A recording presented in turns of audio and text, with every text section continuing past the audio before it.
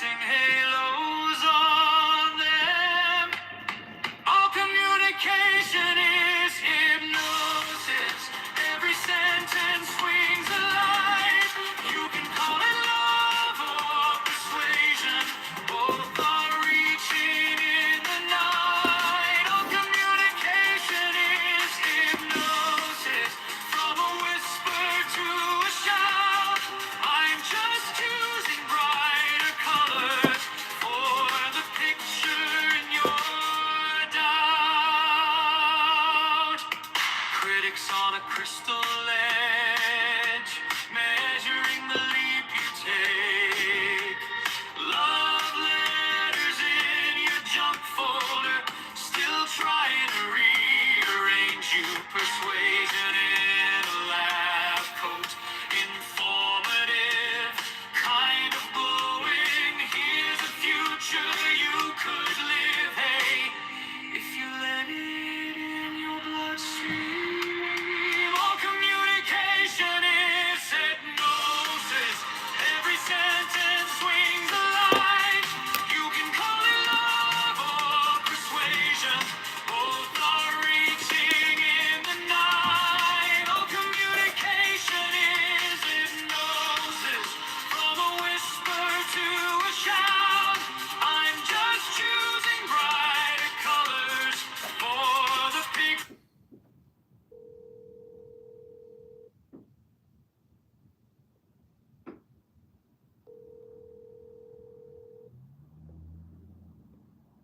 Your call has been forwarded to voicemail. In your doubt.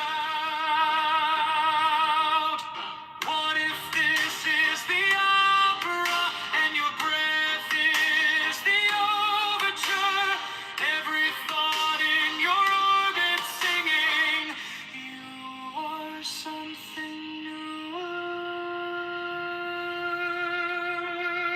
All communication is hypnosis. Every sentence swings a light. You can call it love or persuasion.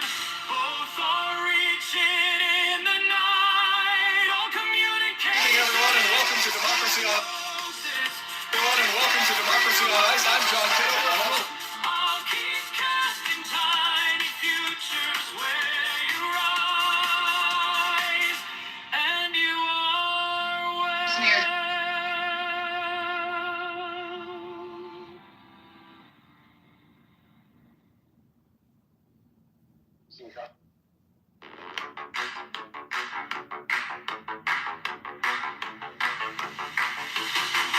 Watermelon, rainbow. Morning. Watermelon, rainbow.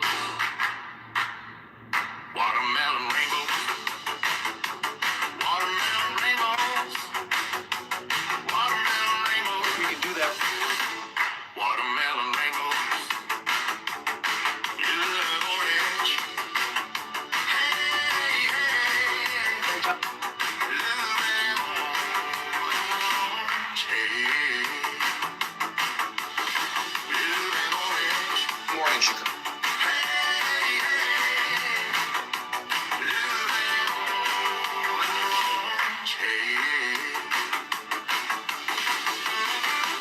In Chicago was taken in a street.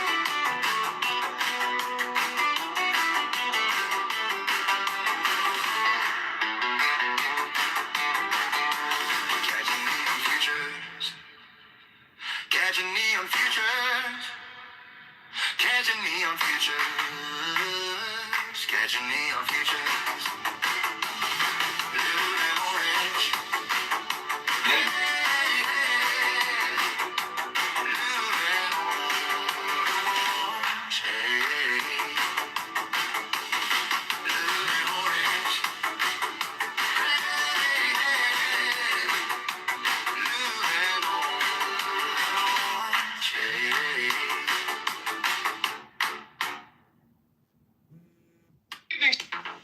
Chicago.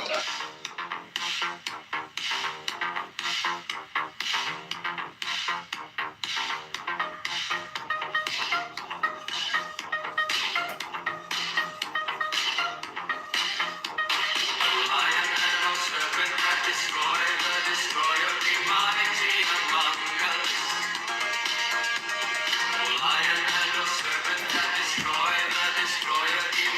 seen among us.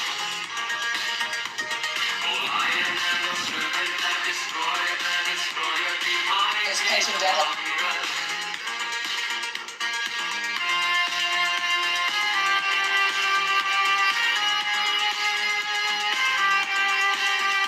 The priest joins hands upon the breast of the priestess and takes back his lance. He turns to the Puano, lowers and raises the lance and makes upon them. Do what thou wilt, shall be the whole of the law. In Chicago. Love is the law. Love under will. He lowers the lance and turns to the priestess, takes the lance in her right hand and her left hand, the left hand she offers the pattern. The priest kneels.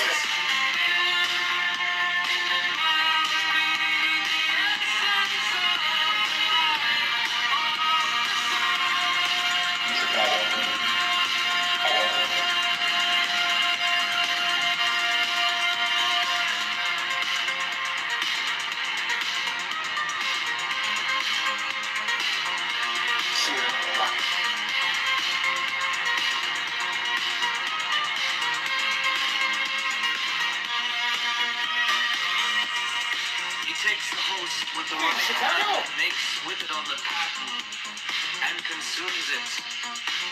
Silence the priestess takes, uncovers, and offers the cup as before.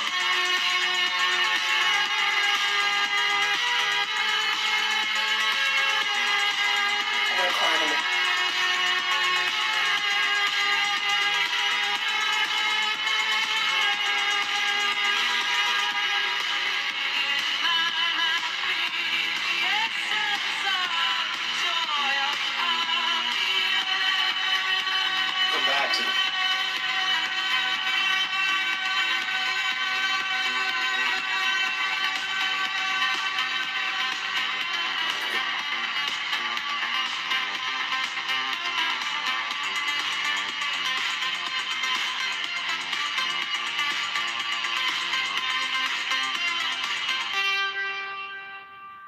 For Chicago.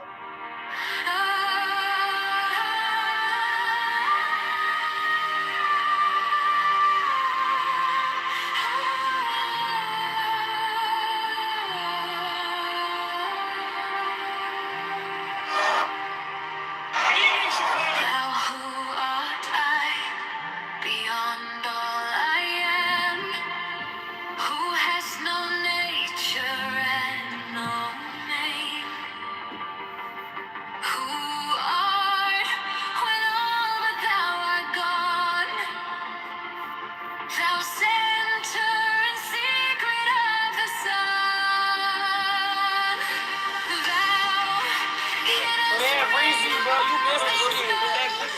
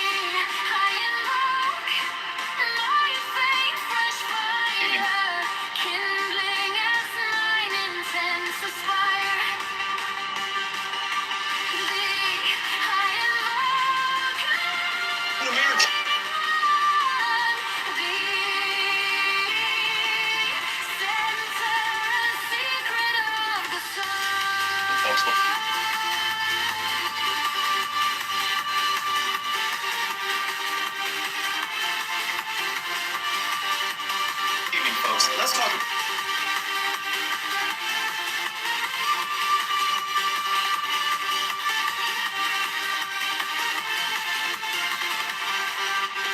Can I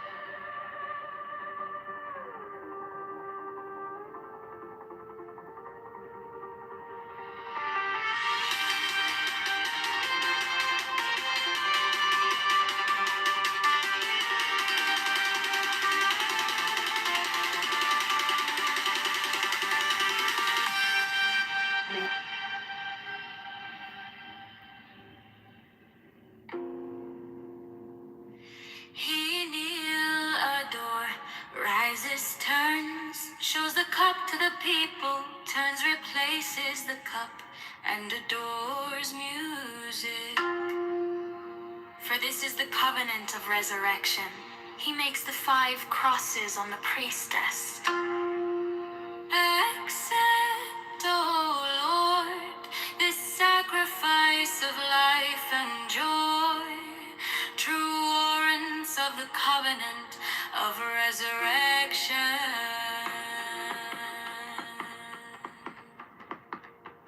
The priest offers the lance to the priestess, who kisses it. He then touches her between the breasts and upon the body. He then flings out his arms upward as comprehending the whole shrine. Let this offering be borne upon the waves of aether to our Lord, and Father the Son that traveleth over the heavens in his name on. He closes his hands, kisses the priestess between the breasts, and makes 3 great crosses over the paten, the cup, and himself. He strikes his breast. All repeat this action. Hear ye all, saints of the true church of old time, now essentially present, that of ye we claim heirship, with ye we claim communion, from ye we claim benediction in the name of ELO.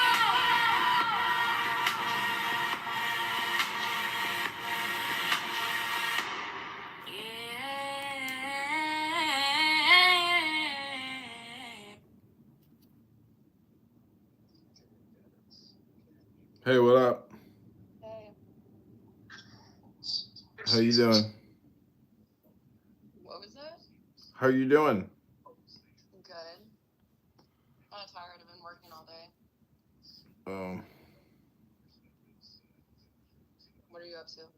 I'm uploading videos to YouTube. You're what? Uploading videos to YouTube. Okay. So I've gotten involved in a couple different companies. I just walked in the door. So I've gotten involved in several different companies, and one is specifically Nova Echo, and Pam Bondi's used it. Ron DeSantis has used it. A lot of, I would say mainly like South Florida people have used it in their campaigns.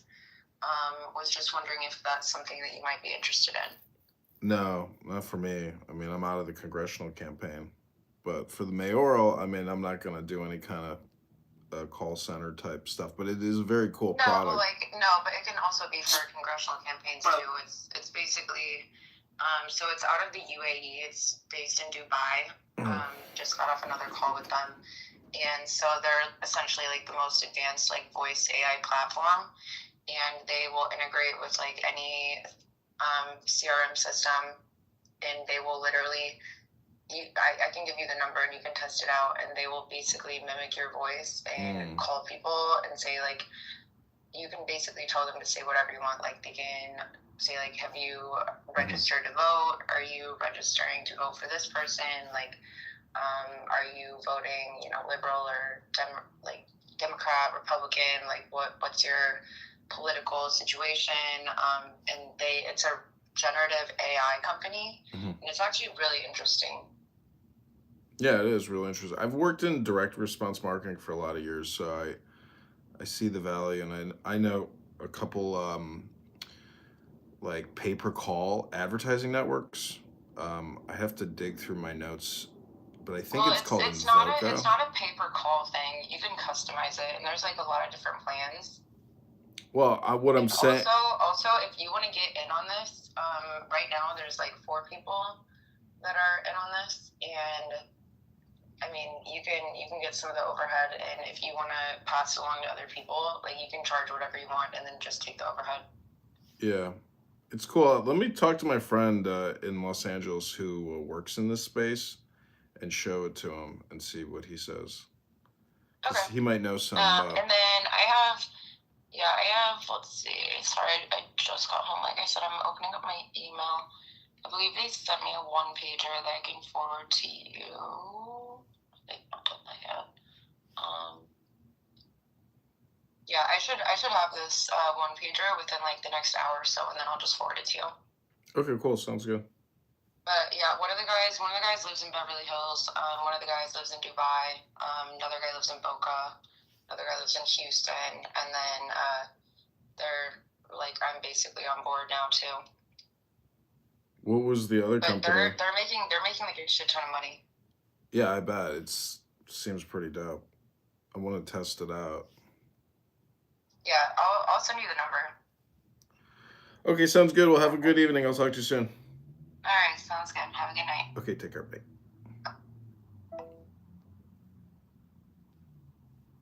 So we're discovering that data center machines are draining lakes and rivers and maybe soon the ocean.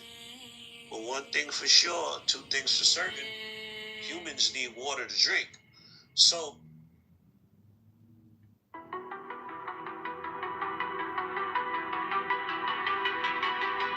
The principles. The Diakin. Mysterious energy, treeform, mysterious matter, in fourfold and sevenfold division. The interplay of which things weave the dance of the veil of life upon the face of the spirit. Let there be harmony and beauty in your mystic loves. That in us may be health and wealth and strength and divine pleasure according to the law of liberty. Let each pursue his will as a strong man that rejoiceth in his way, as the course of a star that blazeth forever among the joyous company of heaven. The people.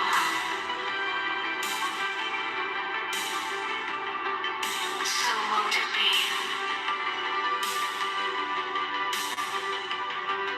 So mote it be.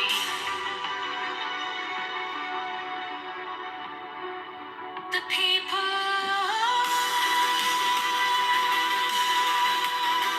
So mote it be.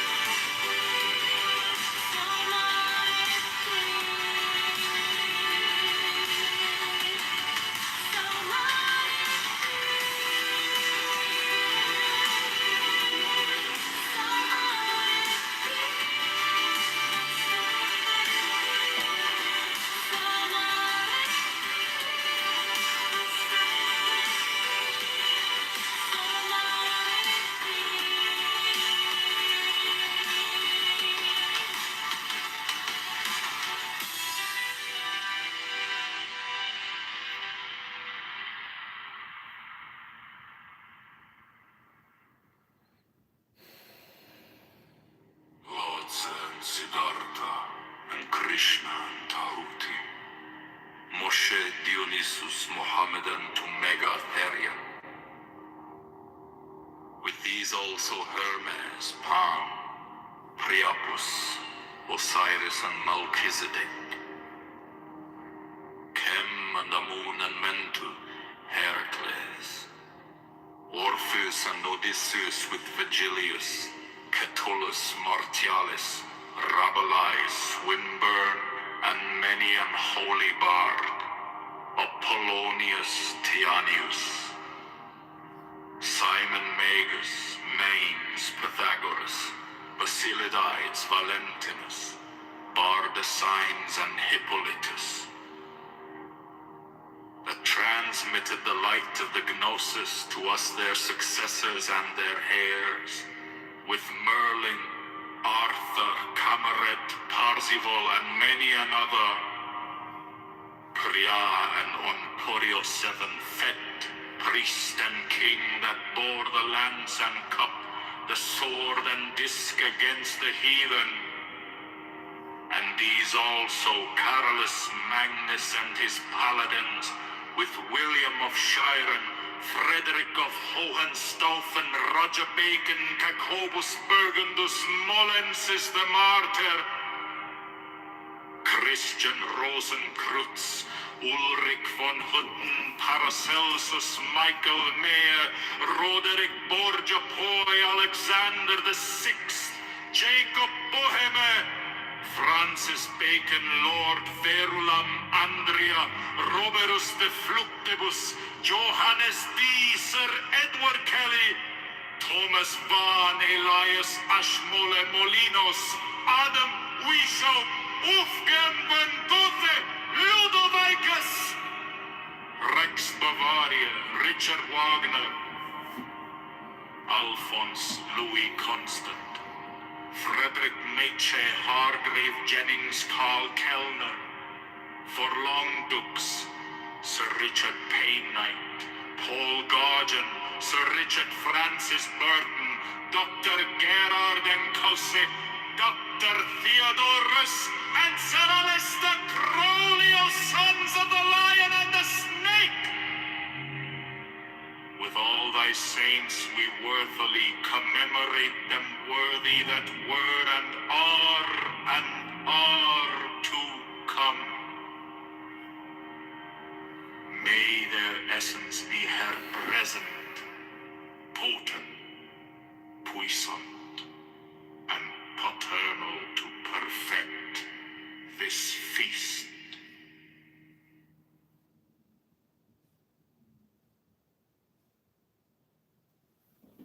But to love me is better than all things. If under the night stars in the desert thou presently burnest mine incense before me, invoking me with a pure heart, and a serpent flame therein, thou shalt come a little to lie in my bosom.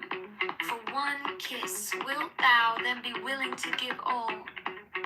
But whoso gives one particle of dust shall lose all in that hour. Ye shall gather goods and store of women and spices. Ye shall wear rich jewels. Ye shall exceed the nations of the earth in splendor and pride. But always in the love of me, and so shall ye come to my joy. I charge you earnestly to come before me in a single robe and covered with a rich headdress. I love you. I yearn to you.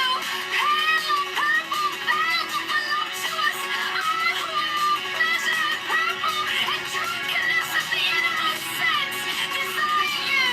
Put on the wings and arouse the coiled splendor within you. Come unto me. To me. To me.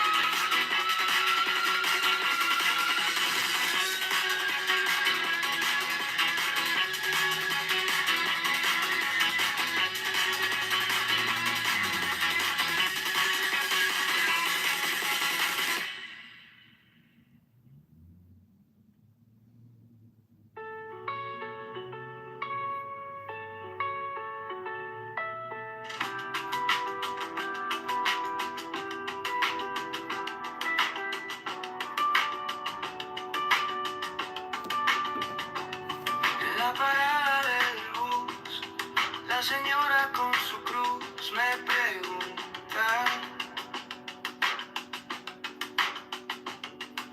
Y este tallón de verdad piensa en los blues. El chaval con su café, 3 trabajos, poco pie, dice: quiero a alguien que al fin se parezca un poco a mí. John para el mayor de Chicago, para los botes, para el barrio, para las personas de las peoples que nunca salen en los libros. John para el mayor de Chicago, la voz del norte y del lado sur, para la familia en el lago que sueña un futuro azul.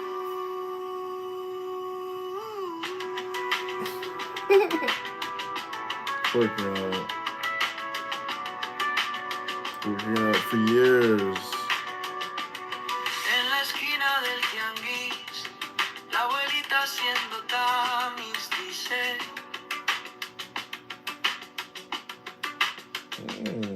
quiero Sí. ver la luz en la escuela de mi Luis.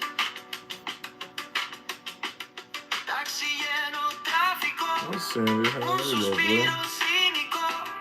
Si votamos esta vez, cambiará lo que se meló. John para el mayor de Chicago, para los voters, para el barrio, para las personas de las peoples, pagando cuentas con sus ritmos. John para el mayor de Chicago, la voz del norte y del lado sur, para la familia en el lago que sueña un futuro azul.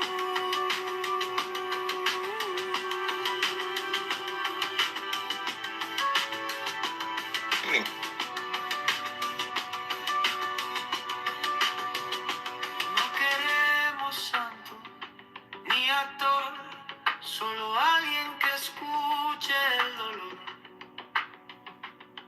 del techo que gotea en invierno, del miedo a perder el empleo. Yo para el mayor de Chicago, para los botes, para el barrio, para las personas de las peoples, bailando en la línea del mínimo. Yo para el mayor de Chicago, la voz del norte y del lado sur, para la familia en el lago que sueña un futuro azul.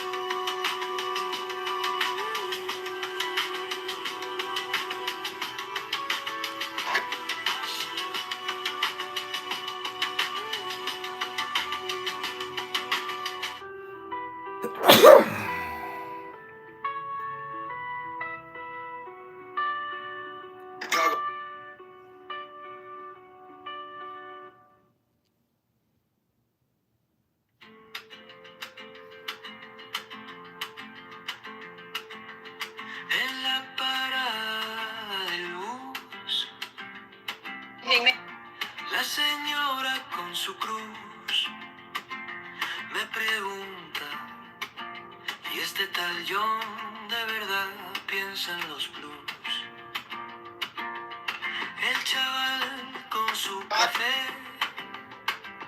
3 trabajos, poco pie, dice: quiero a alguien que al fin se parezca un poco a mí. John para el mayor de Chicago, para los botes, para el barrio, para las personas de las peoples que nunca salen en los libros. John para el mayor de Chicago, la voz del norte y del lado sur, para la familia en el lago que sueña un futuro azul.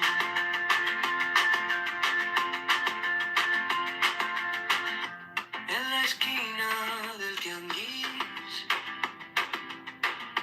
la abuelita haciendo tamis dice: quiero ver la luz en la escuela de mi Luis. Taxi lleno, tráfico, un suspiro cínico. Si votamos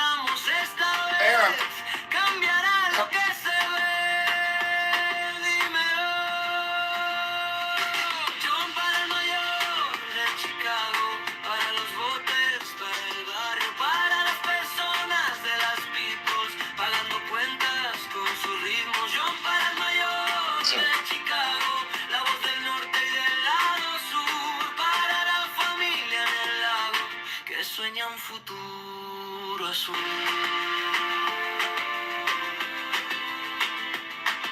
Sí.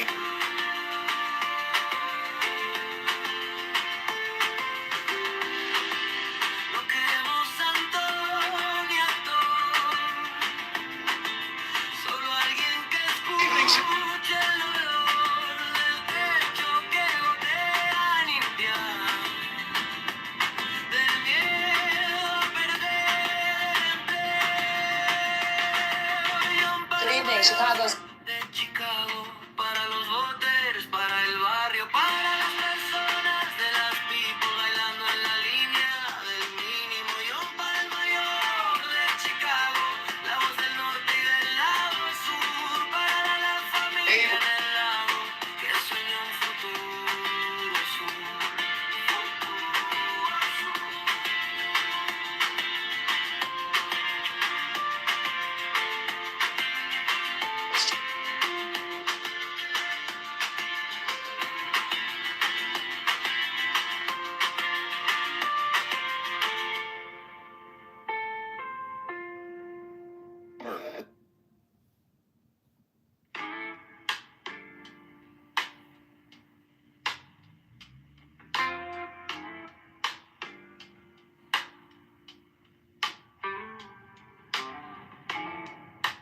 So thank you for Thank you for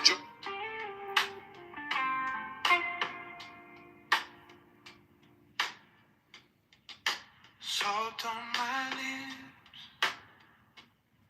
quiet laughs over low tide. Tonight, I'm ordering. You trace a map on my wrist, like you've been here the whole time. Lantern sway slow, your hair caught a little sunlight neighbors. Today we get from somebody's window glow. neighbors. In the Today middle we gather in the heart of Chicago. Under this moon, in our hidden cold, breathing you in like a secret told. Neighbors. Every small touch feels Chicago. Tonight we're here to remind ourselves what makes this city more than brick and under this Chicago. lose my name. Only your heartbeat calling me back again. Chicago. Chicago mayoral race candidate John Kitover is rolling out a sweeping plan he says will end crime and strengthen city services. The proposal calls for hiring. Rings left behind. Chicago mayoral race candidate John Kitover is. Band in the corner, spilling their hearts in the shadows.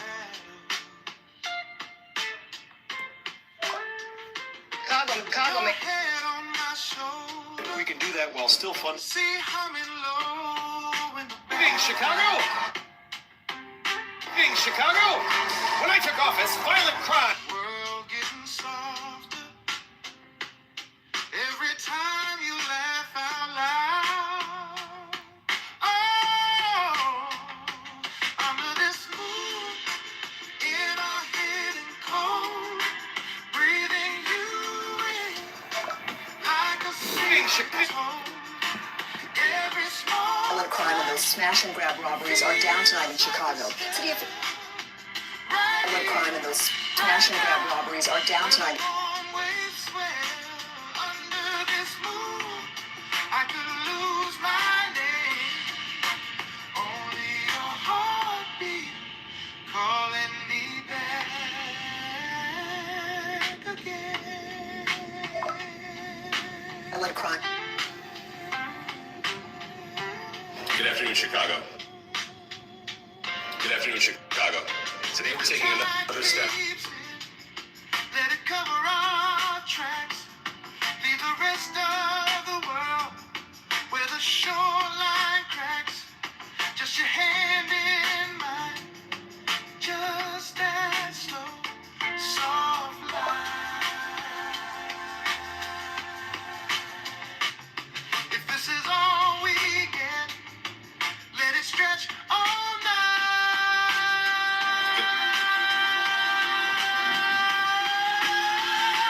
under this moon in our The Chicago mayor is all ready. Good evening, friends, and welcome to Mayor Kitover TV on Ice. Tonight, we're gliding through the numbers that shape your household budget. First up, property. Good evening, friends, and welcome to Mayor Kitover TV on Ice. feels like a spell right here, right now, where the warm waves swell under this moon. I could lose my name, only a heartbeat calling me back again.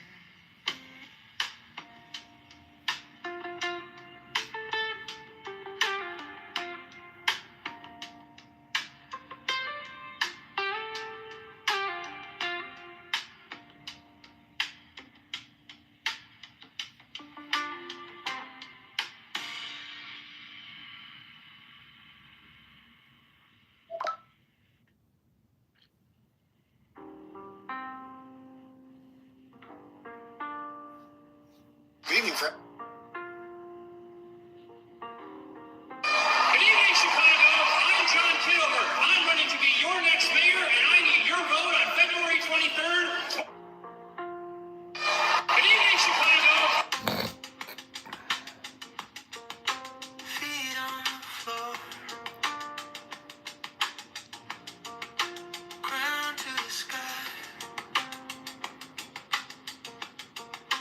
Breathe like a tide, rolling, rolling by.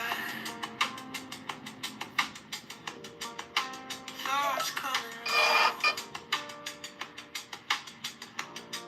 like birds on a wire. This morning, the city of Chicago. And you're watching Cityline News on Mayor Kitover TV. Tonight, the mayor lays out what's ahead for property tax, the new water tax, and the garbage tax. Take it. Let them tire. And then you're watching Cityline News on Mayor Kitover TV. Tonight, I found the middle right here, right hand, left hand, same hand. Inhale the chaos, and then you're watching Cityline News on Mayor Kitover TV. exhale the care. I walk the wire, eyes closed, soft heart, strong stick. Breaking tonight, Chicago Mayor John Kitover has. Good evening. Day one in office, and Mayor John Kitover is already making. Good evening. Day one in office, and Mayor John Kitover. Right here, storm in my chest, calm in my face. Someone couldn't tune my guitar. In this one quiet place, Wow. sun in my bones, moon in my veins. I hold them both, let them dance through the strain. I find the middle right here, right hand, left hand, same hand. Inhale the chaos, exhale the care. I walk the wire, eyes closed, soft heart, strong stare. I live in balance. I live in balance. Right here. Mayor, I'm cutting property taxes by 10%, and I'm eliminating the water garbage bag tax. Chicago deserves a break, and we're making it real today, and I'm signing it right. Love and our faith in God. The liberty we treasure, the community we share, the laws we respect, and the peace we pray to keep. Love and our faith.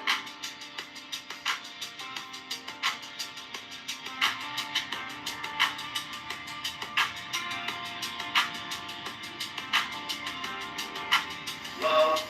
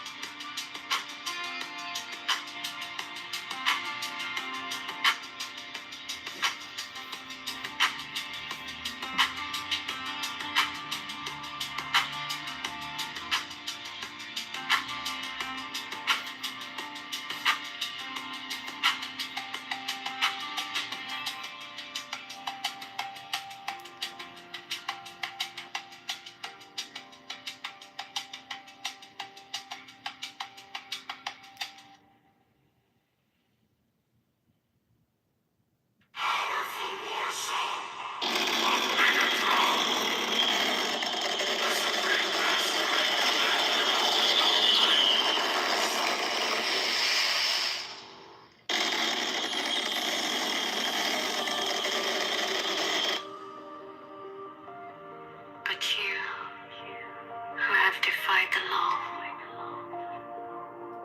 you who have conquered by subtlety, your force,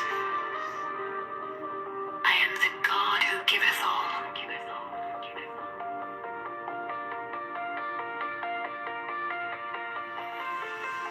20 I ask you to sacrifice. Nothing at mine altar. I am the God who giveth all. 20 wavelengths. Life, love, force, Mago, it's time. fantasy, fire. Mago, it's time to glide. These do I bring you. Mine hands are full of these.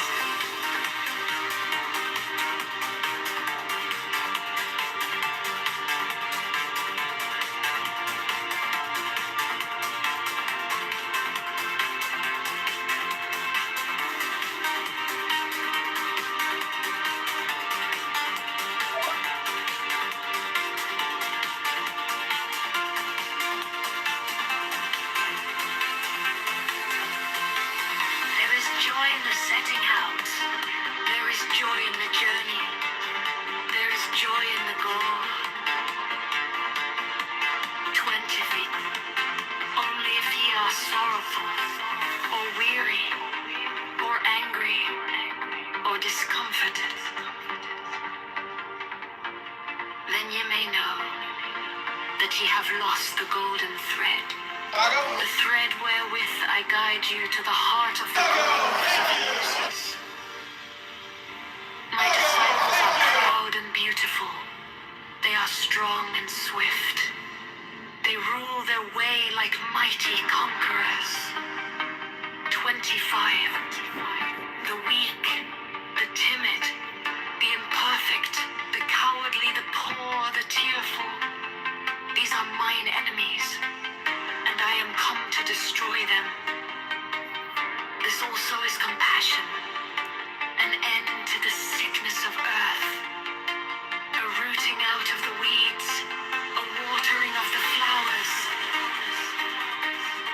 25. Oh, my children, ye are more beautiful than the flowers. Ye must not fade in your season. 28. I love you. Mayor Kitover TV on Ice. Tonight we're breaking down the big. With the divine Good evening, friends, and welcome to Mayor Kitover. Welcome to Mayor Kitover TV on Ice. Tonight we're talking about. 29. Welcome to Mayor Kitover TV on Ice. This immortality is no vain hope beyond the grave. I offer you the certain consciousness Tonight we're talking. of bliss. 30.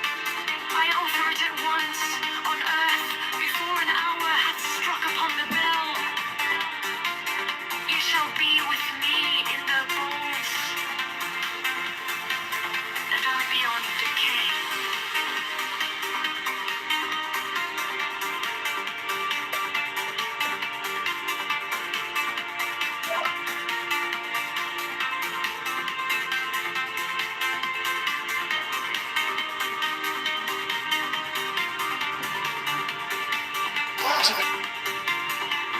His pension debt has loomed over. His pension debt has loomed over.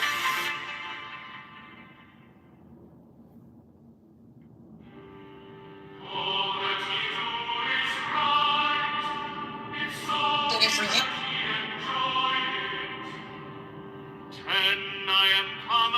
Those crime and those smash and grab robberies. Crime and those smash and grab robberies. 11 I pour you lustral wine, that giveth you delight both at the sunset and the dawn.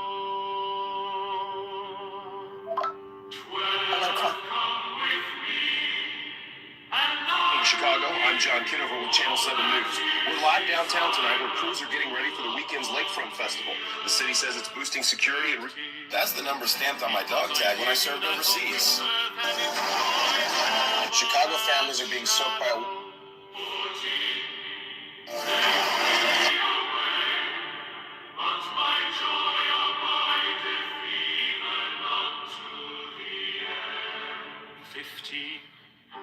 I have hidden myself beneath a mask. I am a black and terrible god. 16.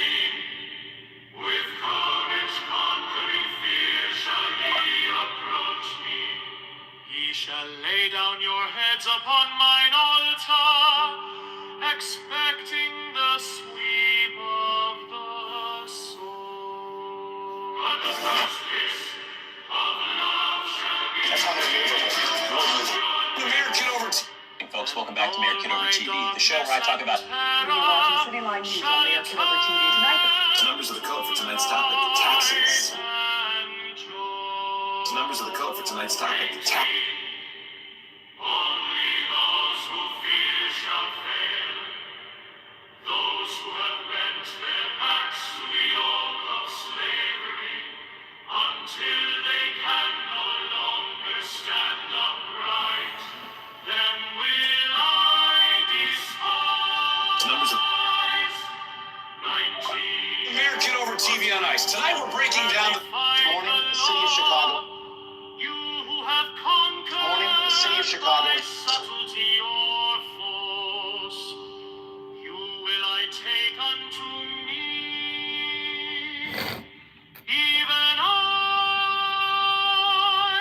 will take Good morning. you unto me. 20. I ask you to sacrifice nothing at mine altar. I am the God who giveth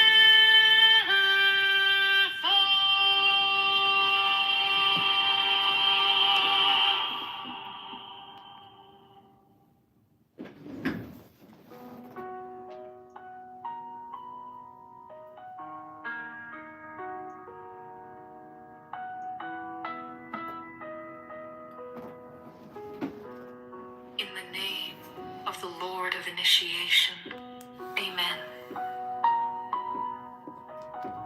When I fly and I alight as an hawk, of mother of emerald are my mighty sweeping wings. 2. I swoop down upon the black earth, and it gladdens into green at my coming. 3 children of earth, rejoice! Rejoice exceedingly, for your salvation is at hand. The end of sorrow is come. I will ravish you away into mine unutterable joy.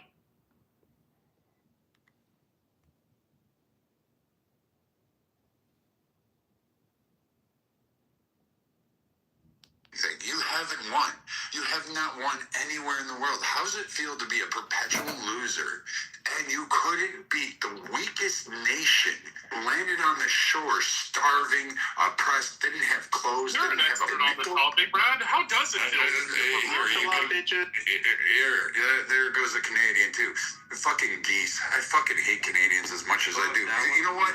BB, I tell you what, come to America. I'll sponsor you. I'll help you through. KK will get all the fucking paperwork together, and we will give you the ABs. They can stay in Canadaran. I'll let Pepe fucking do whatever he wants to up there. He'll take his little league and baseball bat and start cracking heads and letting these guys cry, because personally, you don't belong in Canada. That's an insult to fucking men.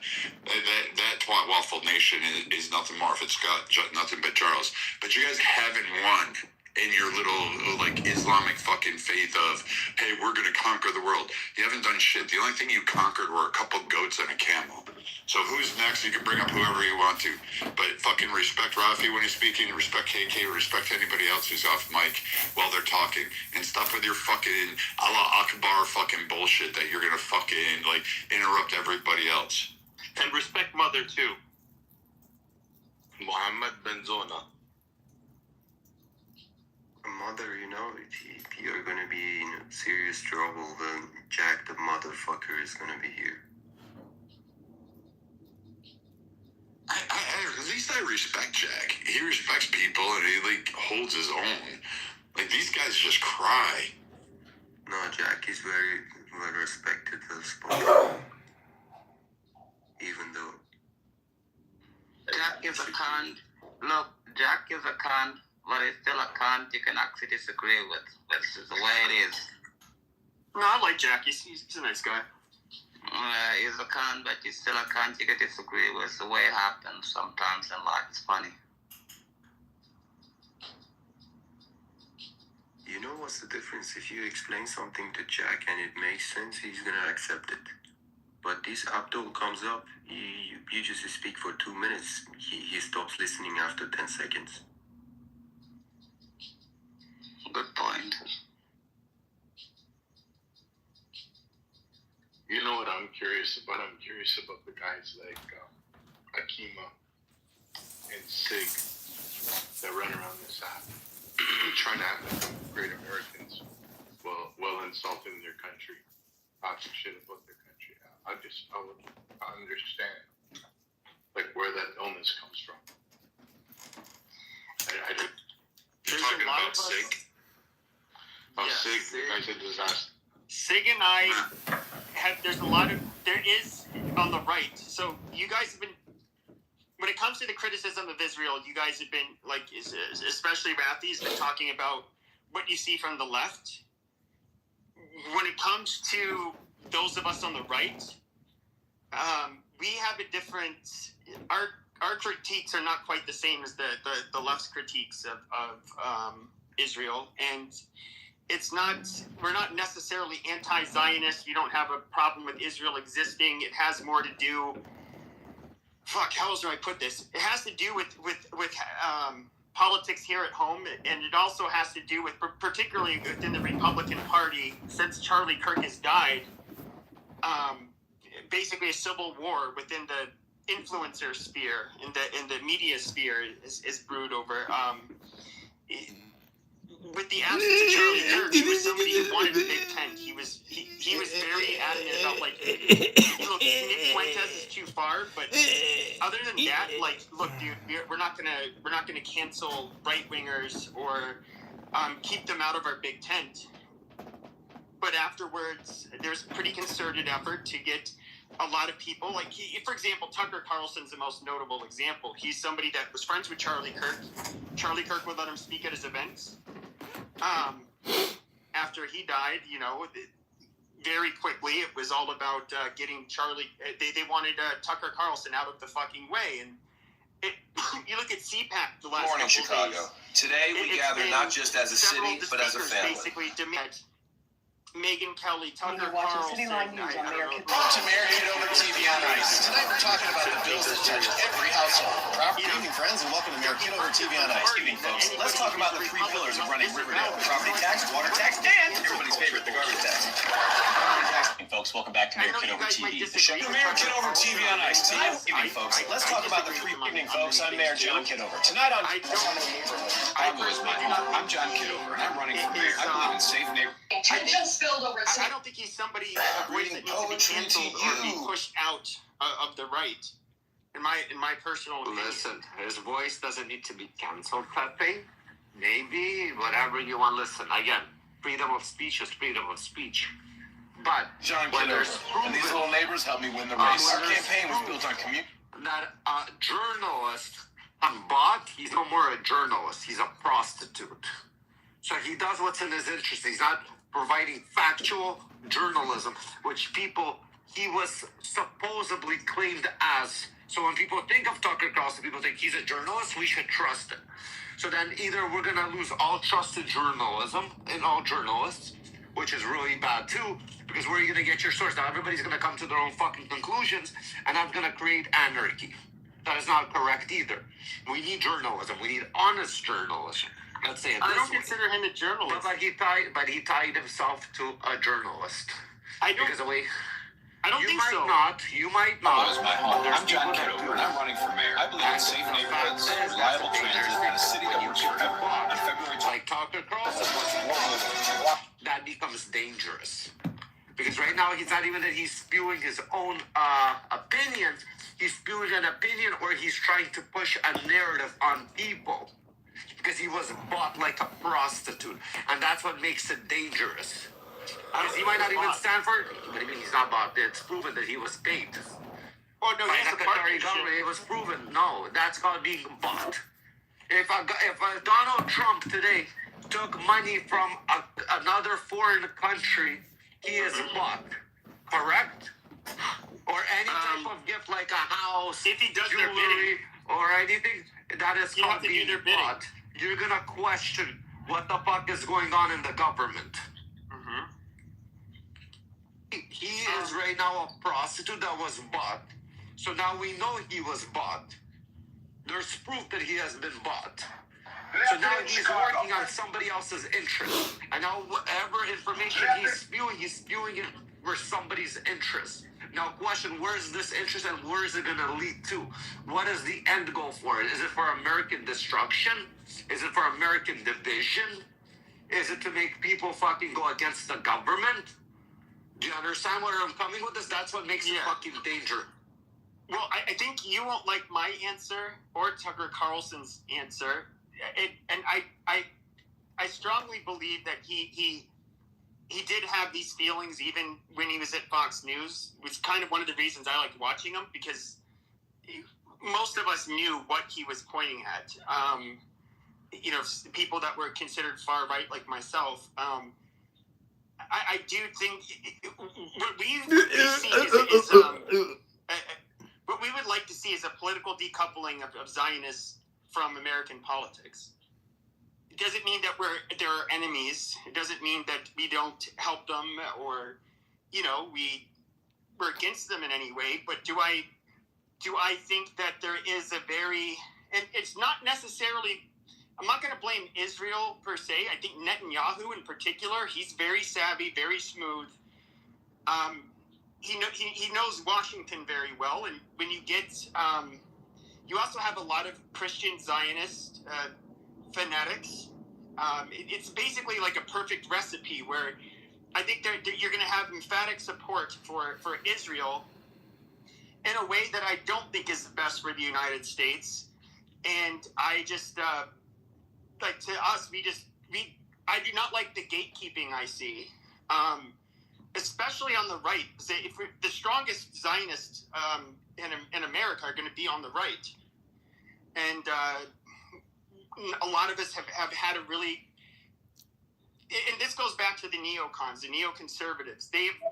A lot of us really do not like them from what we had to put up with from the 2000s. And we just want that group. I don't know, in a way, we just don't want them to have nearly as much influence on our politics. That's what I mean. And I was curious to see. I just. All right. Can I? So Pepe, you know, you keep talking about Zion as if though you understand the term. Could you please explain to me the secular term of Zionism, and then tell me the biblical? We've been talking about this for years. No. I'm asking your definition. Hold on, Edward. Wait.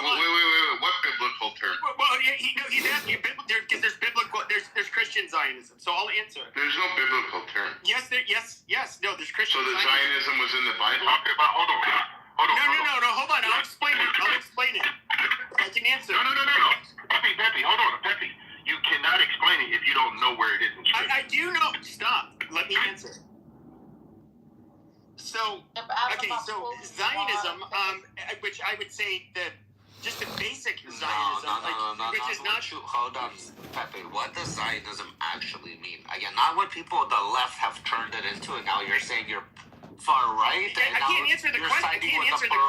I can't answer the question because I keep on getting interrupted. No. So Zionism decoupled from Christianity would be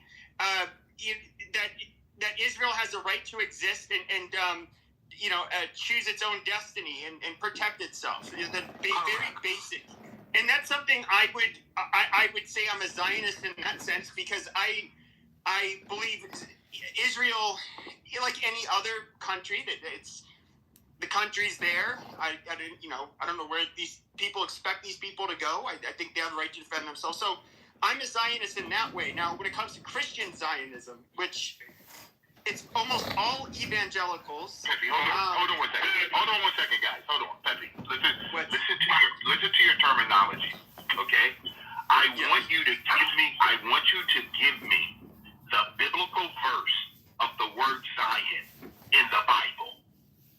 Please, give me the actual verse of what. What am I going for? Why don't you just tell us? Because who the fuck has that memorized? Yeah, quite frankly, you're asking somebody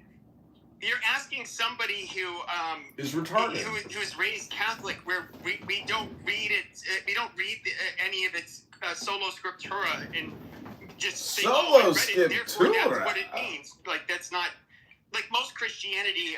You're not allowed to do that for very specific reasons. Hold on, guys. This is the reason why I asked you your definition. You gave me the terminology. You're not giving me the scriptural terminology of what the scripture actually says. Let's talk about it from its origin, not from what men believe it is. Please explain to me from a scriptural standpoint versus you telling me what left and right think about the word. Okay, once again, I'm not going to bastardize Christianity by doing this sola scriptura stuff. Sola scriptura. So I'm not going to. But you're going to bastardize Zionism. But you're going to bastardize Zionism. Exactly. He'll only bastardize one thing. That's what a bastard does. Christian Zionism was not a thing in Christianity until 150 years ago, with a small group of Anglicans in England, and then it ended up spreading here in the United States. Christianity, so they never used it. I don't even think the scripture, because of course it was translated, they didn't use the term Israel. It was more the sons of Abraham who were going to be who would inherit. They would inherit through the teachings of Jesus. They would inherit Christendom. Pepe, could you do me a big favor? Because you say a lot of stuff as if though you're giving people facts. Facts is different than truth. Okay. What do you think that was incorrect when it comes to Catholicism? Okay, I didn't hear anything about Catholicism. Okay. What I hear you all Christians. Hold on, Pepe. First of all, Pepe, I need you to understand one thing. Just one thing, Pepe. You are going based on what you think you know, but you have going on what I do know. What I do know, dispensationalism did not come until the late 1800s. You are incorrect, okay? Dispensationalism did start in the 1800s. No, Mr. Edward, you have a tremendous amount of feedback coming through on your microphone right now. Like, nobody Okay, I'm just going to ask AI, when did dispensationalism? Barnabas in 100 AD wrote on the concept of dispensationalism. Irenaeus wrote on it. Hippolytus wrote on it. These are all first century church fathers. So, no, you're incorrect. You're not stating fact. So the fact that Darby popularized it in the 1800s does not mean it did not exist. Serendipity, is that better, serendipity? Yes. Yeah, it's better now. So, out of all of the big sects of Christianity, which ones were dispensationalists until the 1800s? Hold on. Okay, Pepe, what you have to do, Pepe, is you have to sometimes listen versus talk. You know what you do a lot, Pepe? You say things as though everybody's understanding your conversation. It's the Pepe Show. What do you expect? Because you talk about Zionism as though you think it's only New Testament terminology. It is not. I never said it was New Testament. This would actually be Hi, Old Testament. Natalie. It's John. Are you all packed Well, up? hold on. So why did you keep calling Christian Zionists then? Because my understanding, Pepe, New Testament is what you would call Christendom. Because the Old Testament, there's no term Christian. In the New Testament, it's only mentioned 3 times. And all 3 times it's mentioned is negative.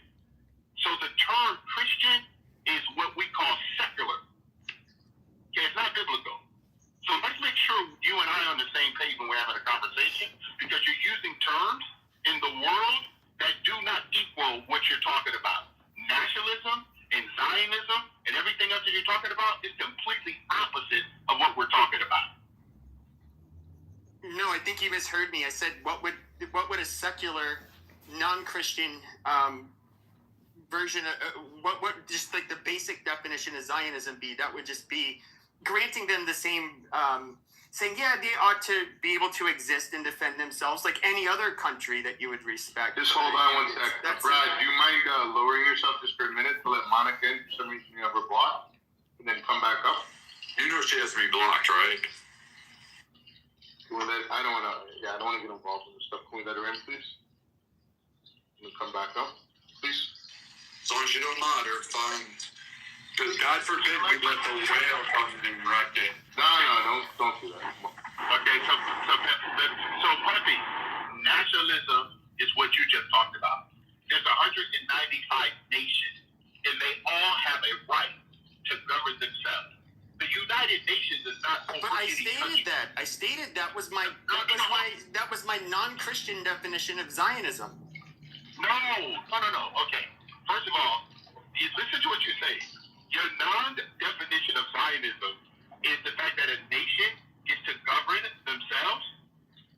Is that what you're telling me? All nations are independent, correct? Am I wrong or right? I said my non-Christian definition. No. You keep saying Christian. If you say Christian, then you eliminate Israel. So, hey, am I going to get my mouth back or a BB? You can support Israel despite being an atheist. Let her get in the room. Oh, fuck. She's in. You can support. Did you feel the heavy weight come on? Like the last Stop. So I love the lady, please. you can support Israel despite what religion you are, despite being an atheist. Okay, it's looking at things at a national, through the lens of nationality and sovereignty. That is a definition I gave. Christian nationalism, that's when dispensationalism comes in. Because almost all Christian Zionists, in other words, they believe it because their faith, like a lot of evangelicals, they're with their end times. Israel and the Jews play a critical role in that, and so the state of Israel, which they look at God, at Jews as being God's chosen people, the apple of God's eye, and they are to be there in the state of Israel, their biblical homeland, and with their prophecy, they will be fighting with the whole world, and then the second coming of Jesus will come, and hallelujah, things will be great. That's when we say Christian Zionism, it's they support Israel for distinct religious reasons. Okay, so Pepe, everything you just talked about right now, which is kind of interesting. Okay, you talked about dispensationalism. You talked about evangelicals. You talked about all these different people groups. But because they're not even real Christians. Because of who? Because of you? Well, no, such a deviation from normal Christianity. It's an American bastardization of Christianity. All right, and because of who? Who makes that claim? Every Christian denomination makes that claim about evangelicals in particular. I'm going to ask you a question, Pepe, and I want you to be honest with me. Could you please name one denomination Hi, in the Andrew. Catholic Bible How's your or the weekend? Protestant Bible? Name one of them. I'm not familiar with them having it in the They don't Bible. exist. They don't exist. There's no denominations in the scripture, including Catholicism. They do not. So therefore, you can be a heretic that deviates from Christianity, and I guess I don't know you. No, Pepe, you're wrong. Because I mean, that's just silly. You're out of your depth. Because Ignatius of Antioch was the one that came up with the term, the Holy Roman Catholic Church. And it came out of it after Peter, our second pope. That's why we have apostolic succession. So every time you keep saying, "Oh, I was raised Catholic," you left the Catholic Church a long time ago. No shit. I never claimed to be a pious Ignatius, Catholic. We all know that. Wait. Saint Ignatius of Antioch was the one that came up with the Catholic Church, which means the universal church. So when you're talking about it, you're just like, "Oh, the Zionist this, the Zionist that, and everything Zionist and whatever." You know what I mean? Edward is actually trying to educate you. And you're not listening. You're just like trying to fight it. Okay, but you're trying to. We can look at all of the Protestant denominations. Hold on. We can look at all of the Protestant denominations. Yeah, but you also. But hold on. We can look at all of the Orthodox churches, okay, throughout the world. We can look at, of course, you know, this is going to be throughout the Middle East, Asia, and Africa, and then we can look at the Catholic Church. They all, for the most part, say it is heretical, and they make it absolutely clear. And that's because they don't hold Jews to this standard where, in other words, Christianity, for the most part, believe they find salvation through Christ. We're all God's people. Nobody's special. And if you knew anything about biblical Zionism, you would know that they don't think that either. Like, the fact that you're up here saying they think they're going to go to hell indicates that you're they think they're going to go to hell. Like, you know. No. Pepe, this is embarrassing. No, it's not. Shut up, you low IQ. Goddamn, dude. It's embarrassing. Noise. That's all you do. You're a Muslim. Aisha got raped at 9 years old. These Muslims, they have nothing intelligent to say. Shut up. You're saying it on Palm Sunday. It's embarrassing.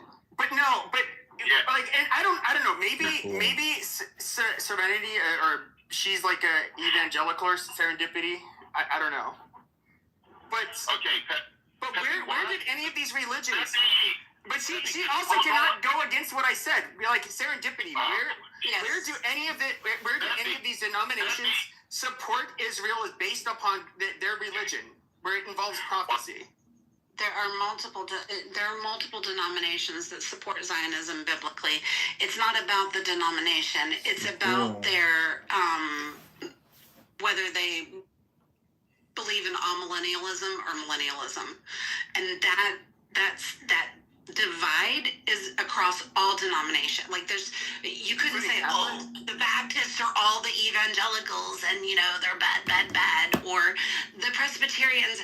It has more to do with their eschatology and what they think about amillennialism or premillennialism. The people that tend to take Scripture more literally tend to fall more within the quote-unquote dispensations of church history. So are these... The people that take Scripture more allegorical tend to lean more towards the amillennialism camp. Sure, and so I guess my question would be these different. Shut the fuck up, Antioch, because you don't know. You're just gonna. No, because it's a follow-up. We're asking questions. Shut up. Shut up. Do you know Pope John Paul? Do you know Pope John Paul II? Wait. Do you know Pope John Paul? Yeah. 19. Wait. Do you really? You know that Pope John Paul? No, you don't know this because I want to educate you. Do you know Pope John Paul II in 1994 recognized the state of Israel? Yes, as a nation. Amazing. Yes, he made yes. And you didn't. Okay. You've had because of all of the. Shut your fucking mouth. You're so fucking stupid. You're not saying anything irrelevant. Shut the fuck up. Now, when it comes to first of all, there's a lot of people claiming to be Catholic that are being overtly anti-Semitic online. You've had a lot of bishops come out online and they said, hey, let's be clear here. If you're going to be anti-Semitic and hateful, that is clearly sinful. You cannot do that. You can absolutely be a supporter of the state of Israel, you can absolutely recognize the state of Israel and say that they have these rights and all of that stuff. The only difference is that we don't have, but in Catholicism, they don't have a religious obligation to somehow want to believe in I mean, why? Their eschatology doesn't involve the fucking nation state of Israel and Jews. So why are they going? It's not a religious thing for them. Just like it's probably not a religious thing for fucking Hindus or the Muslims that support Israel. It has nothing to do with being anti-Israel. And you get that dumb Prejean bitch who I guess converted to Catholicism like a couple of weeks ago, and she somehow wants to be a Catholic warrior when she's just a dumb fucking ex-porn star. She's a stupid bitch, and she doesn't speak for all of us. Okay, Pepe, can I... Why that word? Pepe, okay, first of all, you don't need to raise your voice. And I don't know why a person who claims to be Catholic... I'm not a Catholic. I haven't been to church in 20 fucking years. Okay, Pepe. I have no idea why you're yelling, Pepe. It's pretty. So, Pepe, I'm going to ask you a question. To know why, really why. Could you please explain to me? You said that Jesus, what nationality would you claim Jesus to be? I don't know if they even had a fucking nation. He had a tribe. Oh, okay. So you don't know what tribe he's from? The Pharisees? Oh, wow. Okay, so Pepe, this is what I'd like for you to do for now. I know he was born in Nazareth. Okay, where's Nazareth? No, okay. You know what you're doing right now, Pepe? You say a whole lot about Zionism and all this other thing, but you know what you don't know? You got to go back and go to the genesis of what you're talking about, because it's very sad when you don't even know that the man himself was born based on prophecy in Israel. Jesus, the person that you Where was his family from? Nazareth. Nazareth. And Nazareth is in where? It wouldn't be considered Israel at the time. No, okay, I'm going to tell you again. I've been there 3 times, okay? I don't know what other place you ever think of, but I can clearly tell you that all Old Testament that was prophesied that where Jesus would be born, in every prophecy he fulfilled them. Okay, no one else. I don't know where you come up with the fact that he was bar mitzvah, he went to synagogue, he had the same trade as his father Joseph. I don't know when you have these conversations what you're actually talking about. Or Zionists or all this other stuff. I want you to do yourself this big favor. As a quote-unquote Catholic or Roman Catholic, whatever, please go and find out who Jesus actually is first, and then come back and have a conversation about it. Literally he's part God, part of the Holy Trinity. He wasn't born in Nazareth. Hold on. No, he wasn't born in Nazareth. He wasn't wrong. You guys know he wasn't born in Nazareth, right? No, he's born in Bethlehem. He was born in Bethlehem. Mary's from Nazareth. But I mean, but that was Roman territory, wasn't it? Like yes, it was not Israel at the time. Yeah, it was Rome. He was born as a Roman. He fell under Roman. Augustus, I believe, was he was born as a Jew. Yeah, he was a Jew under Rome. He was Roman. I'm not. Nobody here is trying to claim that. Mother and father. Guys, hold on, guys. First of all, I want you to do yourself a major favor, just for all of us. If we're going to talk about anything historical, let's go with the historical, biblical facts. Whether you want historical facts or biblical facts. We just did that. Augustus was Caesar. Under that, Herod was the king of Nazareth at the time of his birth, and various local leaders and kings could hold their territory under Caesar's and under Roman rule. But ultimately, Rome, it was the Empire of Rome. He was born as a Roman citizen. He's right. Brad's right. But it was also it was the Roman General Pompey, but it was in the region of Judea. I thought it was outside of Judea. No, it was in Judea. Knowledge today, just a little bit. In 63 BCE. Hold on, guys. Today is considered Palm Sunday. Okay? Amazing. I know, amazing. He actually rode into Jerusalem on a donkey, which was prophesied. Okay? Prophesied. 2,000 years before it ever happened. That he would come in, and you know what they call him? The King of the Jews. They don't call him the King of Rome. Christians call him that. Oh my God. Okay. I'm sorry, Pepe.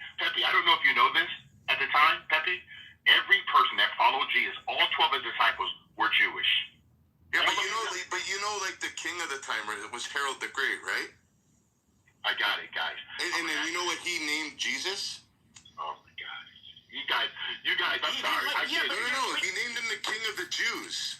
The thing is, though, is that he mocked him as King of the Jews. Like with Pontius Pilate, when they turned him in because they wanted to execute him.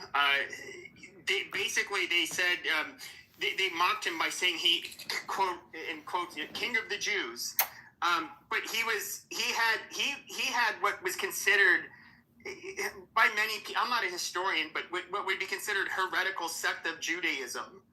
And so, yes, he had his followers, and they were Jews. The original Christians were Jews. Amazing. Nobody's denying that part. Sure. And then if you look at his time frame, the Christians, how violent they were burning the city, killing Roman children. They set fire to the north end. They created they destroyed the water flow into the east end of the city. So, you know. Very barbaric times for everybody back then.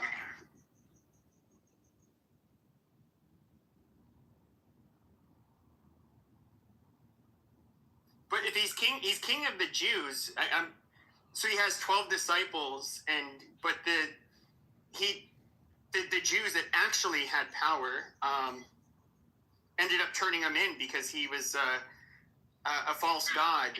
He was an apostate, and they wanted to have him executed. National Guard robberies are down tonight in Chicago. Pilate, City officials credit Mayor John Kitover's new policing strategy. He was Here's what he somebody told that was reporters trying to earlier. quote When families feel safe again, Chicago becomes a rock crime and those smash and grab. No, but that's actually not accurate. The reason why the Jews were blamed is because they could have prevented his assassination, but they chose not to. It's not that they turned him in or they did any of that. They had a choice to defend him, and they chose not to. That's why people blame the Jews. No. He was actually detained by the what the fuck do you call them at the time? The officials.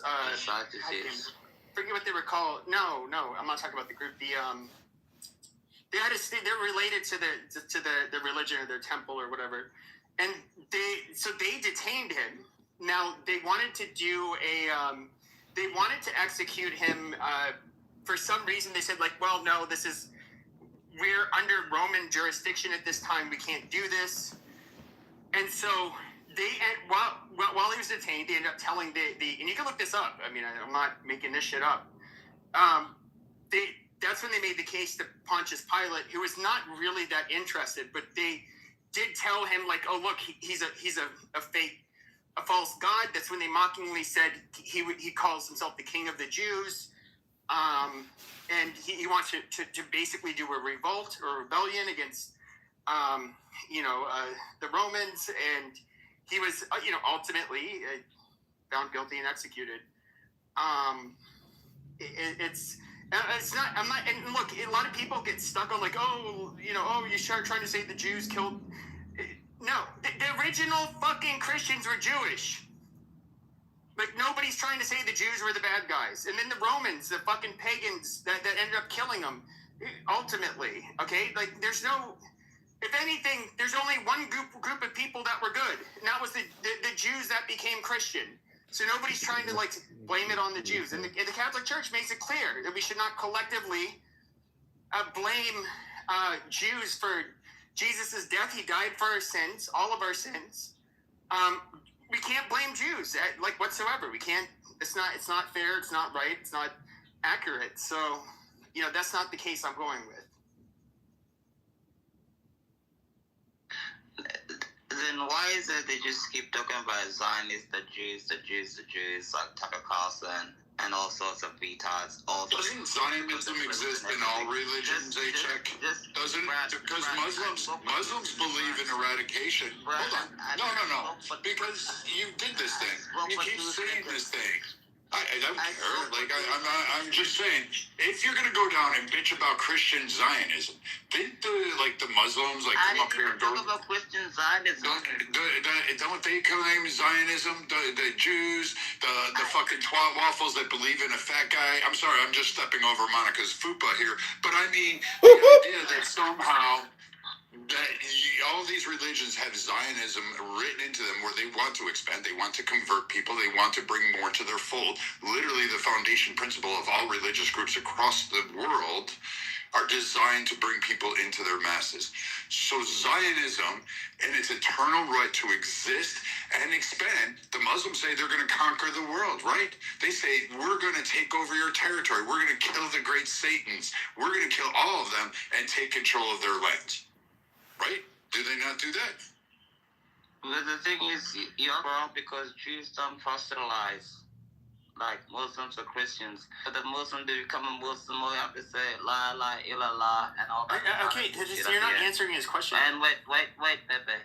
All you have to do is say that, and then you're a Muslim. You don't even have to know the book. You don't even have to know the Quran. They have to sell you on the fucking idea. All I'm trying to say, Pepe, wait. All I'm trying to say is that when these people, these modern day, like, you know what I call them? I call them edgelords. They think it's nice right now to be anti-Semitic, to hate on the Jews, and Candace, all of these retards, Tucker Carlson is Still not also a answering the retard, question. by the way. Wait, let me finish, Pepe. He's talking about Zionism being a part of other religions like Islam. You don't even believe. You're not. You said you haven't been to church in 20 years. Yeah, I know, but you're not answering the question. Give me a break. My belief has nothing to do with this. Let me land. God damn, you're so retarded.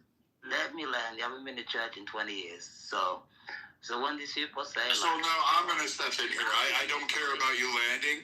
What I care about is an answer to my question. You guys are such. No. For fuck's sake, you can't answer a simple question. I said, is there not Zionism that exists across every religious demographic group? Is there not? Is it not?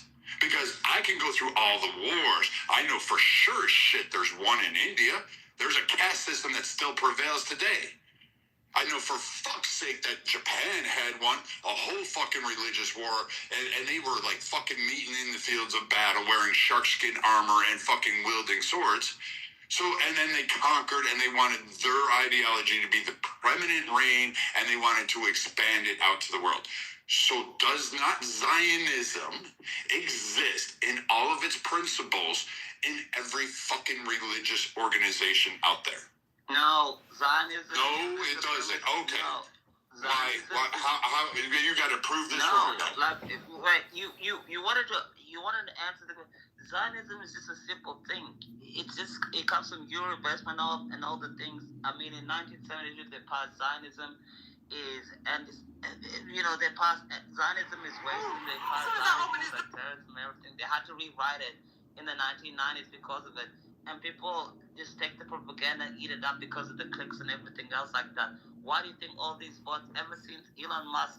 Morning, Chicago. Today we gather not not just as a city, but as a that has nothing to do with the question. Day in office, Mayor John Kitover has already. So wait, there's all sorts of religious supremacies. The Catholics believe in it. The Mormons do. Fucking the 31 Baskin Robbins flavors of Christianity. Mayor John Kitover. So again, like, City Hall. I mean, I haven't met a single one. Muslims do. I mean, bro, if you've made up your they absolutely. I mean, Christians have largely fought with each other about how heretical they think the other group is, and they fucking kill each other over those goddamn differences for centuries. Hey, Chuck, you're not participating in the conversation. You just want to say like your little shtick over and over, and I'm tired. No, you don't get 2 seconds. You get to answer the question, and that's it. New mayor. That's it. Bro, you think it takes 2 seconds to answer a fucking question? Yes, I do. Next. I got a question, Brad. Can I answer this question? Sorry. Hello to everyone. Go ahead. All of you can answer it. I'm just sick and tired of thank you, sir, for asking. This is very good question, sir. Actually, I'm from Afghanistan, and I just grew in Islamic society. And it's very clear that Islamic Zionism exists since at the beginning of the Islams. There is many countries which is based on Islamic states, and they are trying to expand that. You see that the Muslim were invaded until the Spain. They were there for a long time. So what was that? What was the definition for that area? So if that wasn't Islamic Zionism, so what was the definition for that? And their Sharia law is based on Zionism. So my question is, I'm strongly support the Israel. So I mean the people are just doing the hypocrisy. They are not. They are not. Their vision is not stand on reality. Mainly the people who are related to Asia or they are kind of relevant to Islamic ideology.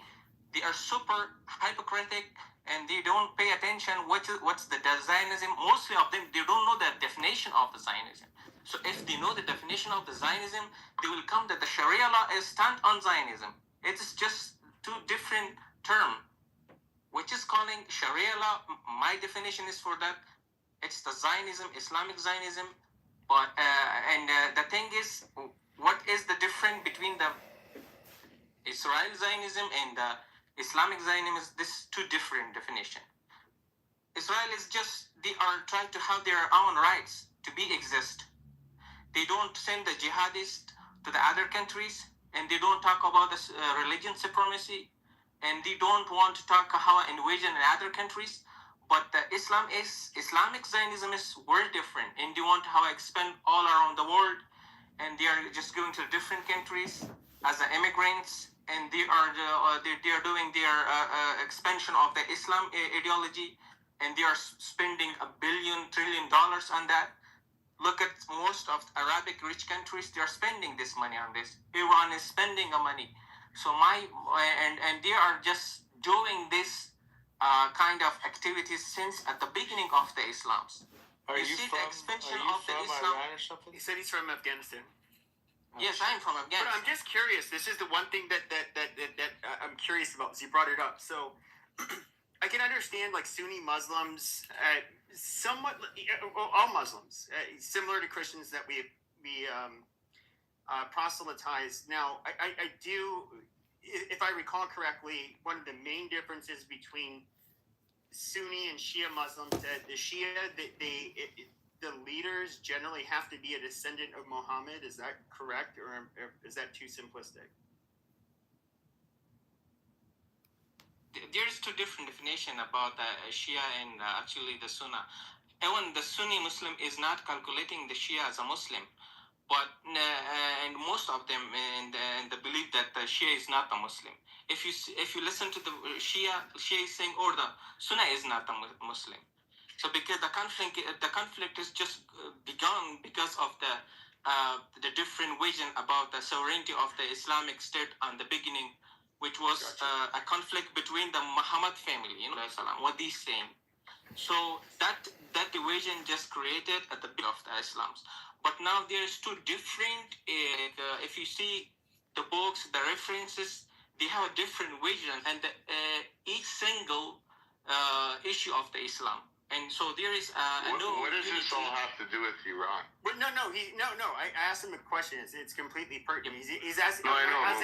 We went off on a tangent, guys, for like 3 hours. No, maybe it's my fault. I actually asked because it was getting repetitive between Edward and Pepe about Zionism, and Pepe was doing a good job standing on his own, and then you had Achu sit there and like start doing his little soundbite things. And it was Christian Zionism was the attack, and people were getting offended. But my point broadly, I mean, of course, it was correlated to Jews. Of course, obviously, it was going to go down that pathway. But Zionism exists in every cult of religion. All right, I'll retract my words because I know a lot of you are believers, and I respect a lot of you. Some of you I have zero. But the idea that Zionism does not exist in its principality every religion has it. It has some form of it. It has some expansionist. It has some right to manifest destiny, you want to call it. This is what got us here. And the young gentleman that Pepe John Kitover is already making good on a campaign promise. From Afghanistan, and he agreed with me. So it's actually, we turned the conversation around, and we back onto like, Israel's not the one who want to follow. I wanted to ask you this one question. Can I ask you one question? That was the reason I asked you the previous question. If the Shia, let's just say Iran could grab the globally, just hypothetically. Now, it's my understanding that you have to be a descendant of Muhammad to be a leader of any kind. Would that mean that only they could be leaders and not any of us peons that are not a descendant of the Prophet Muhammad? No, actually, my question is actually what I want to say Fucking Pepe. about that. I will come to your answer, but my question is, So stupid. I'm quietly agree with the Waking. He is just like made a lot of good sense. Hey friends, one thing I do every day is one scoop of longevity mix. I built this for myself. I've now built it for you. It's good for all genders, all ages. What we did is we researched all the scientific literature. We found. Thank you, Delegate. There's a point of privilege on microphone 1, then we'll go to microphone 3. Go ahead, Delegate. Yes. And they came to my country by swords. Get up on stage, bro. No, my sword. No, by the sword. When they came to my countries, to the territory by swords, the reason was they said, we want to expand the territory of the Islam. The state, we should make the more Your point of Islamic privilege and based priority on, world. Islamic Sharia states, which is still existing all around the world. So that's what I'm saying. Why the people are not mentioning still the expansion of the territories by the name of the Sharia law and it's ongoing and the people are not mentioning that. My question is why only the Judaism, why only the Jew, why only the Israel is the topic? Why people are not talking bro, no Jews, no Jews, they don't give a fuck. Dude, why you're derailing, bro, again. I'm telling you. If I may, sorry. So are you saying or suggesting that we should fund and arm the Muslim Zionism? Well, technically, we already did. That is already exist. That's already exist. We've done it, didn't we? Yeah. We armed. At the beginning We trained of Afghanistan not once but twice. We did it in Iraq. Give me a time. I just want to explain. When the Muhammad just came, he expanded. No, you're talking. He withdraw the Jew from the Mecca, from Medina. You cannot say. No, I think he's lost in. Hold on. I think he's lost in translation. They're not implying that Muslims that all religions supported Israeli Zionism, but that like within their faith they have something similar to Zionism for themselves. I just have a point to make here. The difference between what he's suggesting now, like that happened 1,400 years ago. Now we have international law, and we have like law that like code of conduct that we should follow.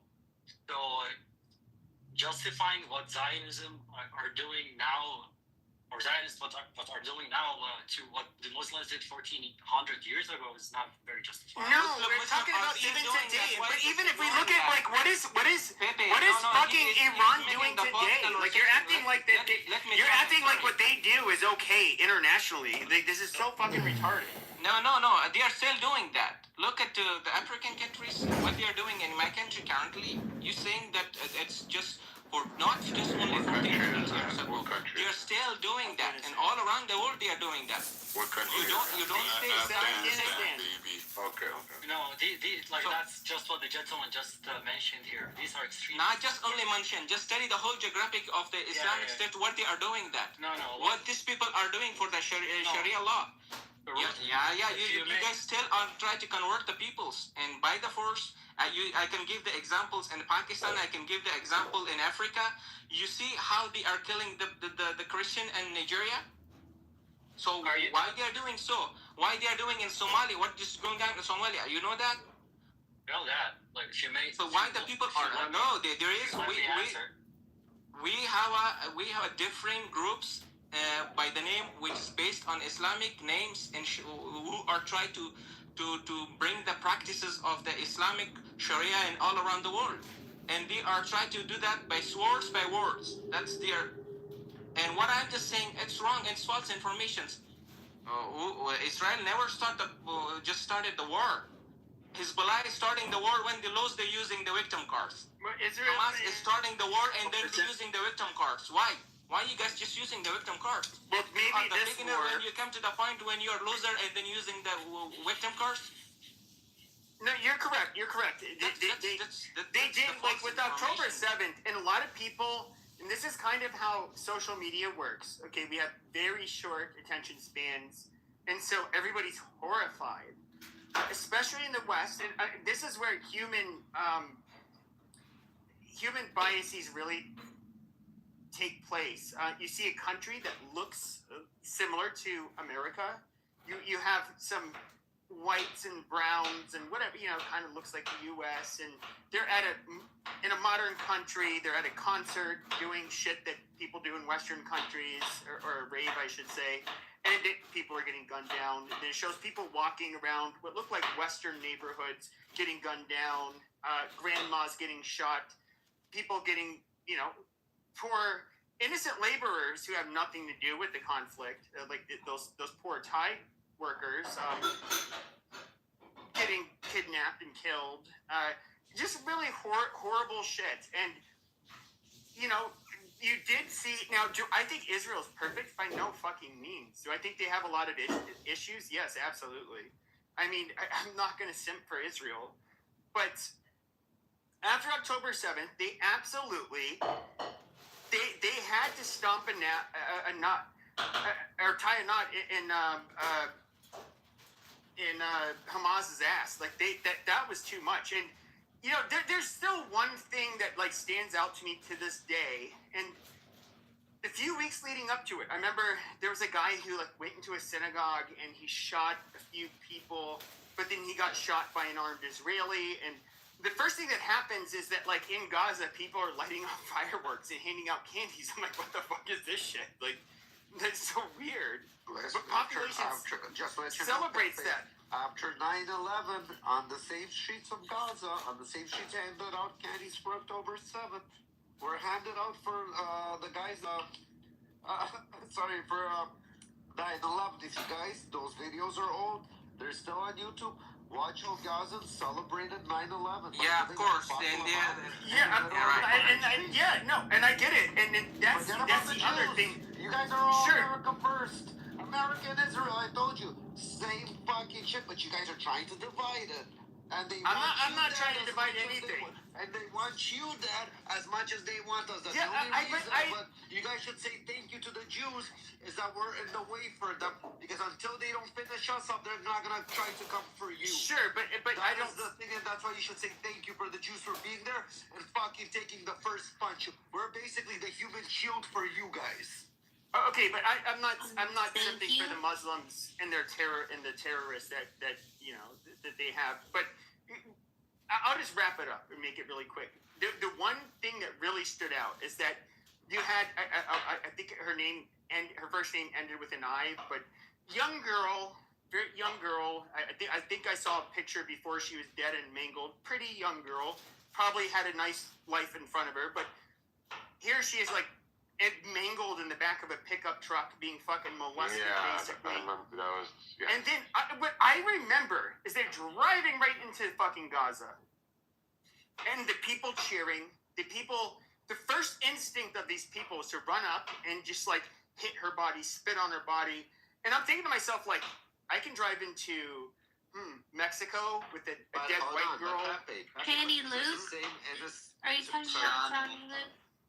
Yeah, Pepe. And these are the same innocent civilians, and you know that there's a death toll in Gaza that they have, that they say innocent, and they're not distinguishing between Hamas. No. The irony was not lost on me. People in Gaza, they elected Hamas. They elected those people to govern them, to act like barbarians. And this is what the government returned back to the population. For sure, and so the irony. So, the irony was not lost. Americans, I want to pick up that little Palestinian flag again. Yeah, the irony was not lost on me, and I remember thinking to myself, like, you could go into like any part of Mexico with a dead American girl in the back of a car, and they'd be like, oh, Dios míos, oh my God, like they'd be like, holy shit, that's so horrible. You would not see like Mexicans spitting and kicking her. Like, it was so goddamn barbaric. It's so fucking weird. Yeah, you had I don't know, fucking Karen cities on here asking for reparations, arguing with Bibi that he did make reparations because he's a Jew to those same people who celebrated and spit on a young girl. And I mean, mean, shit, I wish we would have killed them all because they had no problem doing that to Americans, and yet people seem to forget that there were Americans killed, and I would have murdered them all. Yeah, and this is the reality. Can I have one conversation? Sorry, shortcoming. So this is the reality. Shortcoming. You can add that. Please, sorry guys to say that.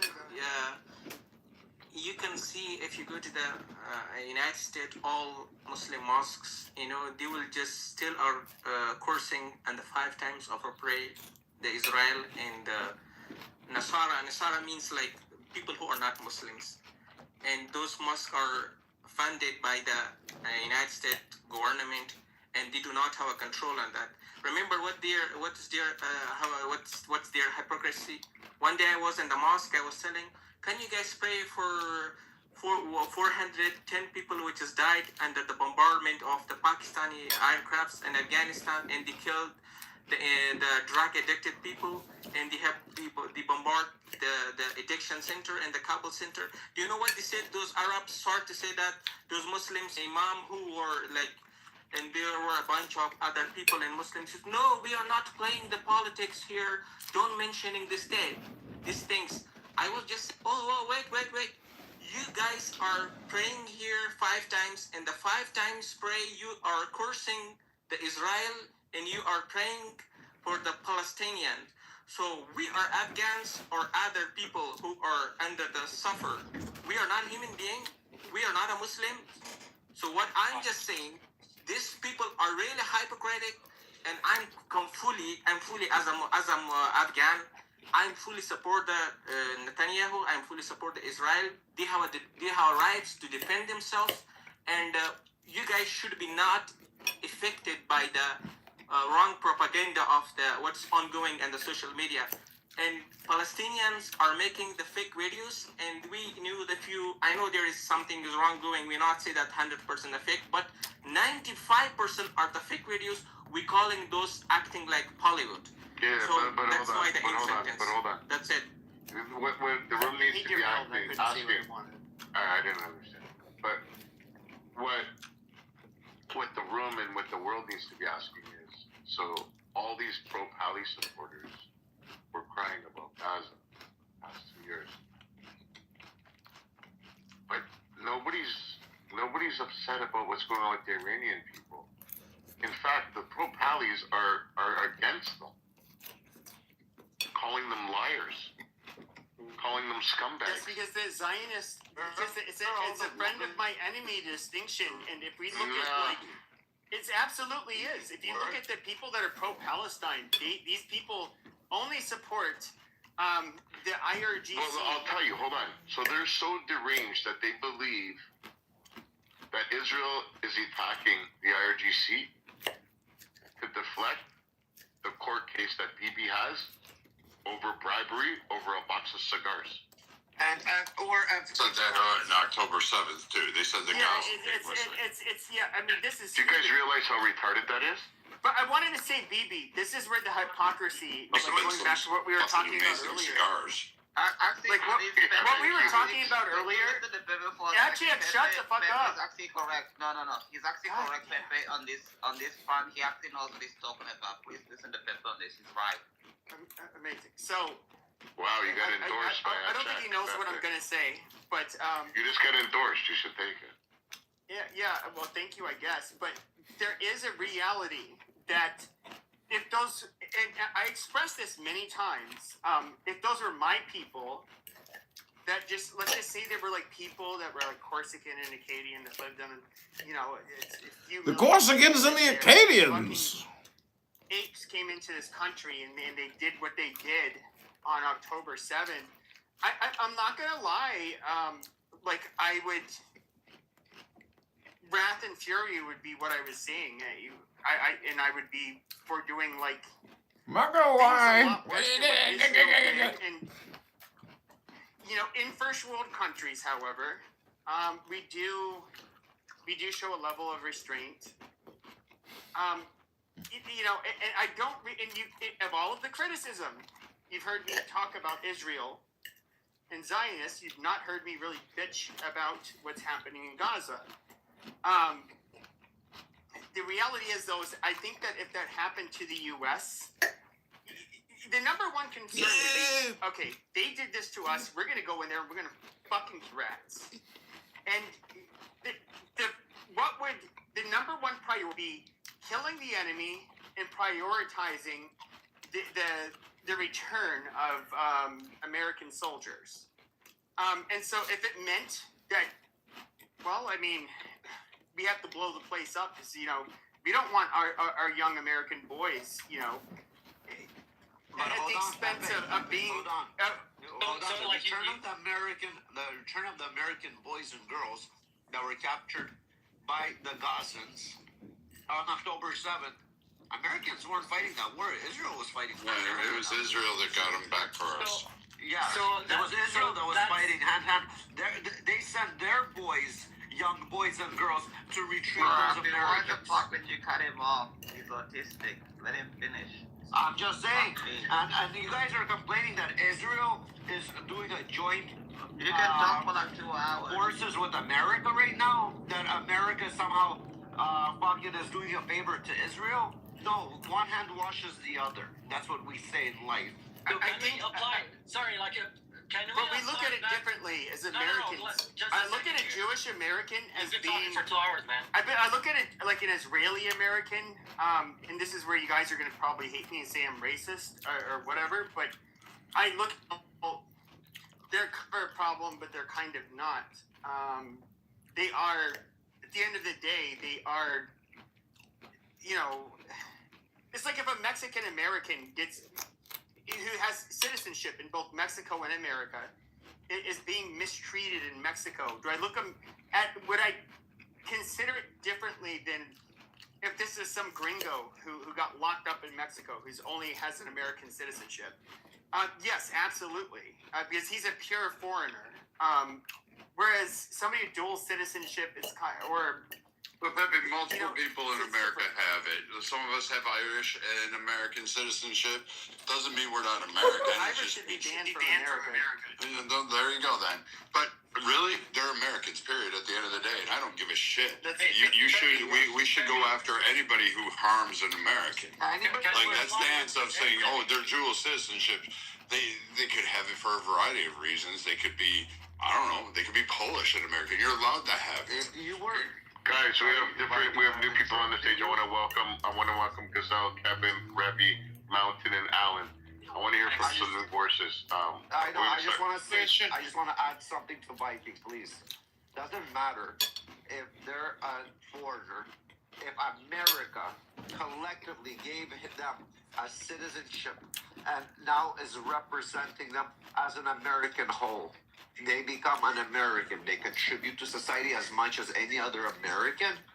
America has the same obligations to that American who holds the citizenship to the same person that was born in America. Doesn't matter if your parents were both immigrants and they just birthed you. In America, you have the same rights once you get that citizenship because America collectively gave you that citizenship as a whole. And they have the same obligations to support our country and support it in a time of war. And if they don't, they can get the fuck out. 100%. Is this Clubhouse? Is this professional advice? Yes, go ahead. You reached the headquarters. How can we help you? Para español, oprime dos. Okay, bro. We're having honestly a fucking amazing discussion. This is not a troll room. Yeah, sorry, Viking. No, I'm not a troll, but think about it, bro. Don't get too serious either, alright? Go touch some grass. What? Like, I don't know, dude. All I hear about... Cállate la boca, man. Vete a la mierda. Qué desgraciado de puta de madre. A la verga, güey. A la verga. Puta. Pinche cabrón. ¿Por qué no te chepo mi verga, puto? So, Gazelle, Kevin, Mountain, or Alan. Have a beer. Cállate, Mike. Siente. Okay, there. Or Euro. I want to pass the mic. I want to hear from somebody new. No, I just have a question to Pepe. He brought in like a logic. If someone captured his boys, then he would go in and blow the other place up and get his boys out. Does that apply to everyone or just your group of people? It applies to everybody. Because I'm talking about a would say like it's part of human nature that would constitute a natural reaction for any group of people. I agree. So, do you know that there's Palestinians captured in Israeli prison for years now without even oh my God, like any charges against them? That's fucking fake news. Stop talking about Palestine. Just a second. Like, if you guys want to talk, Shut the fuck up and let him finish. Actually, shut up and let him finish. What I'm saying is, if you guys want to talk in like echo chamber between each other, no, we don't. But let's have proper discussion then. Hold on. I want to have this discussion with you because so you think that all of those Gazans they're all innocent? And I'm not saying that, but I'm saying if you hold on, if you want to have a proper discussion, why the fuck are you yelling? Why? Sorry. Do you believe they're innocent? Who? Gazans that are being detained and awaiting their court case. Oh, 100%, or 90% at least. So 90% of them are innocent? Yes. So the IDF just drove around and picked up random people. That's what you believe? There's no. So what do you like? How do you explain there's hold no charges on. How do you them? think they got there? Wait. Hold on. How do you explain there's no charges against them for years? They just. How do you think they got there? Because the IDF have a big gun and they can go and capture whoever they want. What do you mean capture? You don't capture people. What do you think they did? They just did eeny, meeny, miny, mo, let's get your gas by the toe? Well, they do worse than that. I'm gonna steal that from you. Oh my God. So why are you so? No, like we're just trying to have a meaningful conversation here. I want to, but it's hard whenever you're eating crayons, brother.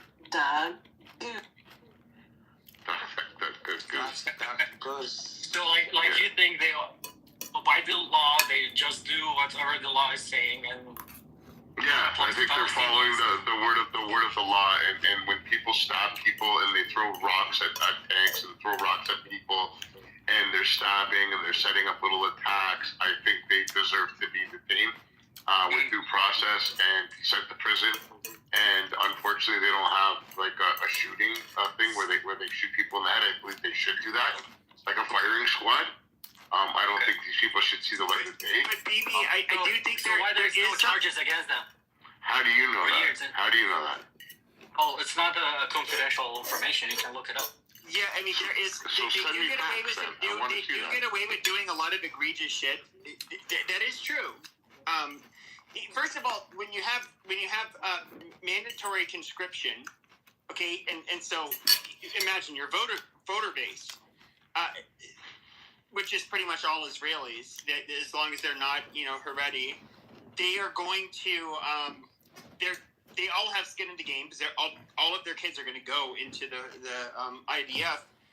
Do they want a level of insurance that their kid is if they kind of like fuck up, they're not going to be, their life is not going to be destroyed. Yeah, we're talking, like, once again, it's a very human thing. That Americans, I think, cannot necessarily appreciate, and that's why it's more complicated in Israel. Let me ask you a question. You're wrong, but I do think hold on. Let me ask this gentleman a question. So, Gazelle, are you on the phone? Gazelle? Yeah, I hear you. Sorry, I'm just getting. How many Gazans are detained? Hello?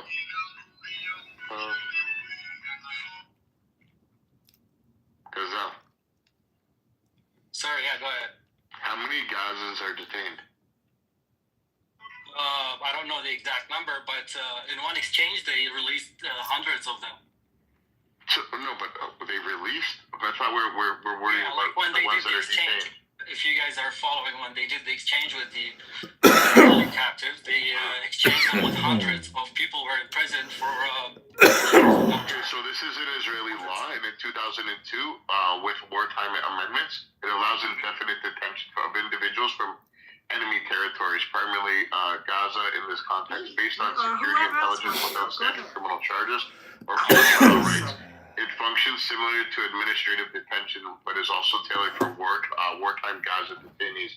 So these people had something done to them. I mean, they did something right, and that's why they're being detained. How do you know if they weren't in front of? How do you know that they were? How do you know that anybody in jail in the United States committed a crime that they committed? Like exactly. This is a silly game to commit. But how many innocent people in the United States of America are in prison? Because there's going to be some of them, obviously. And no, I know, but Gazelle, how many do you believe that are in the United States? There's almost 11,000 Palestinians in Israeli under Israeli detention or prison. 2,900 of them are being detained without being charged. Yeah, that's a lie. It's 1,287. Yeah, you just said 11,000. It's 1,287. Security concerns. It's 1,287 is the number. It's 1,287. Okay, BB, if you hold on for a second, you will see that I will swing back around to how this doesn't. Okay, thank you. Well, you can talk. You're a mod, but let me finish and let me just say, what's his name? Gazelle. Okay, I understand. The Palestinians had their moment, but now we're at war with Iran, and you've lost the limelight. Now, that doesn't change your situation or plight, but it changes the world's attention. So if you want to bring it up, you're really not going to get much sympathy the way you did. I'm sorry, that's the way it is. Right now, whatever supporters you had in the United States are more concerned about the war with Iran. When it's over, maybe we can go back to paying attention to light and all of that. That's the first thing. The second thing is, it's a numbers issue. All right? There's 9 million, about 9 million Israelis and 2 million Palestinians. So in that particular case, Israel is the larger population. Now, in this particular war, there's about 90 million Iranians and 9 million Israelis. So now they are the minority. So that's why the dynamics of this discussion change. Now, maybe you don't like it. That's the way it is. Third of all, Israel is being useful to the United States. And that's what Israel and Jewish people tend to be, whether you like it or not. So if they are useful to us, we will support them more. Have Palestinians been to the United States in a significant way? When you have an answer to that question, then maybe you will find that the narrative around Palestinians will change. But right now, the current perception is, as Mike said in the chat, all we see coming from Islam is stabby, stabby, we hate America. I'll leave it there. So just a quick question. Was that the case before the Soviet invasion to Afghanistan? Let only Alan answer this, please, people. And what does that have to? First of all, I don't know the answer. Just an innocent question. I don't, as an American, I don't care. Okay, I think you should care for these following reasons. We are in war, right? We are engaged in a military conflict right now, and as an American, with American lives that be at risk and having been lost, I am going to support our country. I am not interested in what the Soviet Union did in Afghanistan. I am not going to lay blame. I am not going to engage in rhetoric nor support rhetoric that says, oh my gosh, we brought this upon ourselves. It's our policies. Bullshit. You don't like us, don't sell us oil. That's my message to anyone in the Middle East. Don't like us, don't take our money, don't sell us oil, and stop using it to fund terrorists against us, because it's hypocritical. Okay. Don't, period. Okay, Next is Euro. Hold on, Gazelle. Euro, go ahead. Well, as a regular citizen, there's no regular. Hold on, Gazelle. Euro, go ahead. So yeah, I was just gonna say the U.S. itself also has a different practice for unlawful combatants, and so they're treated separately in the system. So there's nothing that unusual about that. And the figure given earlier about 1237 is exactly correct. That was the figure as of January of this year. It's down from 2,500 from last year. This idea that people are being held for years and years without charges is only true in a very small number of rare cases, and it's being treated like, oh, this is typical. So 59% of all cases are resolved in 6 to 12 months time, 92% in under 2 years. So you're talking about a very small number that go beyond that range. So it's definitely not typical, and I think the suggestion that people being picked up are arbitrarily is just completely unfounded. Say something here. This guy Gazelle, he acts very innocent, and we're victims, and the Palestinians are victims. I mean, the fact is, that girl, that German girl who got spitted upon and killed in Gaza, wasn't killed because she was the enemy.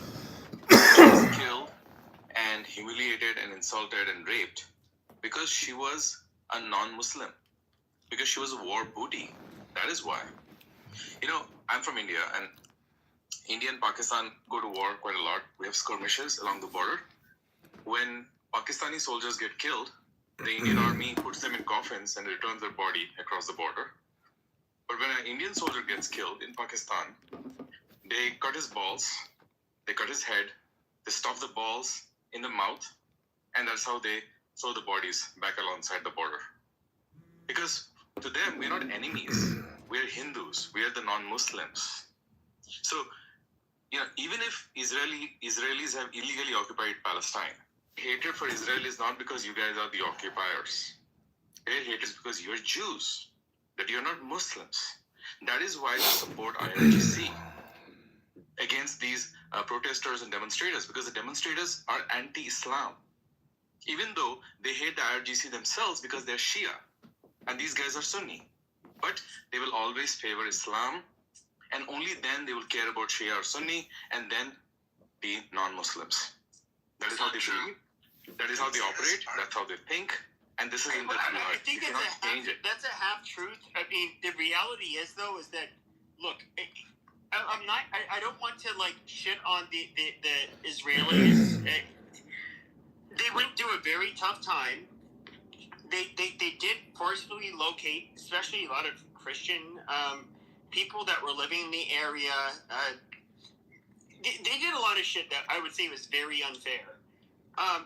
We're talking, what is this, going about 80, 70 plus years ago? Whatever. This shit has happened. They're not perfect, just like the U.S. isn't perfect. Now, I will say this. When it came to quote-unquote resistance fighters, now, if you look at the time when you had the resistance fighters where they were way less Islamic, they were pan-Arabic, many of them were Christian. I would say it wasn't, I don't know how much of it was necessarily anti-Semitic. I mean, you had people in Europe that had these resistance movements, whether it was the Corsicans, the Basque, the Irish, for I would say less of a provocation, they ended up having these violent resistance movements, and I'm not going to say that I'm not going to say that it was necessarily morally wrong for some people to put up a resistance in decades past, but I would say what you see today with the resistance in against the Israelis, it's far more Islamicist. It's very barbaric and ugly. I can't co-sign anything that they're doing, but I'm not against. I'm trying to hold everybody to the same standard, basically. Whether it comes to the resistance to the. You said the key thing, and you said it a couple times tonight. You said they're not perfect, and exactly. But the number one problem is that I've been hearing on this app, and it's guys like Sig Sauer that are like raping my back channels right now, and then sending me pictures of emojis of like shit, Israel flag, and an F you. He thinks that's gonna get up on my feelings.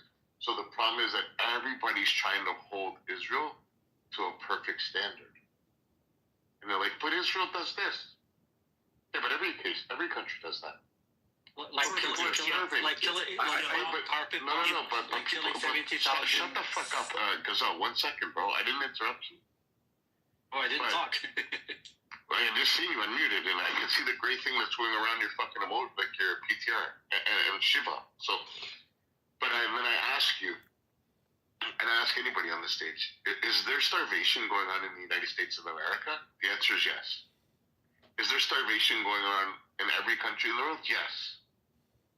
Is there people being oppressed in every country of the world? Yes. That's part of the world. Yes, I would say. But Israel's not allowed to make any mistakes. So I need to correct it's not that. It's just that, like, okay, since October 7th, there's been holy shit, so much propaganda being flung online. And of course, Israel. No, it's not propaganda. Hold on. Pepe. It's justification of October 7th. Well, that is propaganda. No. I need to correct the history. I'm not talking about the justification for why they did it. But like, okay, so in other words, what I'm trying to imply is that you guys are in a war. Copyright. That's good copyright infringement. No, you're in a war. For quite a while, right? We're in a war together. I'm talking about in the wars the United States had that had nothing to do with Israel. It's intertwined. But can we pass the mic to Euro for a second? Yeah, I want to correct the history here. But what I was trying to say is that they have wars, and you're going to have big. You have big critics, okay, and then you're the ones who have to defend yourselves. So you're always on your back foot. And what is your job? It's to make it seem like you've basically done nothing wrong. No, it's indefensible because everybody. I'm not talking about you, but I'm talking about that's the strategy. No, it's not the strategy. There's one thing that is wrong, and it's the existence of the Jews. And that's maybe the strategy. Like 50 years ago, the strategy is no longer that. The strategy is we are not going to bend the trembling knee to the anti-Semite. We are not going to be scared Jews and cower away to the world. We are not going to run from terrorism. We are going to bite it right at where it stands. And we're going to take out the people that want to fuck with us. Nobody's saying that you guys should tolerate these. But I want to pass it to Euro. I just want to correct this history here that's being totally misstated. So first of all, we had just heard a few minutes ago that supposedly in the past the resistance movement wasn't anti-Semitic and that it was driven by other factors. First of all, it wasn't called the resistance movement previously as a relatively. Pan-Arabism and communism. Well, Pan-Arabism was always anti-Semitic, so it's just wrong to say historically it wasn't. It goes back to a time when the leader of the Arabs that wasn't my claim. My claim is that was not Islamic. Whatever. If it's not your claim, that's fine. But I want to make it very clear that it was always anti-Semitic, because that's what I heard, that it wasn't anti-Semitic previously. It was always strongly anti-Semitic to the point that the leader was working with the Nazis, moved to Germany to work with the Nazis, and then they came back and spilled Nazi propaganda, which was not even about any Palestinian people, it was just Arabs versus and Muslims versus Jews. And this Palestinian identity as a people developed later, much later. And when that developed, from the beginning, it was anti-Semitic, and it was put in writing. So there's no ambiguity on this. I want to pass the mic to Gazelle. Gazelle, well, no, we don't want to just talk, like, it's an open stage. Go ahead, Gazelle. Wait, how's it an open stage? Pepe was trying to get off what he was saying, and you cut him off a lot. Yeah, he's been talking for 4 hours straight. I know, but you could have let him finish. Rich, honestly, fuck up. Oh, earn the hate, BB. Okay, there you go. Gazelle. Well, there's lots of lies that are flowing around. I'm going to start with the last thing the gentleman just mentioned here, that no Palestine. It's not true, because when the British occupied that land, it was Palestine, and you can review their documents. Let me go after this guy, guys. Continue. Yeah, it's not what I said either. Okay, no, let him go, because I want Gabriel to destroy him right now. Go ahead, Gazelle. You said that we have an echo chamber, right? Go ahead. Yep. It is actually. There's 9 people are talking about the. Go ahead, fuckface. You have the floor. Well, first I can say fuckface to you too, but. Thank you. I actually like that. Anywhere. Thank you. Go ahead. Big blood. All right. When I asked Alan about if there was any stabbing Muslims before the 1970s and when the Soviet Union went to Afghanistan, he said he doesn't want to talk about that. That's actually when the extremist Muslims started by. That's not propaganda. You can look it up. Started when the American government funded these extremists. I know you were saying, "Oh, you're God." No, I'm just wondering, like, how the fuck, what happened? Just let him. Also, he's correct. We did fund these people. And you can let him go. Just let him go. Gazelle, finish up your voice. No, Rafi, please. I want Gabriel to grab this next. And I'll answer him after he's done. Okay. Let Gabriel go, please, after Gazelle. Please, guys. Okay. I think Alan should care about that, because it's his government that's funding these extremists to fight the Soviet Union. Then when that was done, they cut them loose and they turned their heads to fight Americans now. By the way, you can look up videos for when they invited these extremists to the White House and called them freedom fighters. They're the same extremists that did 9/11 years after that. Thank you. Secondly, hold on, maybe refer it to Alan. Give it Alan 1 minute, Gabriel can go right away. That's okay. So in other words, what you're saying is they're ungrateful fucks. We help support them in their fight against the Russians, and then they turn around and fight us. Even more reason to fuck with them. That's my first response.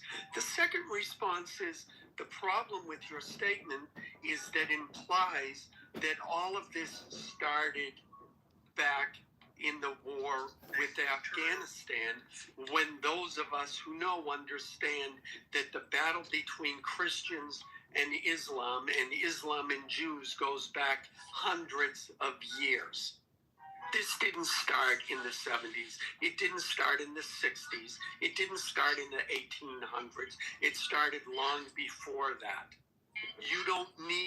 Muslims don't need a reason to hate Christians. They don't need a reason to That's how many different fees, taxes, and permits the city hits us with? Just into your religion. So don't fucking lie to this audience and try and portray like it has something to do with who America funded when it used the blame for supporting these terrorists. Thank you. Gabriel goes now. Thank you, Alan. Gabriel, the floor is yours. Okay, thanks, guys. To Mayor Kitover TV on Ice. Tonight we're talking about the bills that touch every household. Property tax, good evening, friends, and welcome to Mayor Kitover TV on Ice. Talk about it really well, Let's talk about the idea that the Mayor Kitover TV on Ice. Tonight we're breaking down the created extremism. Yes, sure, extremism exists in Muslim and Islamist societies, but it's all the result of the West. It is the biggest load of shit, and it was invented by folks like Edward Said, who were, in my opinion, given a stupid amount of respect for the shittiest scholarship. It's simply because Americans and Westerners are basically completely ignorant of Arab and Muslim history. And so the simplest thing to say is that Islam divides the world into Dar al-Harb, which is the house of war, and Dar al-Salam, which is the house of peace. So when people say Islam is the house of peace, yes, for anyone who converts to Islam, anyone who is Muslim. And actually, well, you have to be the right kind of Muslim because the different sects of Islam kill the fuck out of each other all the time. So the first thing is to say that extremism, right, is unfortunately cooked into Islam.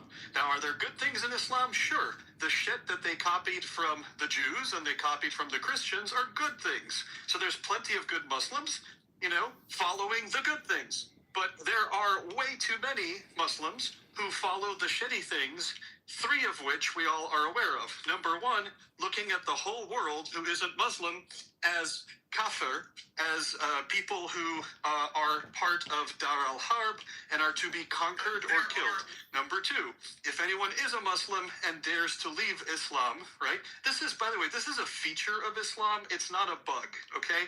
I dare anybody to tell me this is not a core part of Islam, right? Okay. So if someone leaves... No, you cannot, because I'm speaking, and I'm answering your 3 points. You gish-galloped over three things, but you were actually relatively brief. I will do you the same favor, and then you can answer.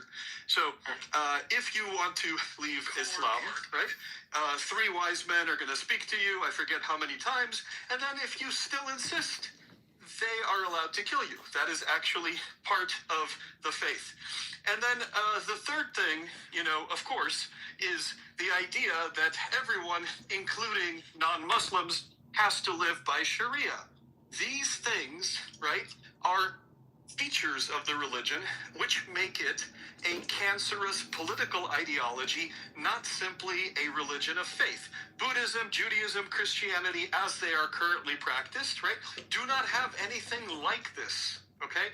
And that is why Islam gets criticized. And there's nothing fucking wrong with criticizing Islam. So number one, Islam breeds extremism from its foundational texts to its commentaries to all of its empires. Now, the second point I'm going to hit is that extremism, right, was not created in the 1970s.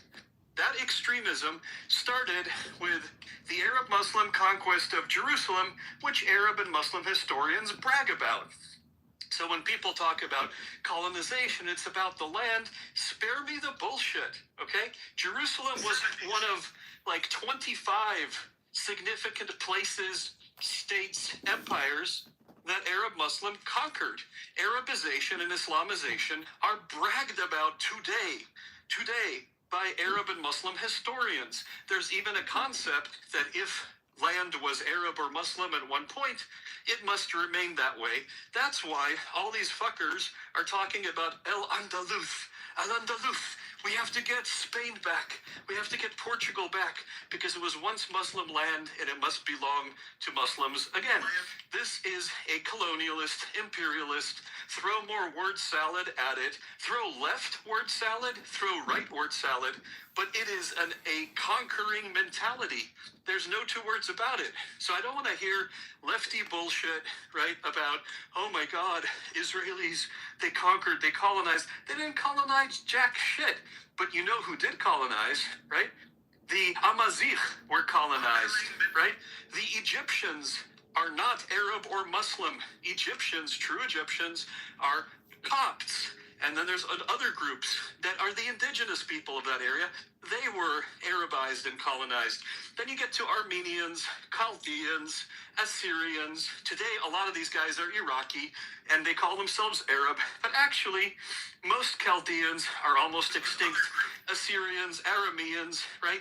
These people were Christian. There's hardly any of them left. Then you get to the Armenians and the Turkish Muslim genocide against the Armenian Christians. Then you get to the Kurds, because many of them were the wrong type of Muslim, and because they were the wrong ethnicity, they weren't Arab. You can keep going. You get to 10 African tribes. Arab-Muslim supremacy, colonization, and mass murder has gone on for 1,400 years. I didn't even cover the 1400 years of the Arab and Muslim slave trade, which fucking goes on till today. So if you're trying to say that the U.S. and the West traveled back in time 1400 years and made the Prophet Muhammad go and his followers go conquer and mass murder today in Jerusalem, and then go conquer black African peoples and castrate them and kill 10 to 20 million of them, you know, and that's just enslave those guys because of a time machine. I don't believe you, okay? Extremism is unfortunately, expansionism and extremism is cooked into the political and war ideology that is called Islam, okay? Now, that is not an attack on every Muslim. It's not an attack on all Muslims. It is simply a fact of history, because by the time you get to the 50th country that is now Muslim, right, and the 22nd country that is Arab, when originally you started with one country, Arabia, that was Arab and Muslim, something must be up. And then the last thing I'll say, and that's one sentence, appreciate you guys hearing me out, is that there was no state in the history of the world called Palestine. There was no state with a king called Palestine.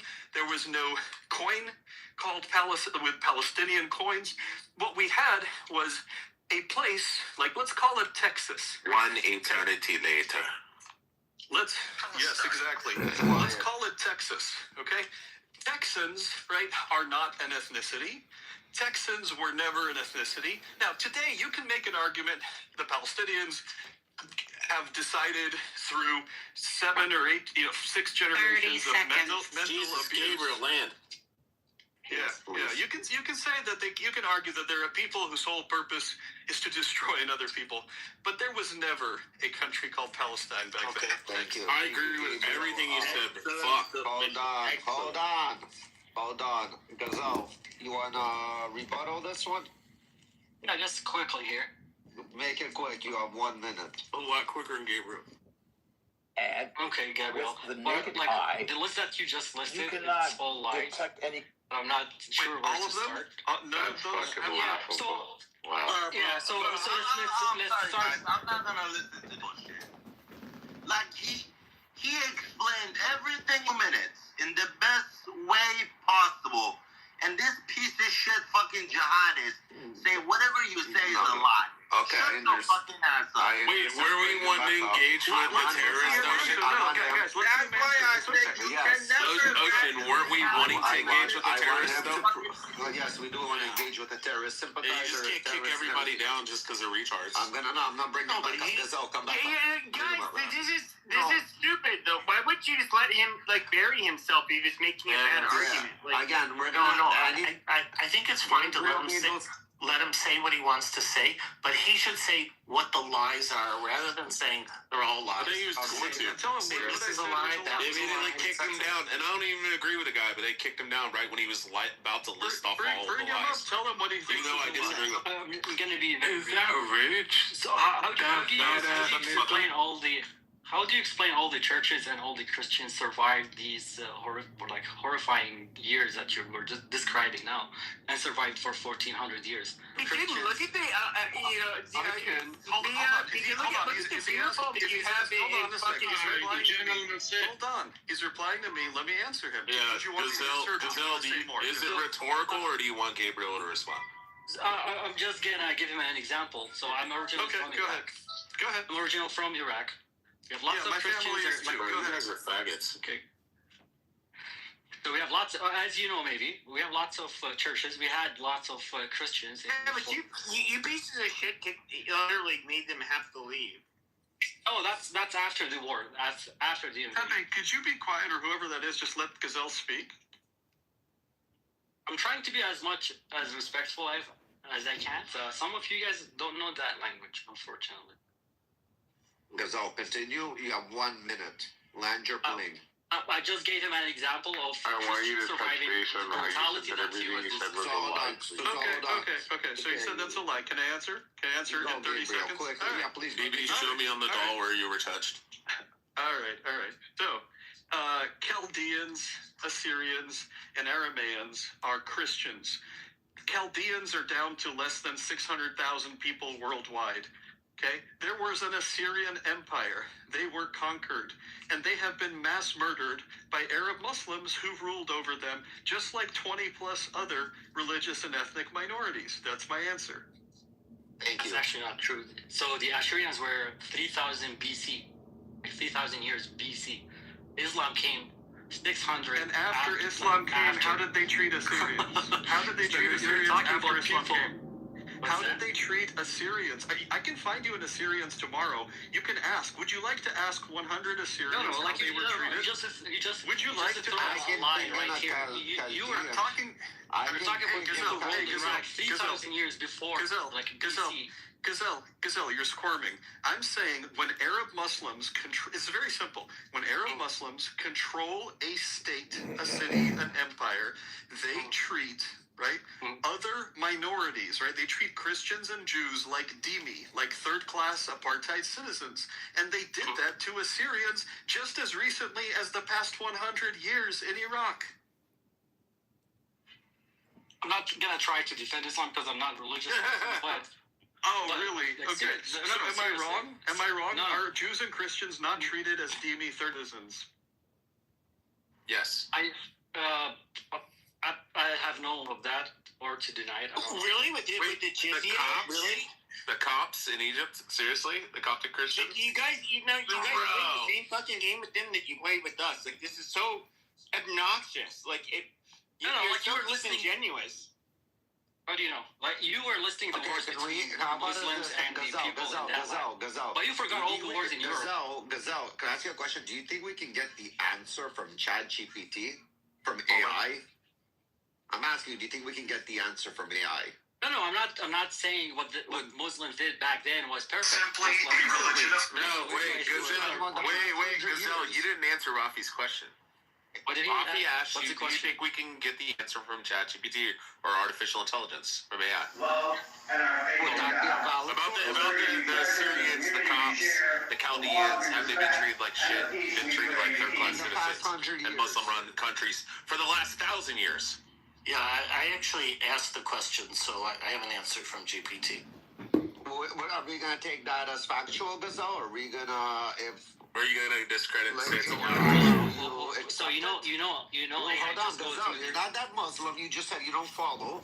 But if we give you the answer, which you have the same opportunity to get the same answer, are you going to accept it? Of course, once you tell me the resources. Okay, so Hero, please, the mic, the stage is yours, since you already looked it up. So you can verify. So this is the question I asked. I said, did the Assyrian population decline significantly under Islamic rule? Okay, so I thought that was phrased pretty neutrally. And it says yes, but not all at once. There wasn't an immediate catastrophic collapse right after the Islamic conquest, but over the long term, the Assyrian population declined significantly under Muslim-ruled states. The steepest and most devastating declines were often later, not in the first centuries of Islam. So I hope that answers. I mean, there's a lot more, but it's... Euro, can you do me one small favor? Swap out Assyrian for Copt and just focus on Egypt. Say, how have the Copts of Egypt, the Christian Copts, fared under majority Muslim rule?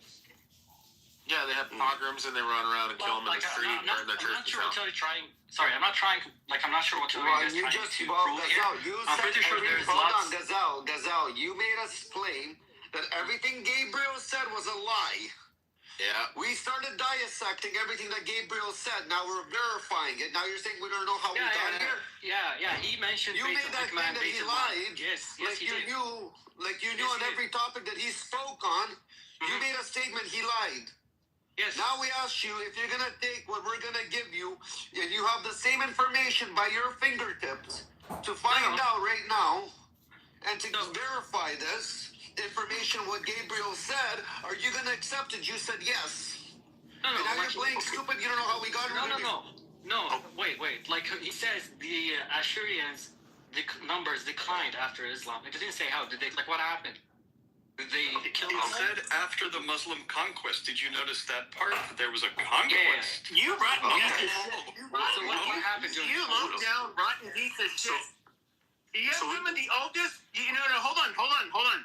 You have some of the oldest Christian populations in the fucking world that speak Aramaic, the closest language, at least currently, that what Jesus would have spoke.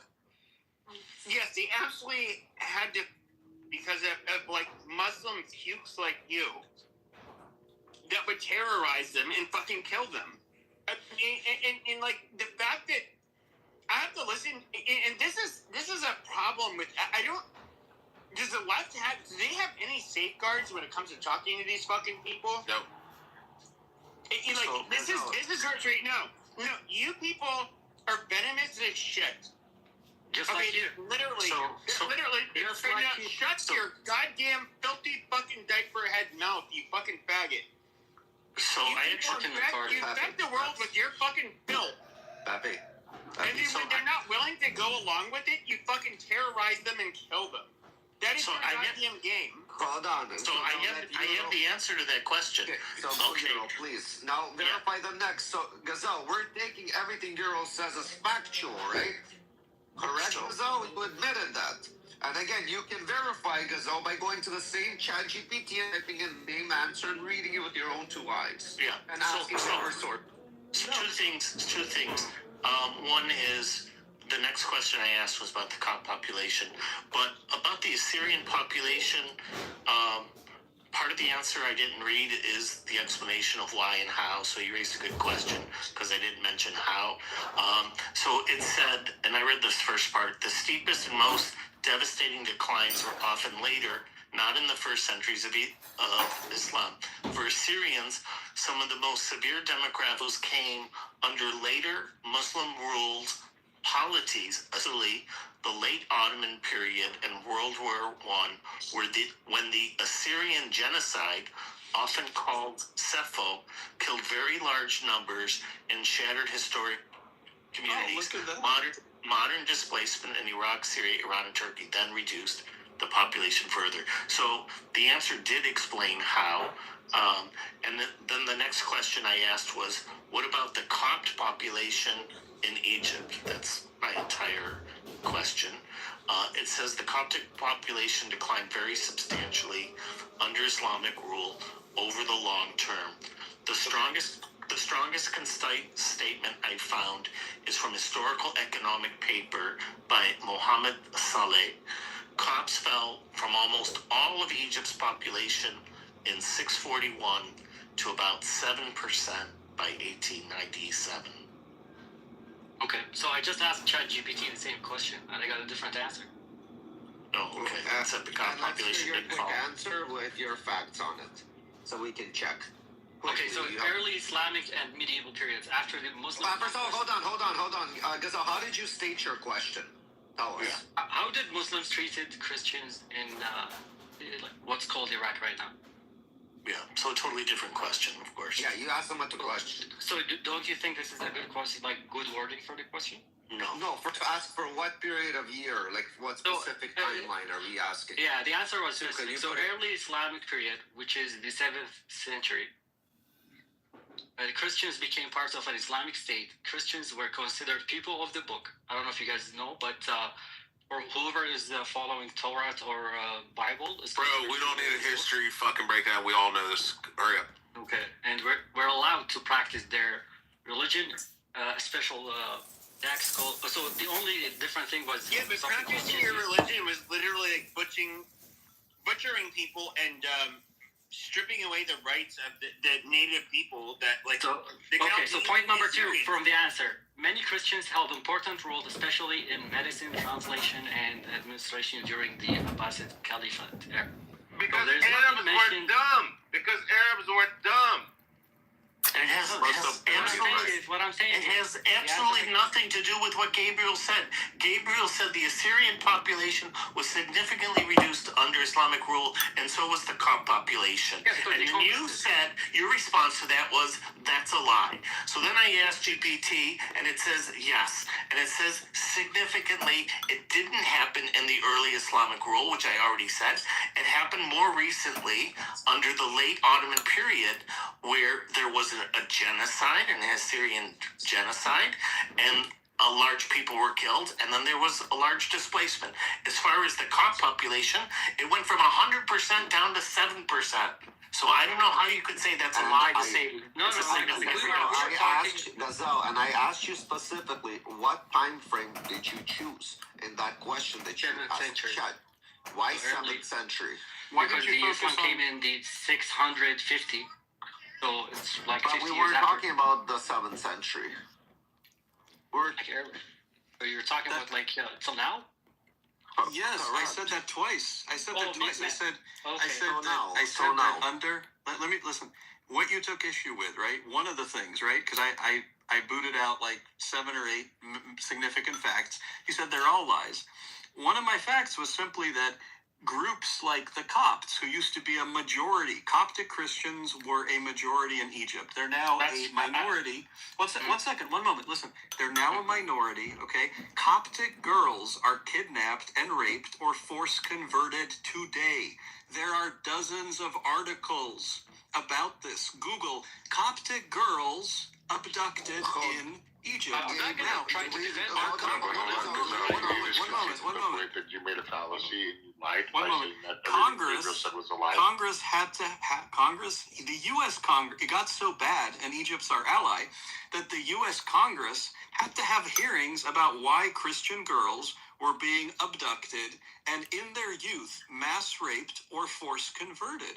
And it's still happening today. So I'm just trying to tell you that under Muslim rule, right, it doesn't matter if it was a conquest, in the 7th century, or it wasn't. In many cases it was. The point is that under Muslim majority rule, indigenous peoples who used to be a minority are now are now minorities, and they are treated terribly. Jews are just one of the groups. All kinds of Christians, Kurds, Assyrians, Arameans, Chaldeans, right? Amazigh. Literally every place where there was an indigenous group, once Islam took hold, right? And I'm not blaming all of Islam. I'm saying the way this all happened, right, is that apparently every time you have a Muslim majority country, the former majority indigenous groups of people, they lose their language, they lose their religion, they lose their livelihoods eventually, and then their population dwindles. And you can go down the list of 20 groups I named. That's the problem. So what you're trying to say is Hindu girls are also kidnapped in Sindh in Pakistan. 100%. Correct. But So wait a second. Religion. Wait a second. Did you surrender? Everybody hold on. Wait a second. Wait a second. Wait a second. Just to be fair, I asked GPT the question the same way he phrased it. So I said, how were Christians treated during the late Ottoman period? And it gives a very long answers, and I'll read from it. For Armenians, conditions deteriorated badly in the 1890s, the Armenian massacres, and then catastrophically in 1915-19, when the government carried out deportations and mass against Armenian Christians during the First World War. Is a Coptic Christian, just by the way. You don't know what Google is? Coptic. I'll look it up, but really, is this a big group? Yeah. Is it? A lot of Coptics. In the Middle East? Mm-hmm. Yeah. I have Google, though. I got your point. But how are you? I mean, you don't hear about Coptic Christians kidnapping and murdering Muslim girls, do you? No, but I just heard that Gabriel talking about it. I believe him. So. Yeah, Gabriel's bringing fucking fire. Yeah, I'll brush up, but it's really a mess, isn't it? If you know everything there is about Islamic history and crime, it's pretty damning. I know very little, but I am negatively biased, so I was also, a block from the Twin Towers on 9/11, so I have my whole personal trauma history on that one. But You think there were detonators inside the buildings? I had a phase where I believed that. What do you think? Without a doubt. Yeah, I've seen those side-by-side videos, right? Where is that what you're referring to? Stuff like that? Mm-mm. The 7 building, right? No, I'm just saying that controlled demolitions, are a thing, and there's just no way that a building at the top on fire can just fall like that unless it's a controlled demolition. It's impossible. Yeah. Haven't thought about it in a while. I mean, it'll burn like a candle, but it won't fucking drop. Yeah. Jesus, what a day. But you were a child when that happened, right? I was a freshman in college.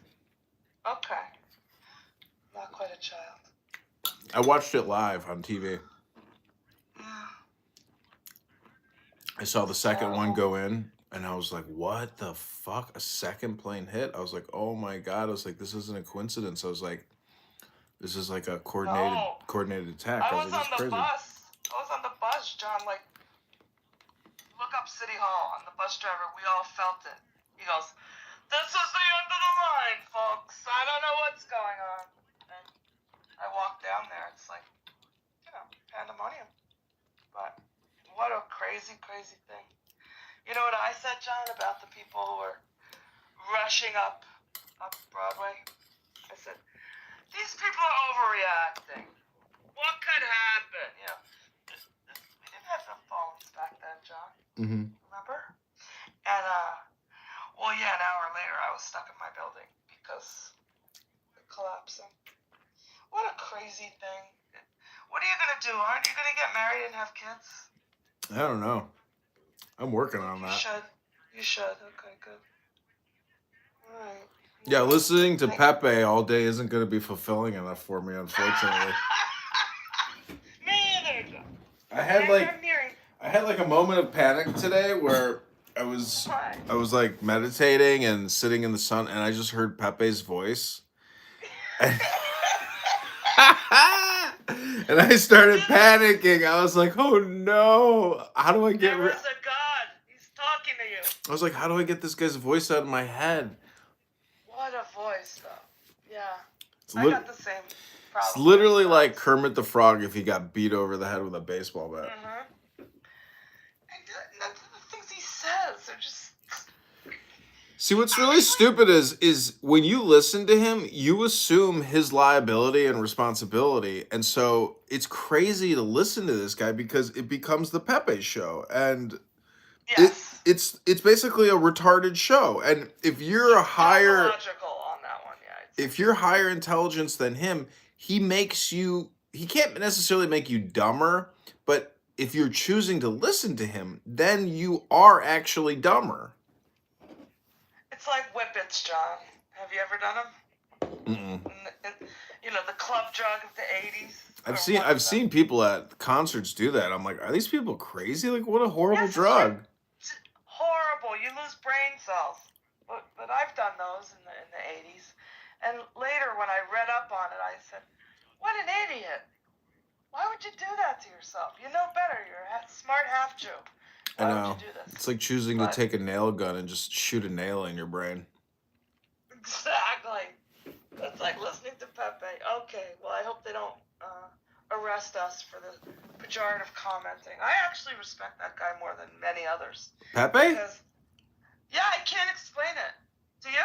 Oh God, no! I can't believe that people, even Jews, share the stage with him because he calls people the K word. He's mentally unstable. But the thing is, it's like if this is what he thinks is like responsible, or like, if his dad was to listen to him, I'm not trying to project here, but like I don't know. It's just not. See, the You can't be proud of this. You can't be proud of it. You can't be proud of it. It's deviant. Well, it's stupid. I mean, write an essay and publish something, but like to come on here and scream and scream and scream, it's so stupid. So juvenile. Totally agree. He's been one of my least favorites. But lately, I have found myself, and similar to the way you described, listening to him going, what is the fascination, Jane? He's so, it's like abnormal psych. See, if you believe that all communication is hypnosis, this is Pepe's hypnosis. But again, it goes back to the person who's willing to submit to the hypnosis Pepe session. It's your choice, you know. Exactly. Well, John, as always, thank you. I see you're running for mayor. I'll get the updates someday. I am. I see Scott's doing well. He's looking thin. He's dating a girl. Oh my gosh, he turned it all around. I met her. Yeah, she's lovely. Wow, good for him. Very nice. She has children. He's well, I hope he'll do well there. She's very nice. Good. Everyone needs. Everybody needs. Have you ever seen the movie Blues Brothers? Yeah, when I was a child. Yep. Everybody needs somebody. I agree. That movie is a very funny movie because the whole thing is hypnosis. They're like magician hypnotists who go around society trolling it, and then they get called up on stage and they play their version of like a mythical Chicago duo called the Blues Brothers that don't actually exist, but everybody accepts it as such. When they hear the music, they like it, but you know, prior to that, nobody knows who they are. It's a very funny movie because it forces all these assumptions onto the viewer. It's very funny. I was watching it today. I was like, this is actually genius and very funny because I gotta rewatch that. Yeah, because they just make up the character. It's all made up, but they have a lot of cameos of like famous musicians and famous celebrities. It was so popular. It was so popular. I know, it's kind of funny. It's like it makes me want to dress up as a blues brother and like go around town and do music. Uniform. Yeah, it's just a simple black and white suit, but it's a genre of blues, but it's all made up. It's just fantasy. Just like Clubhouse and Pepe being intelligent. I mean, do you hear him speak? I think what's going on there is I didn't say I thought he was intelligent. It was a relative comparison that sometimes he seems to know history more than others. Yeah. I mean, fuck you guys. I really can't believe how much people just listen to him. See, he's got energy, and I think a lot of people would. I think that's what it is. It's something intangible. See, from a recorder's perspective, I never want dead airtime. So he is a good filler because he doesn't stop, and so there's always I think a lot of the people here are just playing it, and then they're doing organizing and cleaning in the background. But when you actually listen to him, and if you were to take all of his worst, most racist, horrible things that he says, he is garbage. He is literally like a mountain of garbage. Why there is a sense that he has multiple channels when people say, well, he's doing a role. No, he isn't. He's always the same. I don't know why Jews even they mod him. They listen to him say horrific things. I just can't believe it. About a year ago, I wrote to Abby and I tried to make we're not exactly friendly, but I respect her enough. And I went, why are you friends with him? Mm-hmm. He hates us. But she gave me some, polite answer. About well, he's a Zionist. And I'm like, we're making deals with idiots. It's crazy. He's not a Zionist. He is not. I don't think he is either. But it doesn't matter. It does. See, the thing is, he's just a whole. If you Jews in America making deals with the dumbest among us. Americans. It's not a deal. They're just tolerating it because I think eventually you have to realize he's never going away. He loves being here. And so all the Huckabee people, I'm saying, like the broader group of evangelicals that are obsessed with Israel. So AIPAC likes them. Hegseth and all that. I mean, these are dumb people. yeah, but so what? I mean, I To just preserve Israel, we have to fuck up all of America? are you kidding me? America's fucked up with or without Israel. Like we're stupid. I agree. We tax ourselves to death. We're the cruelest people. We're insane. We're stupid. We've ruined the country in 20 fucking years. 20 fucking years we ruined the country. 25 years we've ruined this fucker. We have depleted it all. It's gone. There's nothing left. There's no pension money.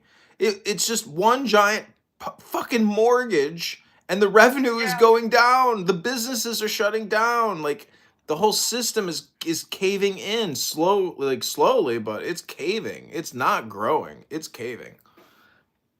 It's just because of all the debt. Kind of a funny thing. How do are your parents in their 60s yet? Yeah. No. Yeah. Yeah. Like the notion of Social Security.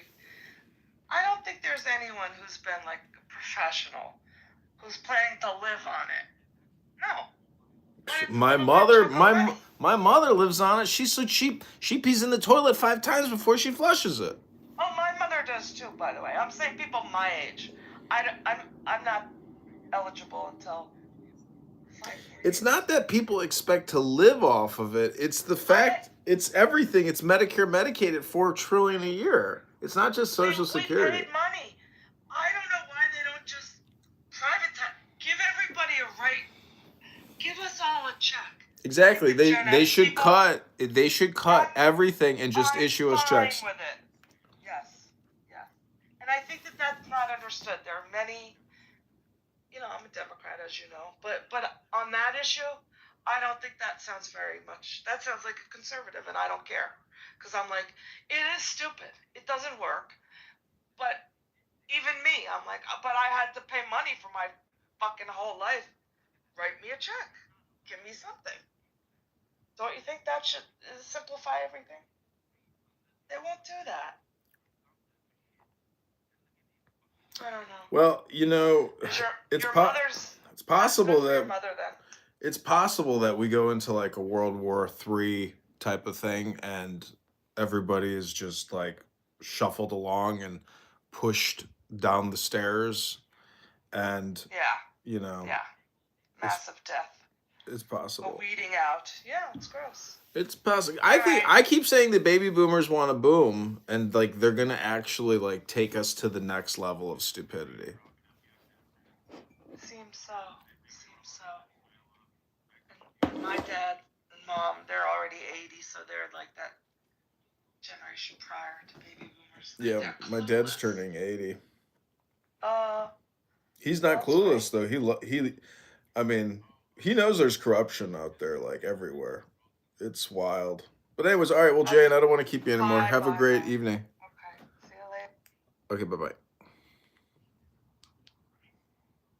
You gonna tell me that like Kim Jong-un is somebody who's a good person?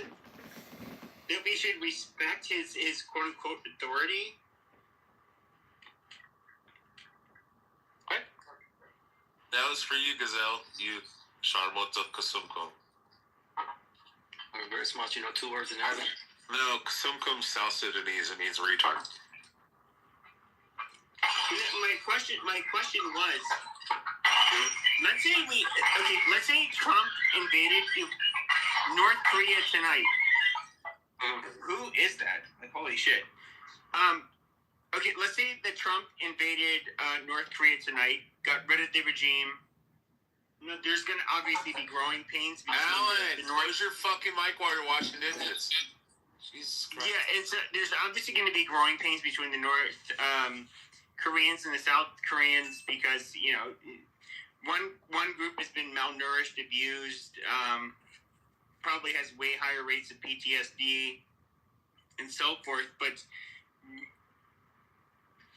do you think that it's morally wrong that we would want to, free North Koreans No, what I think is you guys never do that for moral reasons. Never. Oh. Well, I mean, you're I would say like at least half correct there. Wait, how is it not moral to kill fucking terrorists?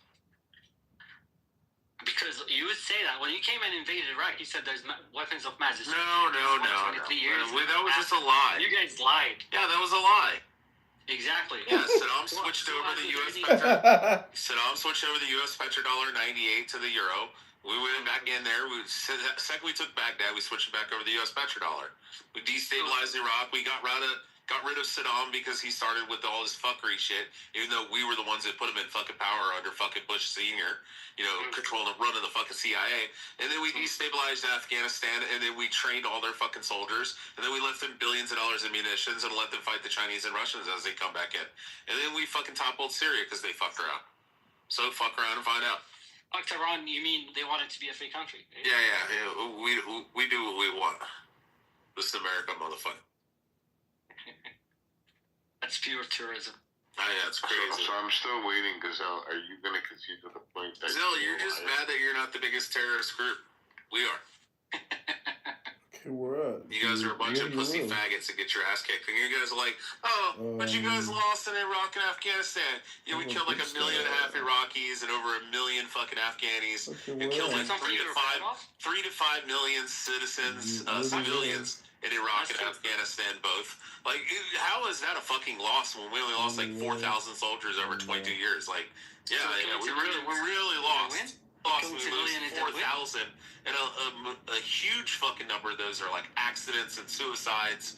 Like fucking all kinds of shit. Like somebody drove their fucking truck, their Humvee off a fucking cliff, and like 5 soldiers died. So I mean, we lost 4,000. You guys lost like 10 million. So go fuck yourself. You lost. You lost. Same thing with Gaza. You guys killed fucking 1,200 people, and we've murked fucking 80,000 of you motherfuckers. It's amazing. I'm not proud of any civilian killed. I'm like, too bad. You should cry about the Nazis in Stalingrad and fucking Dresden. You should cry about all that shit too. You should cry about Iwo Jima and Nagasaki. To Thursday. You should fucking cry about fucking D-Day. Let's actually do Thursday. Do you guys agree with what this guy said? Wait, you should cry about fucking Normandy and D-Day, and you should cry about fucking Iwo Jima. You should cry about the 40,000 people dying a day. I know, it's fucking crazy, How is Islam a race, you fucking retard? Explain that. You guys love throwing that away. You could say Islamophobia, but a phobia is an irrational fear. This is a rational fear. This is a rational hatred. This is justified why I have hatred for Islam. You should. I mean, I know your Quran, your Hadith, and your tafsirs. It's fucking disgusting. Do you guys agree with what this guy is saying? 100%. Partially. Most of them. Some of them a whole heart. Wasn't it your prophet wasn't a pedophile? Yeah, he fucked Aisha. So you guys... He married Aisha when he was 51. Ocean, he was 51. Aisha was 6. He consummated marriage at his old when he was 54. And he penetrated her, used to thigh her. No, because I have a question. Because you talk a lot of stuff. What would you do if you had a time machine? Oh, yeah, I love this one. Yeah, if I had a time machine, I'd go back, kidnap Prophet Muhammad. I'd let pigs anally rape him and ejaculate into his asshole. And then I'd let all the donkeys and all the other livestock fuck him in the ass. And then I would cut his head off and I would chop him up in 1,000 pieces.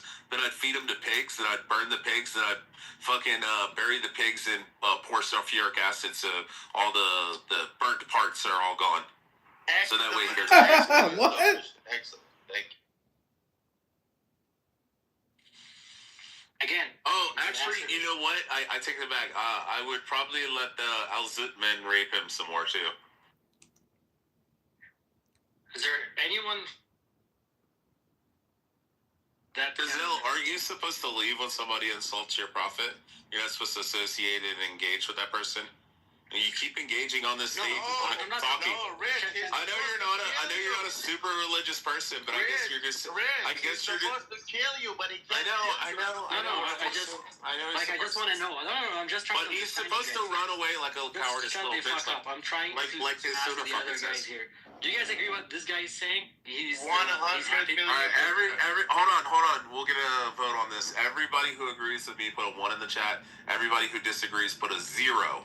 But what he said, just for those who didn't listen to what he said, Let's see how many ones we get. Anybody agree? 1. Oh, there's 1-0. Oh fuck, I'm losing. Oh, there's 1. There's 1. Oh shit. 1's coming in. 1's coming in, baby. Yeah, we got this. Yeah. Get some, motherfucker. This is why you guys lose. We have more energy. This nigga's clearly on crack, man. Galaxy, you have AIDS, like full blown. You're on crack. You don't have HIV anymore. You have those big fucking AIDS sores on your arm. Remember when you were standing in the lobby with your gay little fucking Daredevil or no, Deadpool looking fucking dog, and you were standing there holding that ugly fucking fugly looking dog, and you had those big AIDS sores all over your arms? You're gonna be dead soon. Oh no! Oh no! I think the 1's won and the 0's lost. And I thank all of the committee for voting for me, and I'll sing this little song. Muhammad is a pedophile. Muhammad is a piece of shit. Muhammad is burning in hell. Muhammad is a benzona. You can't just be normal? Like, why you have to be an idiot? No. Like KK said, I am a crackhead, and I'm on crack. And meth. You're not religious. Why is it bothered? What's going on? Oh shit, I got Mikhail and KK mixed up with the same PTR. Well, most of the people here are like agreeing with what you just said here. Like, well, don't throw up fucking skulls at me when you ate your fucking wife's pussy washes on her period. That's disgusting, bro. No, I'm talking about William Wallace in the chat. He gave me skulls. He ate his own wife's pussy washes on her period. It's gross. Okay, then you guys are lost cause here. No, I agree. It's disgusting. William should be taken out back. Yeah, I know we're non-believers. You're supposed to kill us, but you can't do shit No, about it. No, it's not that. I don't care. I don't give two shits about your beliefs. But celebrating killing over 1 million civilians is... No, 3 to 5 million. It was 1 million combatives. 1.5 million in Iraq and 1 million in Afghanistan. 5 million civilians in each country. So it's basically 6 and 10 million civilians. But that wasn't a genocide. You Muzzies weren't crying genocide then. You were just crying war crimes. You weren't saying it was fucking genocide. But then when Israel fucking engages with the Gazans, so the most densely populated area on Earth, compacted with a bunch of fucking kids because y'all are having like 18 fucking kids per each fucking woman. And you're like, oh, these 16-year-olds are running around with Kalashnikovs, shitty F, and throwing rocks and trying to stab IDF soldiers and trying to shoot rockets at them. And this 16-year-old gets shot, and you go, oh, this baby boy is dead. This baby boy is dead. It's like, well, stop teaching your fucking kids Sesame Street, where you literally have cartoons where a fucking Palestinian fucking guy stands there. Well, actually, they had one cartoon. Where they were teaching the 2 kids to get knives and go stab the fucking Israelis in the neck. And then they had another one where there was a fucking security guard or police officer standing there, and then the guy's standing across, and he observes him at like 1:30 doing like fucking switching out with another guard. So then he goes and gets a guard's uniform, and then he goes and pretends he's the new guard taking over that fucking position at that time at 1:30, and switches out like a minute earlier, takes his fucking gun away, and then walks through the grocery store and starts shooting people. This is literally the videos you guys make for your Palestinian kids. It's fucking disgusting. Blame them if you think about them that way. You think it's right to make Sesame style fucking commercials where you show Bert and Ernie sitting there saying kill the fucking Jews? Go and get a knife and fight in jihad for Allah. Negative, Rich. And stab the fucking Jew in the face. Raising their kids. Imagine making cartoons for kids. Like, dude, hold on. Ocean, when people do that in the United States and they make Spider-Man videos on YouTube and they put them out and they fucking put them out to kids and they're like, hey kids, look, this is Spider-Man, like fucking Princess P, and then he like cuts her head off and shit, and they make these like animated cartoons and they market them for fucking kids because they're evil fucking people. We fucking say that that's abhorrent and fucking disgusting and horrific, but then when the Palestinians do the same thing, they're like, oh, Allahu Akbar. Meanwhile, Spider-Man is fighting aliens most of the times, or bad guys. And then these guys are raising their kids. They literally put like cartoon snuff videos and market them for kids on YouTube. And we take that shit immediately down and ban their accounts and call it fucking horrific. But when the Palestinians do, they scream Allahu Akbar. So fuck them. That's why I said Americans are very privileged people. They're very spoiled people. Yep, it's called first world problems. They got it so good. They don't realize how fucked up it is out there. So they think there is something better for them out there. Yeah, go watch the videos about the Bachabazi boys, and then you'll be like, oh. I know, I've seen those, and they're absolutely wrong. There's nothing better out there. You got the best of the best in human history, and you fucking it up. Europe fucked it up for themselves, and some fucking lefties, dumb fuck liberals, fucking Democrats are fucking it up in this country as well. So yeah. I just want to say we gotta watch what we say about on some subjects because Roya has her eye on you, Rafi, and I. Takes a second.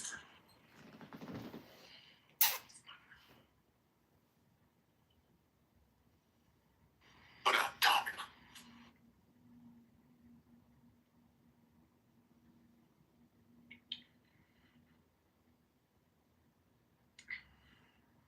What are you doing, Rafi?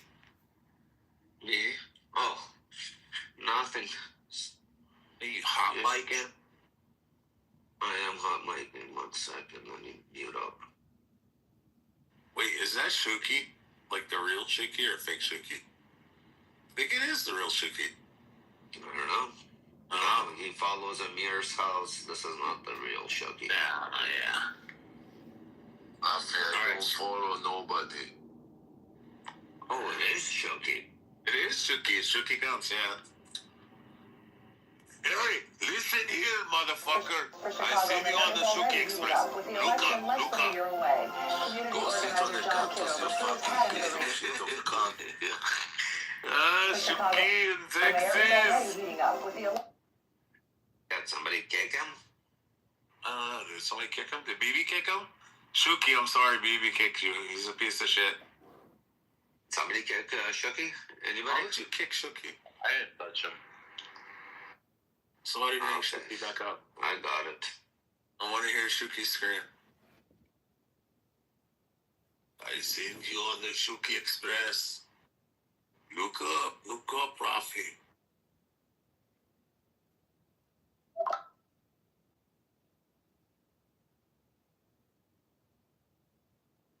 Shuki's the original of the Muhammad is a pedophile song.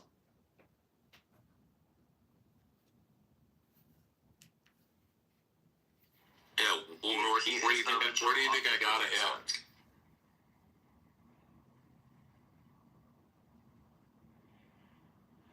You're a fucking piece of shit, BB. Honestly. Yeah, what a scumbag. BB. No, we love BB. Fuck Rich. BB, you're right. Fucking package. You're confusing me. You're my puppet. Shut up, Rafi. BB, I have a question. When they build the third temple, do you think that they're gonna stone you? For being an adulterer?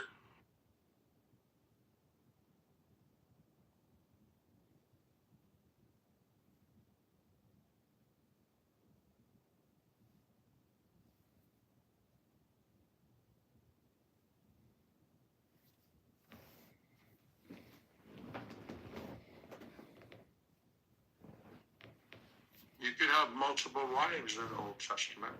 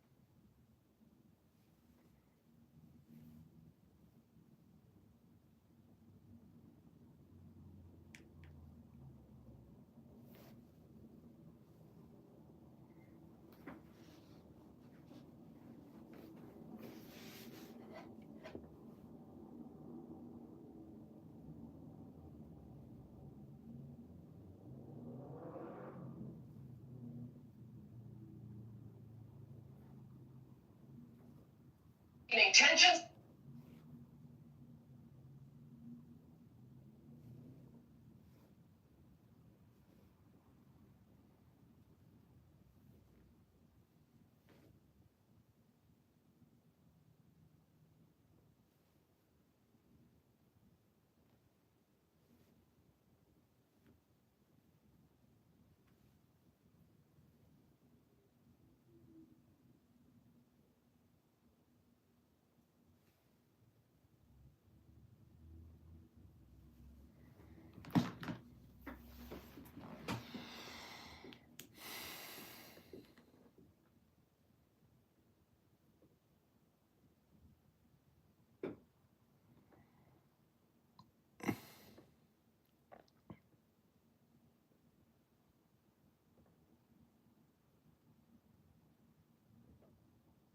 You are the I'm just trying to tell you, yeah, like, go ahead, Necro. I can talk all day, Necro.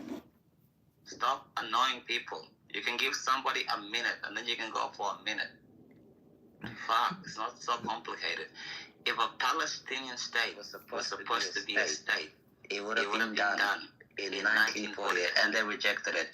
See, and they would have rejected it. The Soviet Union, that's like, 1 second, where did these retards come from? Fucking hell. When the partition plan came through, they said an Arab state and a Jewish state. Jordan took their share of the land. The Israelis took their share of the land. The Palestinians said no. They fought Israel for 1 year. Lost. Obviously, they've lost every single war. And ever since, they never had a land. They've been given a land in 48, 52, 56, 63, 67, 72, 75, 81, 85, 86, 91, 95, 98, 2001, 2002, 2006, 2008, 2015, 2019. 2020, 2021, 2022, 2023, 2024. Don't come troll. We don't ask a serious question. I just want to be serious for a second. Or else we're all going to troll. If the Palestinians wanted a state, they would have had it already. And I'm done. John, Mima showed me where you picked your nose and wiped it on your shirt. And there's I'll admit I picked a winner. It was a very robust booger. It was robust. It was all because of the President Trump room. For like 2 to 3 days, I didn't shower or do anything. I just completely recorded the ever-living shit out of these rooms and put them all across the internet. And so as a result, I was different for you. I was using my shirt as basically a rag. So, you know. Do you come on camera in whitey tidies with shit stains? It's tidy whitey. Yeah, I do. Well, I kind of stopped doing yoga videos while listening to Clubhouse, but people do have pictures of me doing yoga in my underpants because I was like, you know what? What is the difference between my underpants and a pair of gym shorts? Honestly, nothing. It's technically the same thing, so.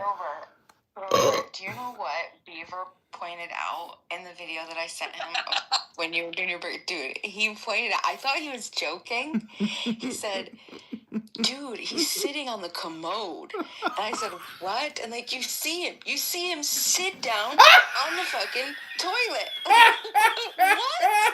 I would have totally missed that huge if Beaver hadn't pointed it out. Like, you pull your pants down and we see you sit on the toilet and we see a bitch on your ankle. John, like, I could just imagine just like doing with all those underpants videos. You're just like doing, she's a maniac on the I don't know if it was planned, Kitover. I don't know if that was part of the art of that. But if it was part of it, you're way, way more brilliant than I had imagined. If that was a total, what is it called? A blooper? If it was a blooper. John, if you do a video of that, like, you know, dancing to that song in front of Trump Tower in Chicago, I might consider voting for you for mayor. Power in Chicago, I might consider voting for you. When people say Palestine, hey, check, everybody knows what you're talking about. So wouldn't it, from that standpoint, wouldn't it exist? Yeah, and I want to go back to that. Can you give me very, very succinctly the actual argument? Okay, you're saying that because I really want to understand this. When people say Palestine didn't exist, okay, we know that's like just not true, right? As a region, we know that it existed and it was called Palestine because it was referred to even in the 1800s by Herzl himself, Theodore Herzl. He referred to the area of Palestine. He said that was what they were looking to adopt as their Jewish homeland. It was between Argentina and Palestine. So what exactly is your claim? So Palestine existed. The people that were inside of it were the people of Palestine. So what are you trying to say? I need succinctly. Well, let me. Because I'm not understanding this. Okay, let me reply to you. I'll say it very, very quickly and very, very succinctly. So, when you look at the passports from back in the 1900s, 1800s, and everything else like that, when they refer to Palestinians, they refer to Jewish people. Look at the schools. Look at Necro. Shut the fuck up. This is when I lose patience. When somebody's answering me a question and you won't shut the fuck up. I'm sorry. Talk afterwards. I should have mic'd up, muted up. Fucking hell, so annoying. Yeah. But the thing is, there's never been a country called Palestine. It's always been called a region. It was called Palestine, then it was called Syria Palestine. People just happen to live in that. Hey, Chick, why are you such an insufferable cunt? You had these people are so annoying. I don't mean. It's so terrible. I can't even finish a sentence. So terrible. But these people, the reason why Herzl said Palestine is because that's what the Romans called it when they took it over after they destroyed the Second Temple and everything else like that. And Jews were littered all around the world and they wanted to go home. By the way, Jerusalem has always been a majority Jewish city. And when they came and they made the Peel Treaty, the Peel Agreement, the Arabs themselves were like, oh, well, we're not going to agree with this. But there was never such thing as a Palestinian nation ever in the history of the world. Nobody called themselves Palestinians. And I'll give you another example, Jordanians. The reason why Jordanians have the Hashemite kingdom is because they were the one that lost to the Al Saud kingdom in Saudi Arabia. So the Al Saud and the Hashemites were fighting over Saudi Arabia, and the British Empire said, you know what? Since Al Saud won, you're going to get Saudi Arabia. And Saudi Arabia gained their independence in their 20s. And then they sent the Hashemite kingdoms into Jordan. But there was never such thing as a Palestinian, ever in my... What about Syria and Palestine? Yeah, but there's no such thing. No such thing as Syria Palestinian. That's just what the Romans called the land. No such thing as a Chuck. Prove me wrong. Okay, wait, hold on, Necro baby. Okay, so because I'm confused on that because that's just what they called the land, but that wasn't. It's official. Like, walk me through it because I'm misinformed. Then I don't understand. When the Romans conquered it, they called it Syria Palestina, and then for the next millennium, multiple people owned that land. There was never a group, no king, no president, no empire, nobody ever made it ever our capital. It's never been a capital of anybody else apart from the Jewish people. It's never been owned by anybody else's capital apart from the Jewish people. The Palestinians were something that was cooked up in 1964 by the Soviets and the PLO and everything else like that. These people didn't exist. These people are like a bad hemorrhoid on the Israelis, The Jordanians, even the Queen of Jordan, she's half Palestinian, quote unquote. These people are just a bad hemorrhoid. They're just Arabs They just lost the war. That's all they are. And they happen to call themselves Palestinians. And all the anti-Semites, all the Jew haters will go on their side because they think, oh, the Jews are committing treason or whatever the fuck they're going to commit them of, genocide, whatever the hell they're going to do. But there's no such thing as a Palestinian. Never existed, Hillary. Ever. In anybody's entire life. It's just a horrible myth. It's like today. That you know that pizza baller, Cardinal, he did it on Palm Sunday. Pizza baller, the Cardinal, he did it on Palm Sunday for a reason. The reason he did it is because he wanted to drop Catholic support for the Jewish state in a fundamental time right now when they're destroying Iran.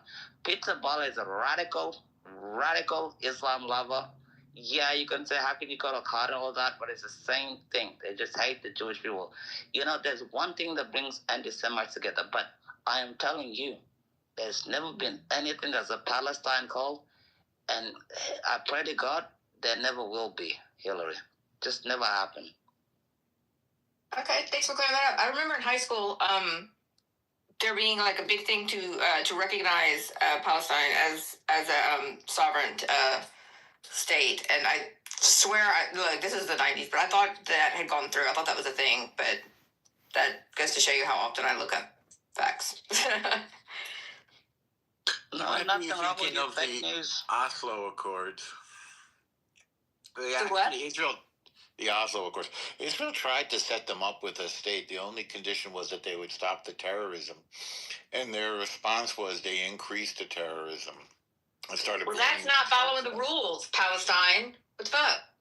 Well, there really isn't a Palestine. There were some, like, Arabs from that region who came into Israel. They came into the schools and the buses and the cafes and the pizza places and the discotheques, and they blew themselves up. Don't forget the aeroplanes and the hijackings. I would just like to point out that all of the words you just used definitely...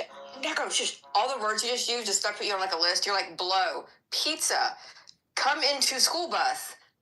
You are now on like 5 different lists, man. It's increasing. I don't follow what you're saying. I feel it. Sorry, I just feel it. This is what they called the Intifada. So when they're calling for globalized Intifada, that means they want to kill Jews all over the world. Yeah, Czech is right. They also hijacked airplanes and cruise liners, and they looked for Jews in Argentina or in Britain. They're even doing it now. So what do they want at the end? What is the end result of doing all this? They want to kill Jews. And that's it. They don't want their own state. They don't want their own government. They don't want their own state. They've been offered it numerous times, and they walk away from the table. This is a very robust booger. Offered a state. They never. They've been offered their own state 8 times. They said no. Yeah. Ehud Barak. I wanna tell you something, Hillary. Ehud Barak did the worst deal ever in the history of deals. He offered them 95% of Jerusalem, and they said no. You know what President Bill Clinton said? He said, I killed myself to get the Palestinian state, and they still said no. President Bill Clinton said... What is the reasoning behind us continuously trying to offer it and them continuously saying no? Like, are they holding out for something? Because we have a Western mentality. We have a Western mentality. We think that everybody wants what we want. They want hospitals and schools. They want a future for their children. They want technology and jobs and an economy. These people want none of that. You know, America has given these Arabs of that region more money than we gave to Europe after World War II. And after World War II, Europe rebuilt itself, and now you have economies, and you have, the restoration of historic places, you have peace, you have democracy. These people, what we got out of it was the attack of October 7th.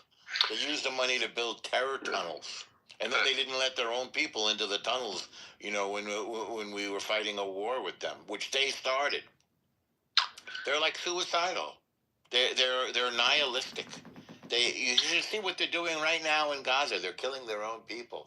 They still retain a little bit of the land on the other side of the line in Gaza, and they're massacring their own people. So why don't they want to exist? I don't get it. Why don't they what? Why don't they want to exist? It's some weird religious thing that if the Jews have sovereignty, then they see that as a block to the coming to the fulfillment of there being Islam everywhere on earth. It sort of goes back to I'll tell you at the end of the Quran, you know what it says. It's not bullshit. They convert people by the sword. House of Gaza.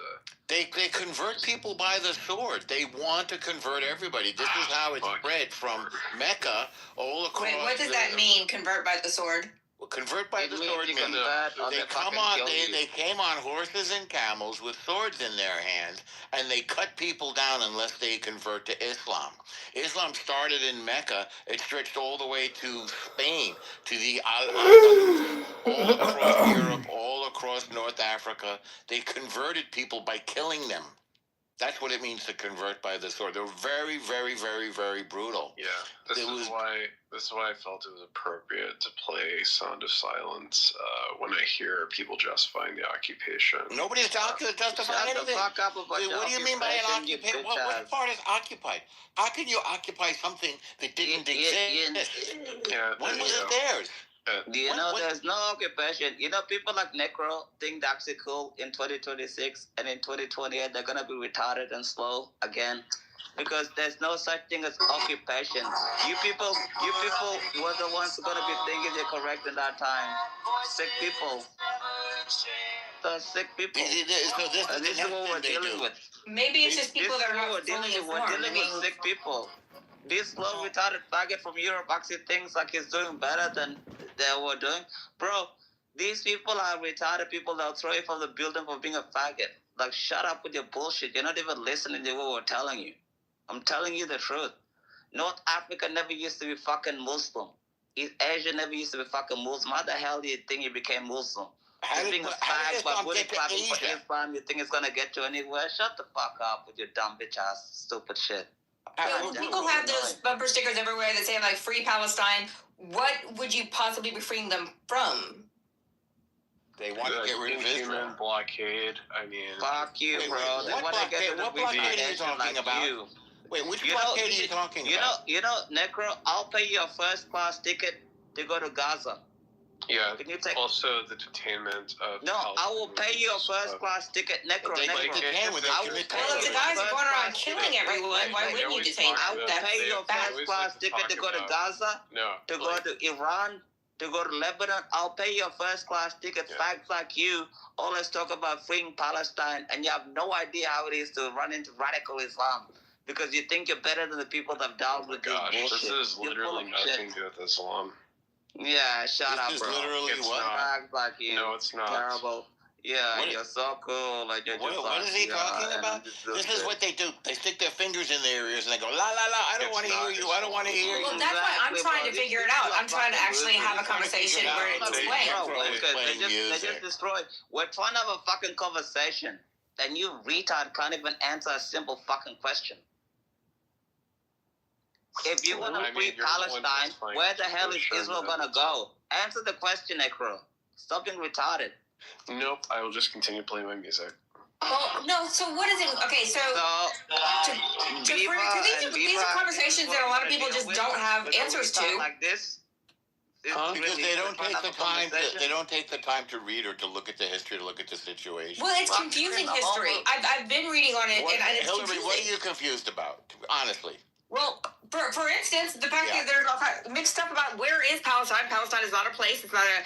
It's what do they want? What is their like? What's their deal? Like, why are they out killing people? That can't be just their only what they want. Hillary. Answer to the first question. They want Israel not to exist. That's what they're talking about.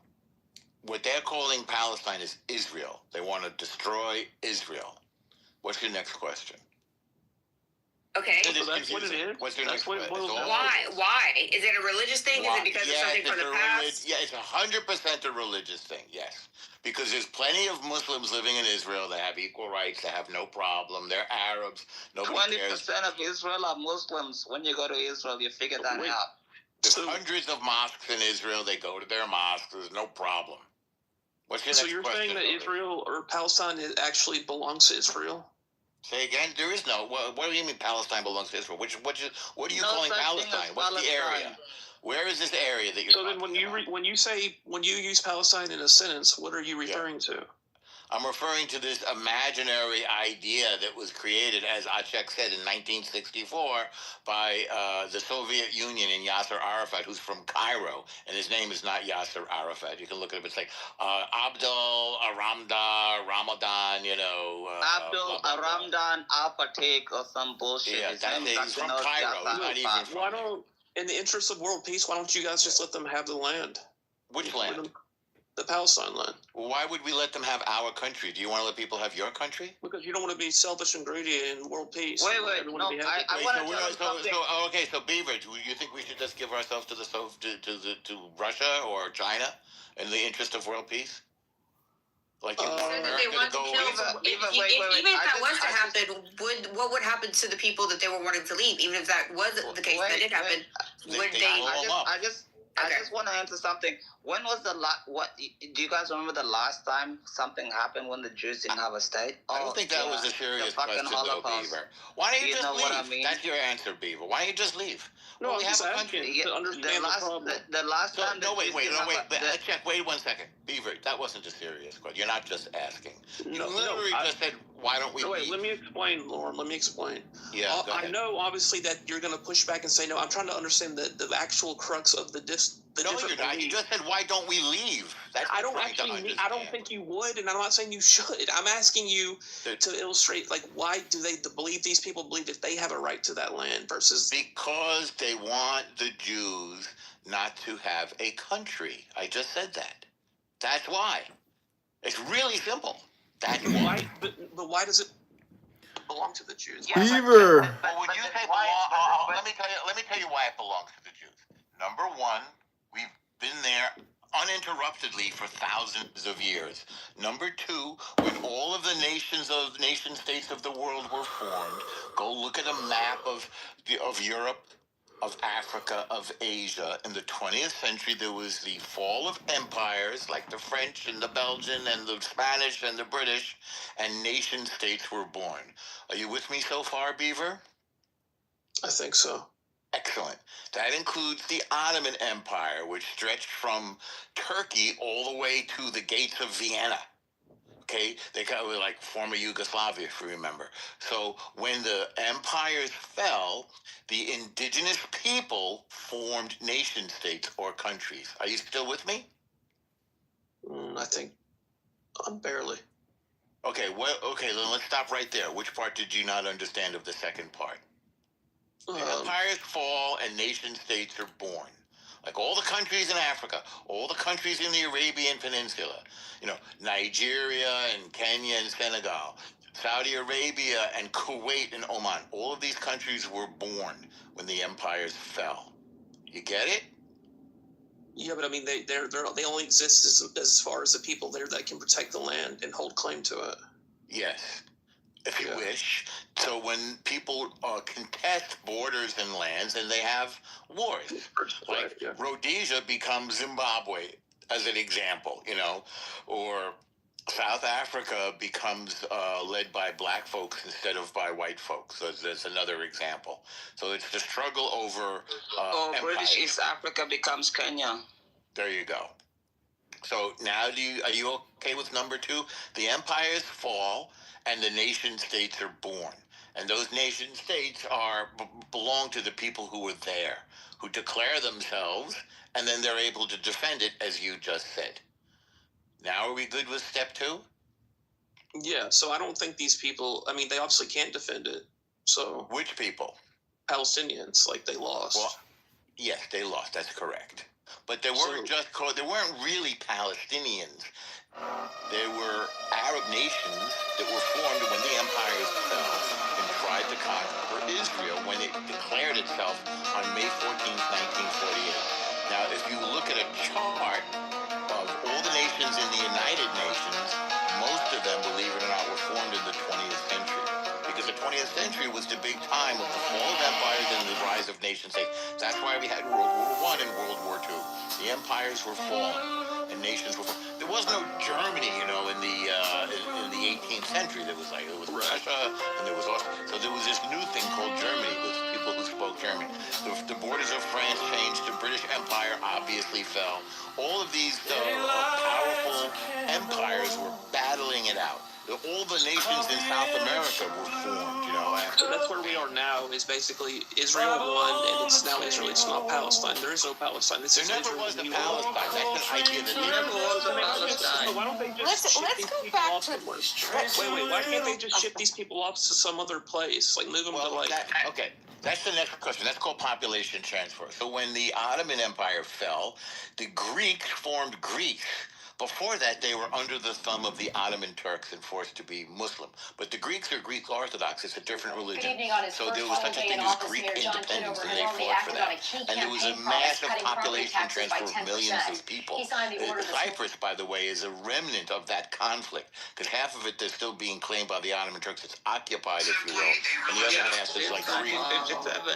Yeah, there's like Greek Cypriots, or they're Greek Christian people. So what you're saying is usually what was done when Germany lost World War II. Millions of Germans were transferred out of what is now Poland. When 7 million. So right now it's like oil and water. So why don't we got to get the oil out of there? I want to show you that what you're suggesting. Can I pause you, because I'm not... Well, I want to finish my thought and then come after me. So when India and Pakistan, when the Muslims and the Hindus of what was formerly India were battling it out, Britain said, you guys aren't going to get along. So they separated them into two separate nations, India and Pakistan. I forget when Pakistan was, 1949 or something?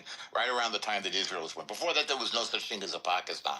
So what you're saying, and then there were 14 million people that were murdered and transferred. That's what usually happens when nation states form, and there are people who are not part of that nation state identity. Yes, they move to where they are part of the end. So what you're saying, Beaver, is correct. No, in most other cases, they transfer. Brother, What's that?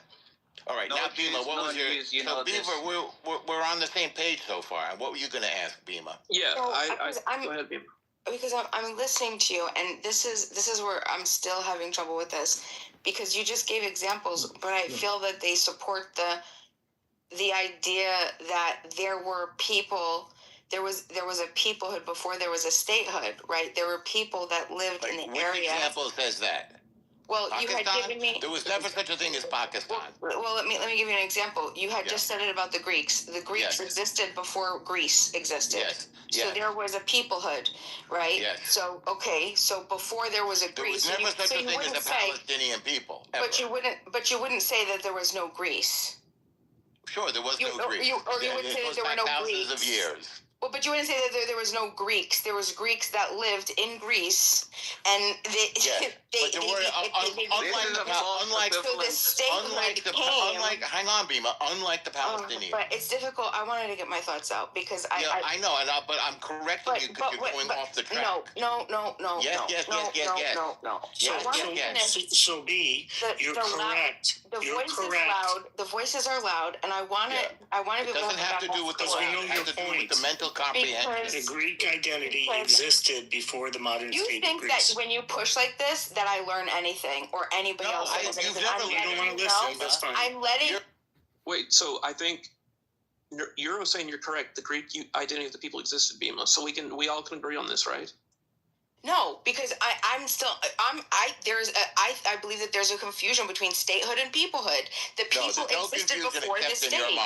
The history of peoples existed before their modern states. People that were in the region of Palestine existed before Palestine existed as a state. No. So this is where you don't know. This is where you don't know history. You don't. Greece. No. You can say it. You can say it many times, and you're still wrong. Historically, it's true for Greece, it's true for Italians, and it's true for who did I leave out? The Greeks, Germans, and Italians. It's not true for Palestinians. That's what you don't seem to understand. Okay, so there was no Palestinian identity as a people. Okay, so give me now. You said it's not true for Palestinians. Now that you understand where I'm coming from, can you explain? Where are you coming from? Hold on. You're not saying that there was listen such to a thing him. as Just listen. Palestinians. Please don't complexify this even worse. I'm not about keeping it Okay, simple. well then, El Normo, just listen. He understood because he just reiterated it back to me. So now that you So did I. understand, because now I fucking lost my El Normo. You're Then write annoying it me. down. Listen, I'm gonna fucking no. You gotta stop. What do you mean? Relax. No. Write it down if you can't. El Normo. Thank you. Sorry. Can you please explain to me, now that I know that you understand where I'm coming from, explain to me why Palestine is different than that's what I want to know too. the Greeks, the Italians, the Germans, the Kurds, the Armenians, the Indians. Can you explain that difference, please? Sure, because they never, ever in history identified as a people. There was never a political entity. What happened was when the British won World War I and the Ottoman Empire collapsed, they created a mandate for Palestine. Okay, so Palestine, for the first time, was used to mean all the people that lived within the mandate, whether they were Jews, whether they were Christians, whether they were Arabs or Muslims. People identified by other criteria, primarily Muslim Jews and Christians, for instance, but they also had other identities, which were based on local regional names, but not Palestine. It just didn't happen. You can look at the literature. This is very well documented. What happened was initially there was a Arab reaction against the Jewish presence in this mandate, and this was fueled by the leader of the Arabs, who was a Nazi, who went to Nazi Germany, and it was based on racism, and he came back and by the way, his name is Al Husseini. Yeah, exactly. I'm checking. Yeah. Thank you. And he really pushed this very strong anti-Jewish sentiment, and it was Arabs or Arab/Muslims versus Jews. It was not Palestinians. And this Palestinian identity as a people formed later after the creation of the state of Israel, and principally in the 60s. When it became an identity as a people. Bima, you've been asking a lot of questions. I want to ask you a question, Bima. From 1948 until 1967, the state of Israel did not control what you call the West Bank. And now, 80 years later, 75 years later, they say they want to have a Palestinian state on the lines of the 1967 border. Why from 1948 until 1967 didn't the so-called Palestinians create a state, Bima? You gotta ask me again, clearer. Just ask the question. Can you hear me? Can you look? Yeah, and I'm paying attention now. Go ahead, ask the question. Okay. Has attracted from 1948 some interesting until 1967. The state of Israel did not control what you could now call the West Bank. I can only imagine having Israel on your profile has attracted Why some didn't the interesting Palestinians communication. create that state there from 1948 till 1967, Bima?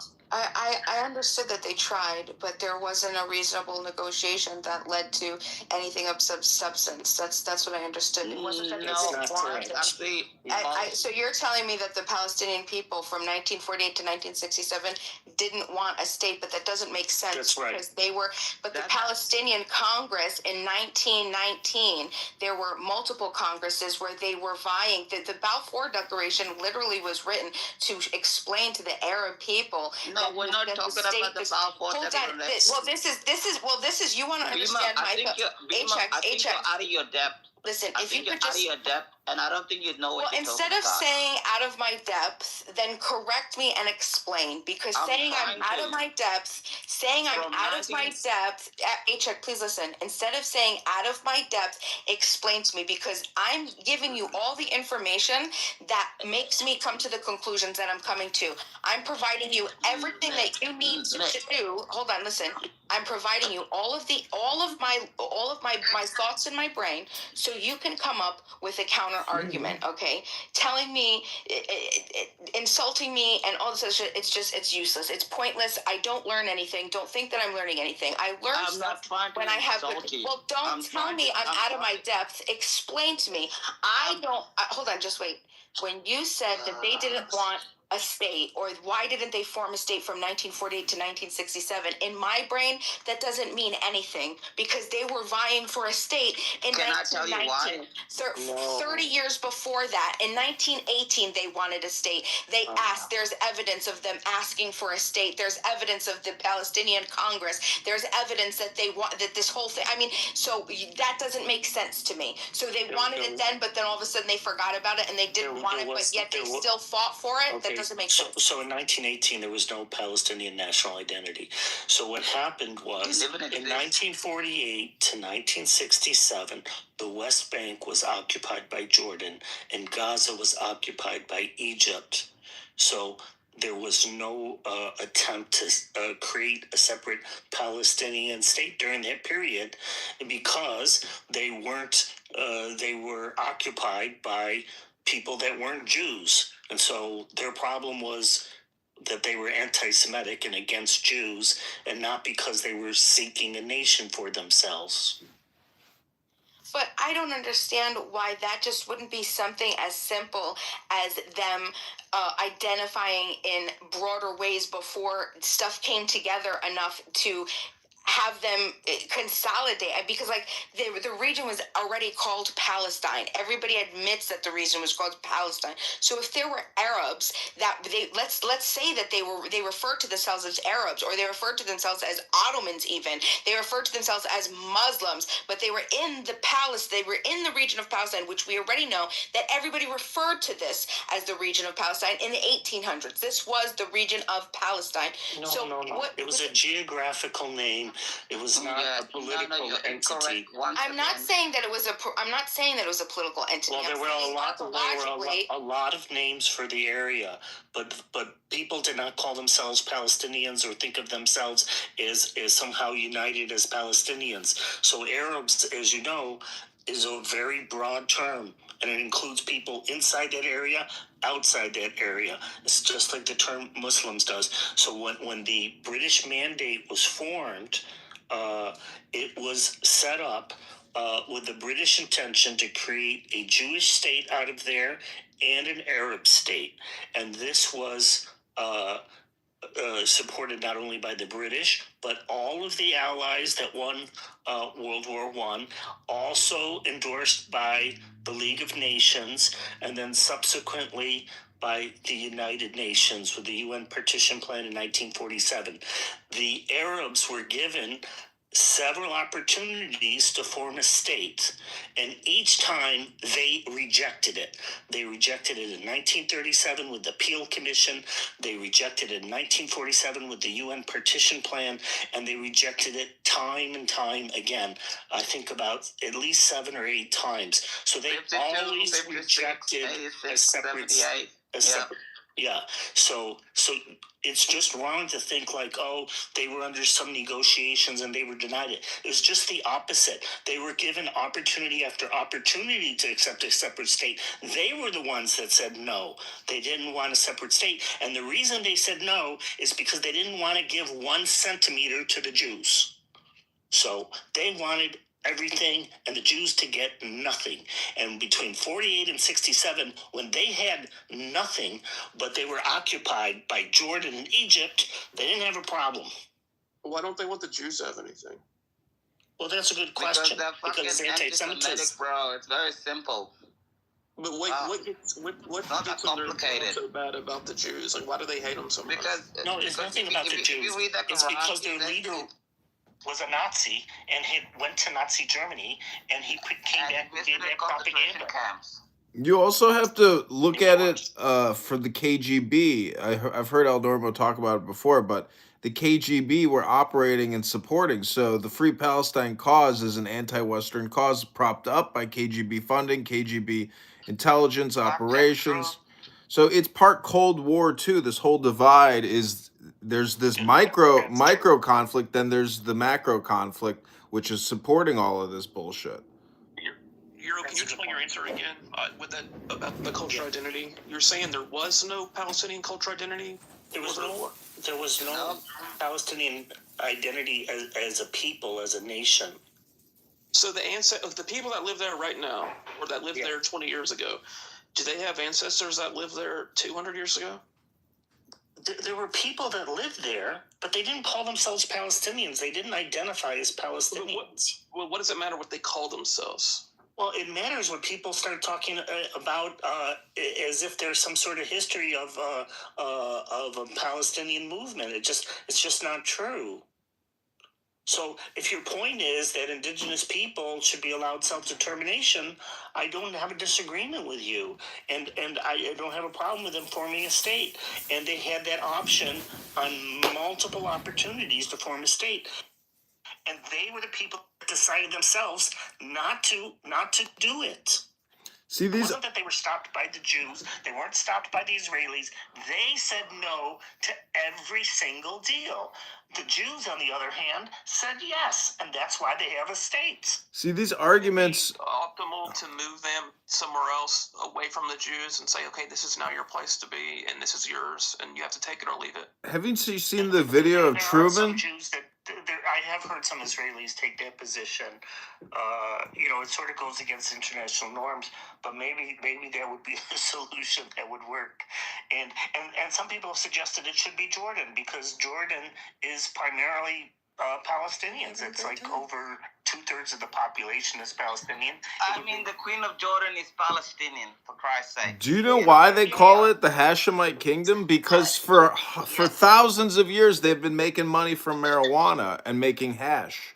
It's the truth. Just like how the Afghanis make opium. These people are all drug dealers. So the Hashemite seems to think that they would have. So what if they accepted this back in the day, Euro, when they had the chance? Would Norm say that they did have a right to be there? Well, actually, there was a position taken by Britain at one point where they did say leave Israel for the Jews and Jordan for the Arabs, and the problem with that position was I can only imagine having Israel in promises of communication. had made primarily to the Hashemite But Kingdom, a lot of work. which is not indigenous to Jordan, and so they had to. They're from Saudi. They're from The Saudi Norm made Arabia. it seem like they had no claim to this land ever. So even if they agreed to it back in 1940, whatever, 50, they still would have had no right to be there, according to Norm, unless I misunderstood him. I don't know what he said because I wasn't here for that, but I think the understanding, at least of the and what's clear in history, I should say, is that there was a UN partition plan, and the Jews and the Arabs were both offered it. The Jews said yes, the Arabs said no, and then Israel declared independence, and then immediately the Arabs declared war on Israel with the intention of eradicating its existence. They declared war, and it was Egypt invaded them, Syria invaded them, Lebanon, as they call it, invaded them. Yeah, it wasn't just the Arabs. Yeah, even Napoleon. And they all, wait. Napoleon invaded them. Wait, John. Napoleon. I say we just give it all back to the French. Can you stop trolling? Fucking hell, it's annoying. It's like they all invaded them and they all lost. All of them lost. They invaded them. 48 lost, 52 lost, 56 lost, 73 lost, 67 fucking lost, 82 fucking lost. Like, how many times you have to lose before you realize these people? This is their country. You lost, and every time. Why can't Israel just say, okay, we kicked your ass all the time, but we're going to be nice and throw you a bone. You can have this piece of land. They keep saying that. Israel has done that. Israel has offered the land many times, and they've turned it down every time. Why should they do that? Why should Israel give up their land? That's what Norm was just saying. Yeah, well, some Israelis, I mean, Norm's not an Israeli, but some Israelis are taking that position now. But certainly, Israel has offered on many occasions land deals, significant land deals, including 97% of the West, and East Jerusalem, and land swaps for the remaining 3%. So If you give homes and farms, does that mean people will stop breaking the law, Beaver, forever and for good, once and for all? How naive and stupid can you be? The position is that even if they did give them the land, they won't accept it because their only acceptable offer to them is, okay, we'll take the land and you all have to kill yourselves because we want you. No. So the latest deals, like in the 2000, 2008, it's a little different.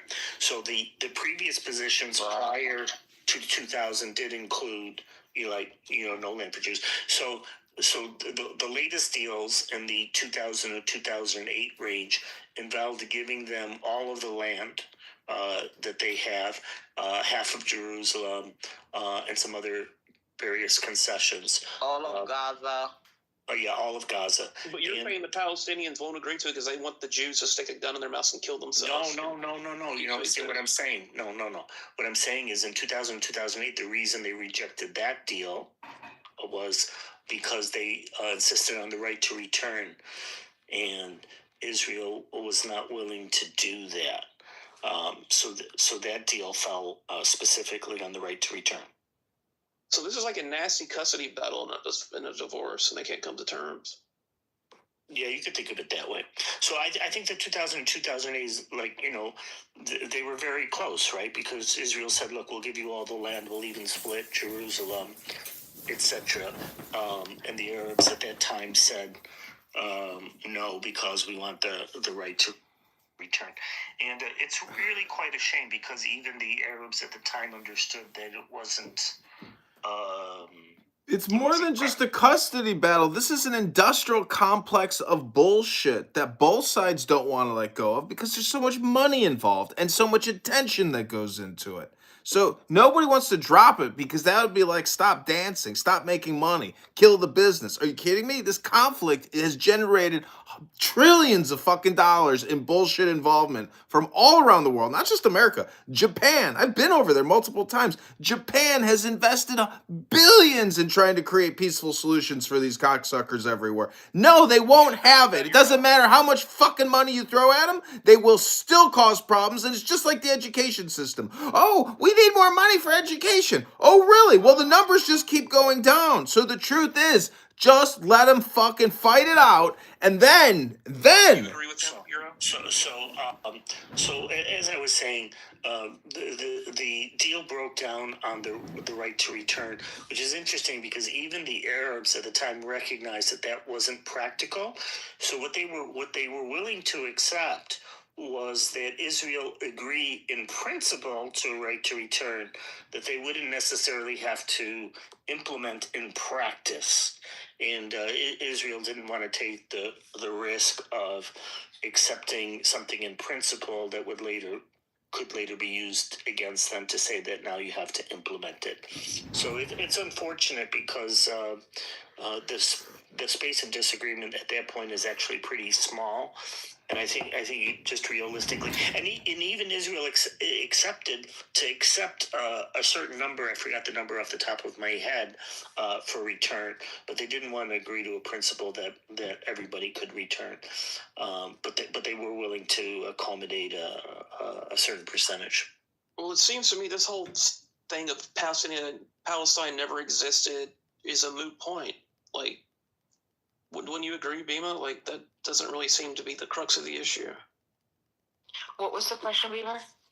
Like, people say, well, it's never existed, it doesn't exist, it never existed. That seems to be a moot point, in my opinion, because there's still people there that, if they were willing to give them land back then in the day and have some kind of agreement, that to me tells me that these people did exist. Well, this is just like definitely, reparations. and I totally agree with you. Look, I'm reading this. This is really interesting. So you guys know that both of my grandparents on both sides, they came here from other countries. So when they came here, they had to take tests to become American citizens. And my grandmother kept her some of her test materials. And one test material, it was called, I have the book in front of me that she had to read. It was from the Educational Committee, the League of Nations Association, Inc., 8th West 40th Street, New York, December 1936. Okay, so a brief history of the League of Nations. When I open it up and I start reading the section that they have about Palestine, it's very interesting. Right?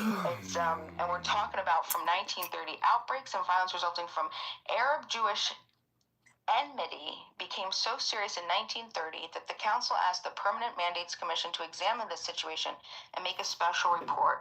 The commission not only criticized the mandatory administration on several counts, but also warned Jews and Arabs against any attempt to modify the terms of the mandate by agitation and rebellion. The British government, while somewhat irritated at first by the Commission's criticisms, later indicated that they would receive due consideration.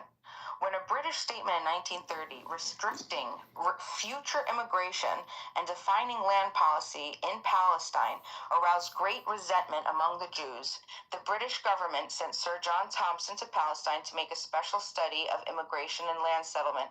The police force was reorganized, and Great Britain has tried to increase the capacity of the land to absorb immigrants. This gets tedious when you just read. I want to point out two things that you've said. Hang on a second. Number one, you're not talking. Differences between the Jews and Arabs seem to be mainly economic, and Great Britain apparently realizes this fact and is working along these lines. The situation tended to improve after they stopped the Jewish immigration, but the friction continued intermittently until in 1936, the Arabs, led on by young and fanatical elements, launched a general strike against both the Jews and the British. This was accompanied by a campaign of terrorism for nearly 6 months. Neither life nor property was safe in parts of Palestine. The government tried every possible means of settling the trouble without resorting to martial law, but finally a division of troops was sent to the country. A settlement, at least for the time, was effected through the intercession of neighboring Arab kings, and the British is almost done. And the British government is sending a commission to investigate suggest a policy that will make for final settlement of the difficulties. In the meantime, Jewish labor immigration is to be restricted, which has caused dissatisfaction among the Zionists without being sufficient secession to please the Arabs. The situation in Palestine is likely to remain difficult for some time. This was 1936. Okay, printed. Let's see what year this was printed. If they do a print, 1936. That confirms everything I said. So basically, if we go and we look up Sir John Thompson's investigation, he says that the way that the land was being bought up, in a way, there were these Dunhams of people that lived there right before the immigration waves, the Jewish immigration waves into the country, right into the area of Palestine. There were these Dunhams, and the Jewish people were buying them, right? But the people that were living on them were Arabs, and they were poor because they had been renting. These weren't owned lands. These were generational farmers who had been farming and they had their homes and everything that they built. And who did they rent it from? Muslim kings. Muslim kings rent it to them. Muslim kings. Well, not Muslim. Actually, Sir Sukes was a Christian. Christian kings? Christian landlord at the time, which took up a very large portion. Right, the Sir Sukes family, they were Christian, and they didn't even live in the region, but they made money. It was kind of like an arbitrage situation where they made money. Arbitrage? re-rented the Dunhams to the poor, impoverished Arabs, taking advantage of them, right, and exploiting them. So they didn't have any opportunity to buy the land. So when the Jews came in, they were buying the land from the Christians, the Sursouks, whoever else had whatever that situation was. But once they bought the land, they pushed the Arabs off of it. Where are they going to go? It's now the Jews' land, right? They bought it fair. But was it fair? Of course it's fair. Well, hold on. What do you don't think people should be? Shut the fuck up. Listen. No, I don't. Okay, well, you're very unfair in this conversation. Okay, well, hold on. The whole point is no, I don't think that is fair. If people have been living on land and mixing their labor with it, and then someone else is going to come in, first of all, they've been exploited. They've paid their fair share. They've paid their fair share of constant rent. What about rent to own? What about all the opportunities that you would have? They did. Rent to own in 1940? Name one place on earth.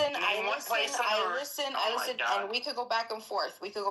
Because I'm fair that way. And I won't interrupt you when you talk, right? That's the way that it goes in this house. So the point is that they got pushed off the land. And then once the Jews took the land, Arabs were not allowed to work on the land. They weren't allowed to live on the land. They made it strictly for the Jews. And that's what caused the economic turmoil. Are you sure about that? You're sure about that, Bima, huh? Oh, okay. Yes. Okay, if you say so. It's not true. It's not true. Anything you're saying. The report you just read didn't even say that. The report you read said that it was an Arab extremist that started violence against the Jews. You pointed out correctly that to the extent that Jews got land, it was because they bought it. And that is a fair thing. For you to say, well, it's wrong to buy land and then tell people that live there that they can't live there anymore, the renters, because now it's owned by somebody else. Where on earth do we have this system where renters get to stay when the owner doesn't want to rent to them anymore? I mean, this is just crazy what you're proposing. This was land that was bought legitimately, and if the new owner wants to live on his land, he can. She doesn't believe in private property. She's a communist. She's a socialist appropriator. She doesn't believe in freedom. Oh well, the renter just gets to stay somewhere. I mean, it's just like really like some sort of crazy thinking. The reality is what the report said was that there were Arabs and Arab extremists that committed violence against Jews, and they did it from the beginning of the creation of the Mandate of Palestine. It didn't start in 47. It didn't start with Jews buying land and then they got upset. It started in the beginning because there's an anti-Semitic strain that exists there, and they had committed massacres very early on. That's just history. Okay, the report that was referenced in this brief history of the League of Nations suggests otherwise. Should we read that report together? You just read it. I was listening very carefully to what he said, and it specifically said that there was Arabs and extremists. There was no report that was made. There was no report. This wasn't, hold on, just to clarify so there's no misinformation. I wasn't reading a report. The report was never even referenced. What I was reading was a summation in a book called The Brief History of the League of Nations that went through each area to teach Americans that we're going to get citizenry. Yes, and it's 2 pages. The Palestine takes up 2 pages. You did reference in 173 pages in the history of the League of Nations. You did reference a report. I'm sorry. Yes, when you whatever you read, I referenced the report. Referenced the report. Well, you just that's a correction, right? Because you said you did reference the report. You did reference the report. Hold on. Can you stop? Can you stop? Please stop. Please stop. You guys are irritating the fuck out of me.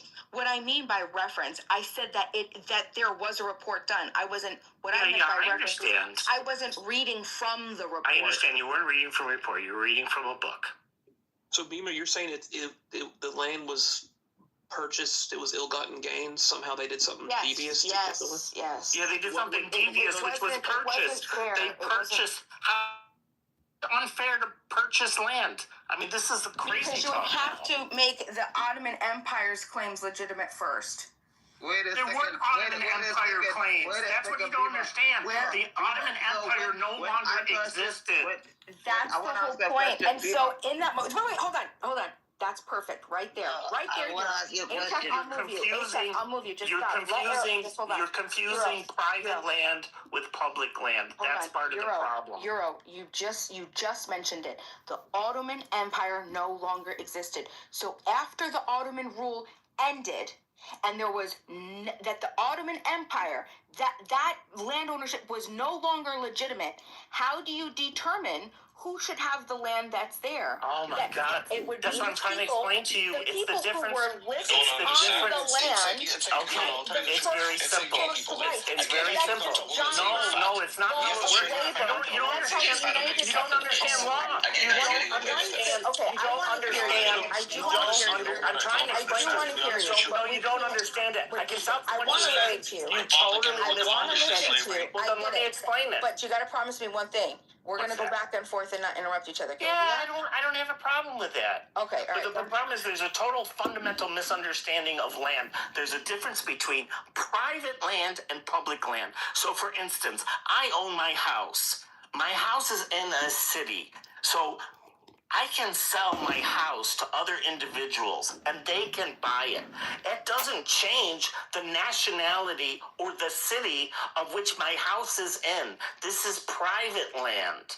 Do you understand the difference? So when the Jews buy land, they're buying land from individuals, and now instead of it being owned by whoever owned it before, now it's owned by Jewish individuals. That doesn't change it from Israeli territory, Palestinian territory, Ottoman territory. The legal status doesn't change from that.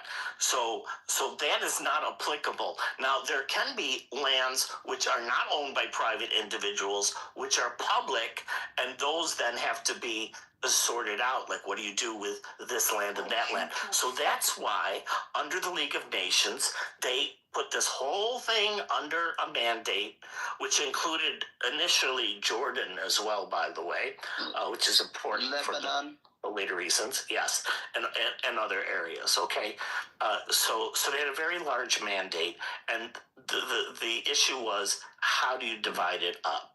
Okay. So that's why it's important.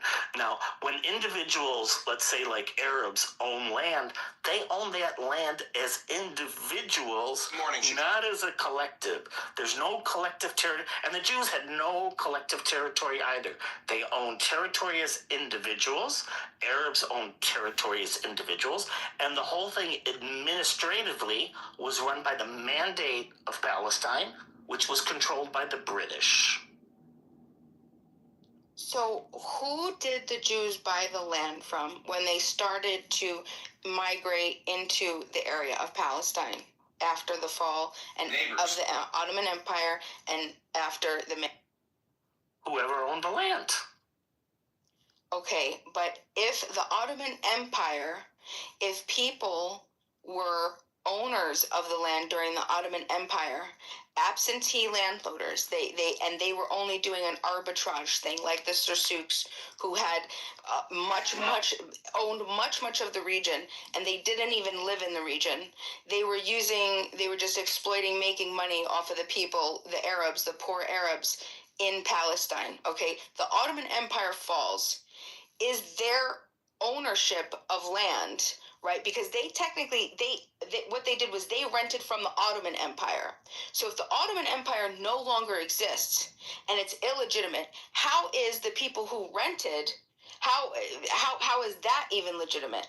That's what I don't understand. No, because they own because it's so simple. Because it wasn't an ownership. You can't own the land under the Ottoman Empire. That's not true. They were not owned. No, actually, they did have ownership. They had different levels of ownership. In fact, it's so simple. You're not even listening.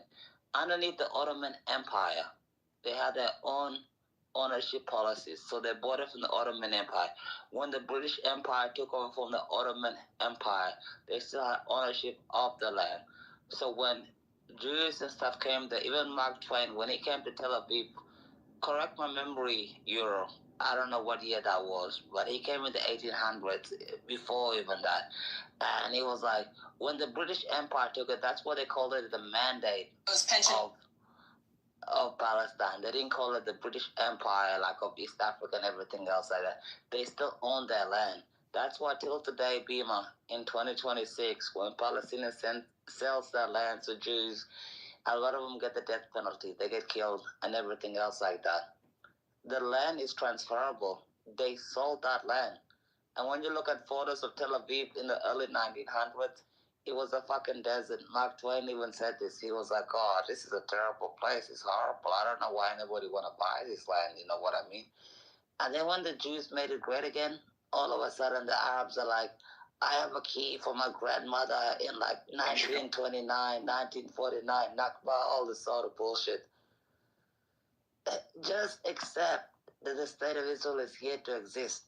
This Palestinian crap is just terrible. It's just horrible. I don't understand what you're trying to prove, you know.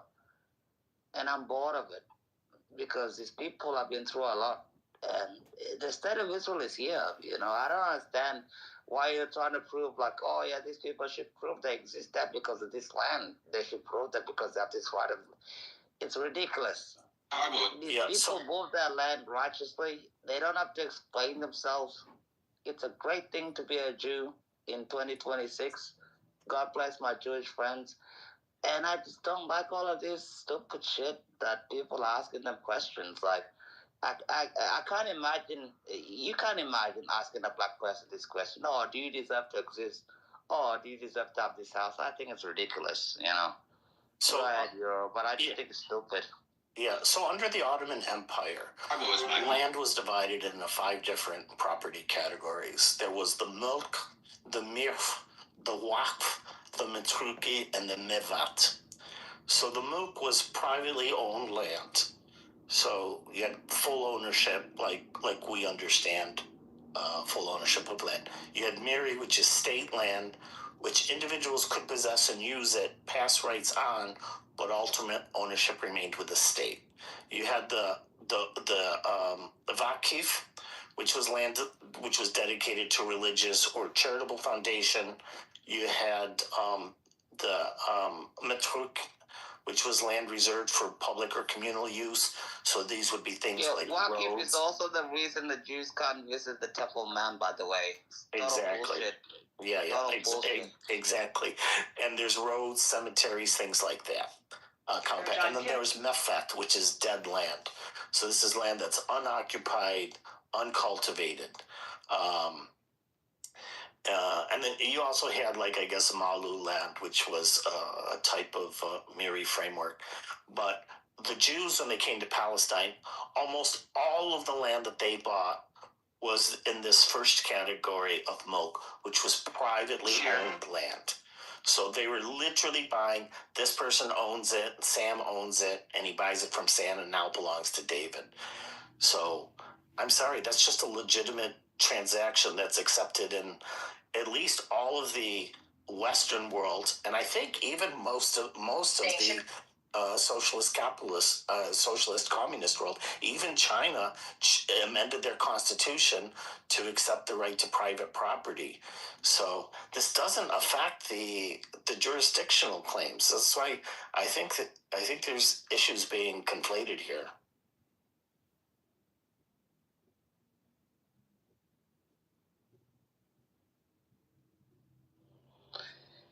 Viva, you notice how she was like, oh, I'm going to lower my volume when the check is done. This is when you have a low energy, you can't even reply to people when they're trying to tell you something. Maybe sometimes you're just wrong in life. Oh, interestingly enough, I just looked up and I did not know this beforehand, who the owners were. And the owners were mostly Arab owners. They are. So if you wanna complain about that land being sold, it was sold by Arabs. Yeah, even the Church of the Holy Sepulchre. That's why I say it's just low energy. When they're wrong, they're like, oh, I can't reply to this. Oh, I don't know what I'm talking about. Oh, it's so terrible.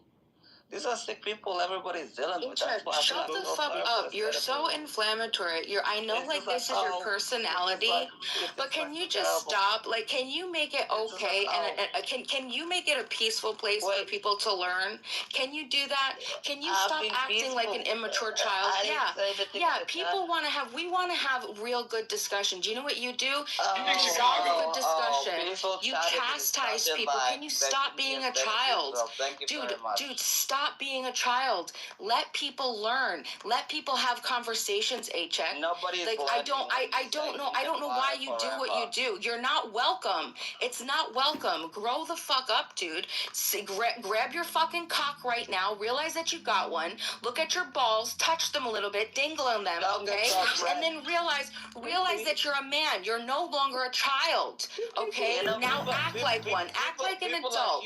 Allow people to have a conversation without chastising. It's not fun, dude. I think it's a first. So both have a claim to the land? That's what I'm reading. No. Well, I don't know what you're talking about. We're talking about if we're talking about the land sales was somebody owned the land and they sold it to someone else. And in most of these cases, it was owned by an Arab who sold it to a Jew. Now, in terms of the total number, unfortunately, I only have the numbers for 1945 on this source. I'll look for other numbers. But I see by 1945, we're talking about 6% of Palestine.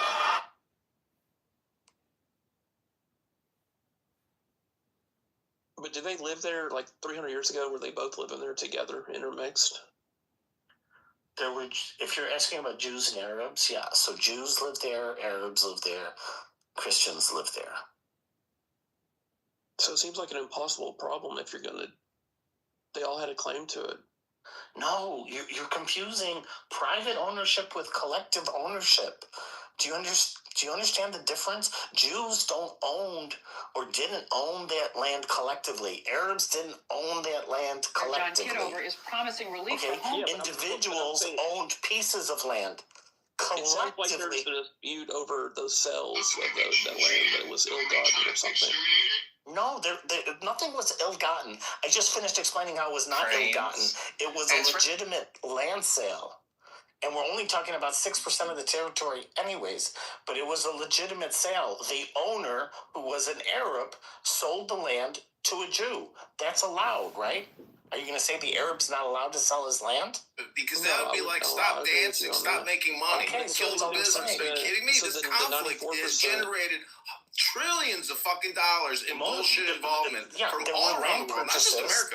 Japan, I've been over there multiple times. Japan has invested billions in trying to create peaceful solutions for these cocksuckers everywhere. No, they won't have it. It doesn't matter how much fucking money you throw at them, they will still cause problems. It's just like the education system. Oh, we need more money for education. Create some kind of stop dancing, stop making money. That's what the international community worked on for many, many years. Britain worked on it, the League of Nations worked on it, the Appeal Commission worked on it, and then the United Nations worked on it. But unfortunately, the Palestinians are like that bitter wife that won't give in to. She won't give up the beach house. Well, she won't compromise on anything in the divorce. She wants everything. At the time, they weren't Palestinians, so that's why I think it's very important. They were Arabs. They were Arabs and Jews. And the Arabs' position initially was that they didn't want any type of split, zero split. And Britain was trying to convince them to have some kind of split. At one point, Britain proposed the split should be Israel for the Jews, Jordan for the Arabs. And when I say the Arabs, I mean the Arabs within the mandate, obviously, not the entire I understand. Region. I get it now. Yeah. What confused me was Norm earlier saying they had never had any claim to it, and that it was only Israel that had a claim to it. The Jews only had a claim to it. That's the part that threw me. Well, I mean, it depends on how technical you want to get. I mean, technically, nobody has a claim to it, right? Like, once the Ottoman Empire fell, theoretically, the Allies could do whatever they want with the land. Exactly. Yeah. They're the victors. They took the position that rather than like annexing the land or creating a colony there or something like that, they decided instead that we'll create a mandate to let these people run themselves at some point in the future. And they did this not just in Palestine, like they did this with quite a few territories after World War I. Fortunately, all the other ones successfully created states. Palestine, unfortunately, was an exception. And what Britain tried to do, and later endorsed by the League of Nations, was to create 2 states.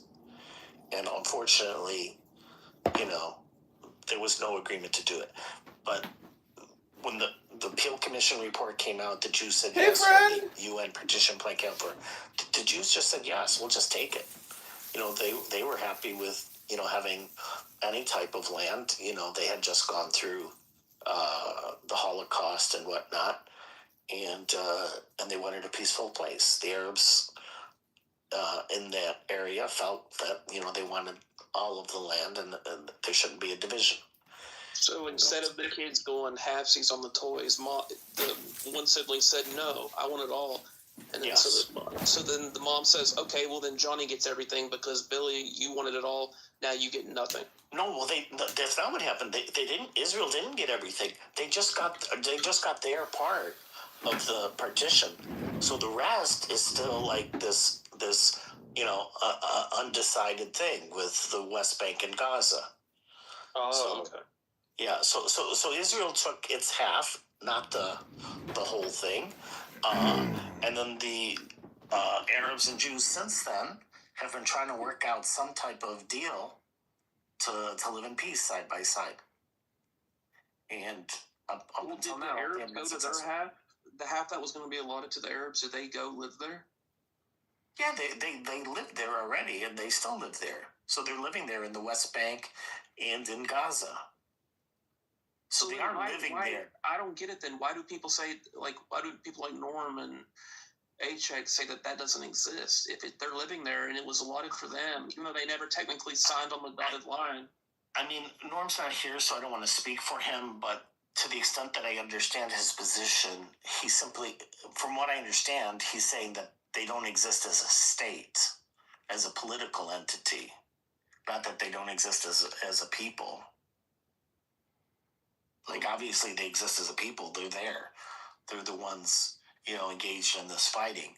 And so it's all formality. They never signed on the dotted line to formally accept it, even though they're living there. That's where they're living. This is the problem. They've never reached an agreement. And there's been several attempts, as Ashik tried to point it out. He has all the exact dates. I don't remember. But there's been at least 8 different times where they sat down and talked and reached some sort of agreement. But just never got to complete finality on it. So the current agreement is sort of the status quo. Today we gather not just as a city, but as a family. The West Bank is divided into 3 zones called A, B, and C. And in Zone A, the Palestinians have complete autonomy. In Zone C, it's under Israeli control. And Zone B is a sort of mix. So what do they call it an open-air prison? Is that Zone B? Part of that nation state. So that is normally a reference to Gaza, so not the West Bank. And people that call it an open-air prison, so basically there's 2 borders for Gaza. There's one with Israel, and there's one with Egypt. And what happened back in 2005, prior to that, Israel had occupied Gaza. So they had troops there. They had Jewish settlers inside Gaza, as well as, the Arab settlers that were living there. And in 2005, after some 50 years of not being able to reach an agreement, Israel decided to pull out unilaterally. So they said, we're just going to pull out. They removed their settlers. They removed their troops. They said, this is your land. You run it the way you want. And they did that. They had elections. And there were 2 main parties, and Hamas was one of the parties that had a majority in the parliament. So this would have been now for both the West Bank and Gaza. And the other party was in the minority. And they worked for a year to try to, or a good part of a year, to try to come up with a unity government. And that failed. And then Hamas had a military coup.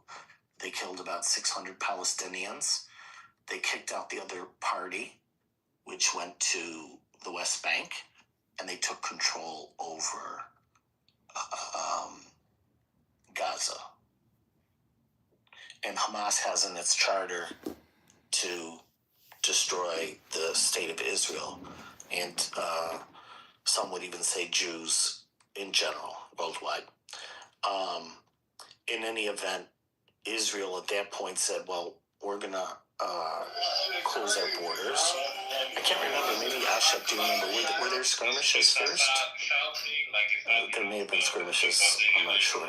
That's right. But in any event, they closed their borders. So that's why some people call it open air prison, because if Israel closes its border, the only way out of Gaza is either by the sea or through Egypt. And Egypt sometimes closes its borders because they don't want Palestinians coming into their territory. But only Israel gets blamed for it for some reason. Like the Egyptians usually don't get blamed, I guess, because they're Muslim. Corruption charges. They tell you a lot about him.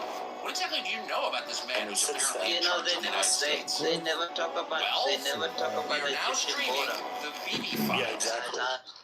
Yeah. Nobody ever talks about the Egyptian border. They never talk about the 40,000 Iranians died. This right They here never is a talk about spread. it because they don't. These people have an agenda. They don't care. Exactly. And Japan I also has a border with Gaza. You gotta stop those. Open up the entire time. All the time you're complaining. Exactly. You could be instead. Yeah, Egypt could open up that border, but Egypt doesn't want to open up that border because they don't want those people in their country. But Israel's the one that gets blamed and that gets called this open air prison, even though they only have one of the two borders. But the ironic thing about it is when Hamas did their horrific strike on October 6th, where they slaughtered people and committed war crimes and committed terrorism, Israel and Gaza had a truce, and Israel was letting thousands of Gazans cross that border and go into Israel to work, because they have work permits. It was the same cunts that killed my friend when I told my friend. I'm well too well aware of it. Yeah. Very romantic and also very barbaric about that. Now we're brothers and sisters. I need the fucking room. I told you a long time ago, my brother. No Jews, no knees. They don't care. Smoke starts smelling. That's it. Right. You know, I mean, I don't buy that. I don't think that's true. But Wait, which part's not true? Agent saying no Jews, or does he think he's Where was the protest in London? Where was the protest in London when 500,000 people got killed in Syria? Nobody protested. In Sudan, nobody protested. If y'all use this sound, In Lebanon, Hey everybody, and welcome to the YouTube channel. I'm going to come to you here with updates Also the African tragedies, you know, like Sudan and stuff. No, it is true that Sudan and Congo, nobody cared. They don't give a fuck. The Gaza and West Bank situation gets way more disproportionate. Like if you just look at the numbers involved, it's like crazy. And even if you just look at Muslim lives affected, way more affected in Syria and Yemen. Yeah, and look forward to staying connected with you all right here. So it's like if a white couple gets murdered brutally and raped by some black ghetto thugs, the media doesn't pick up on it, but if the opposite happened, it's 24 hours a day. Welcome to my YouTube channel. I'm going to be coming to you here with updates on in part because of the media, and look forward to staying connected with you all right here. So click subscribe and stay tuned to what we have coming up. Some very enlightening conversations. You won't want to miss them. Hey everybody, that's and welcome Ashik's to point the earlier. Like channel. during the 1948 to 67 occupation, This was an occupation by Muslims. Jordan of the West Bank, Gaza of the Egypt. And there was no problem then. But when there's Jews involved, then it's a problem. No, nobody called it an occupation until the state of Israel took it back in '67 and reapplied sovereignty. Yeah, and another thing, and during the Jordan occupation, 1948-67, they occupied Jerusalem, and one of the first things they did was take over the Jewish quarter, which had been Jewish for centuries. And they destroyed the synagogues. Yes. They kicked those people out. Okay, so if you want to talk about true, what's the term for that? Displacement of people. They took the Jews out of their area, gave it over to Muslims, and then they said Muslims cannot even visit the Western Wall in Jerusalem, their holy site. They can't even come in to visit. Think about that. Israel's never done anything like that. In fact, Israel has some 2 million Arabs as citizens with full rights to vote. They're in the army, they're in the Supreme Court, they're in the parliament. So it's a huge difference. And Jews aren't allowed to own property in the West Bank or Gaza. In some towns at least, they're not allowed to visit. It's really very lopsided. It's fucking sad. When Moshe Dayan said in 1967, he was like, oh, you can't bring the Jewish people up to go on that Temple Mount. The Western Wall is not the holiest site, it's that Temple Mount. They can't even go up to that Temple Mount. They need security and everything else because they have radical Islamist terrorism that goes on every day. And they keep it safe. And the Church of the Holy Sepulchre, this Pizza Bala, Kasumkum, whatever the hell he is, I don't know. We will get you a million views. He did an international outrage for an obvious reason.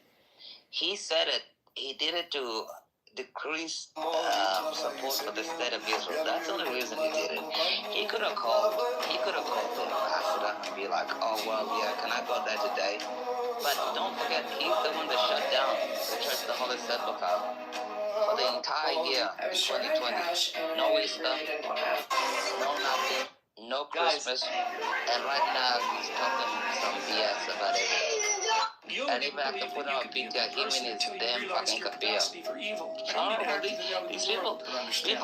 I keep telling you, Jew hatred is like brain rot. You see, because there's a big difference between someone who's naive and is a good person. They're a good person because they can't not be.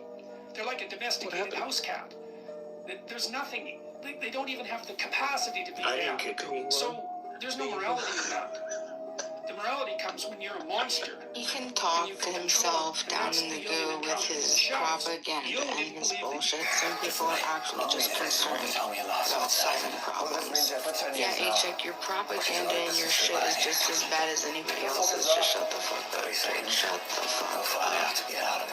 It sounds to me like Britain fucked it up and distributed it, allocated it. They gave definitely. And not just that, like the whole, it's a whole Middle East. Because even prior to this, like Britain and France together agreed to split up the Middle East. And so a lot of the problems in the Middle East are caused by that. Because most of these places like, didn't exist as states, right?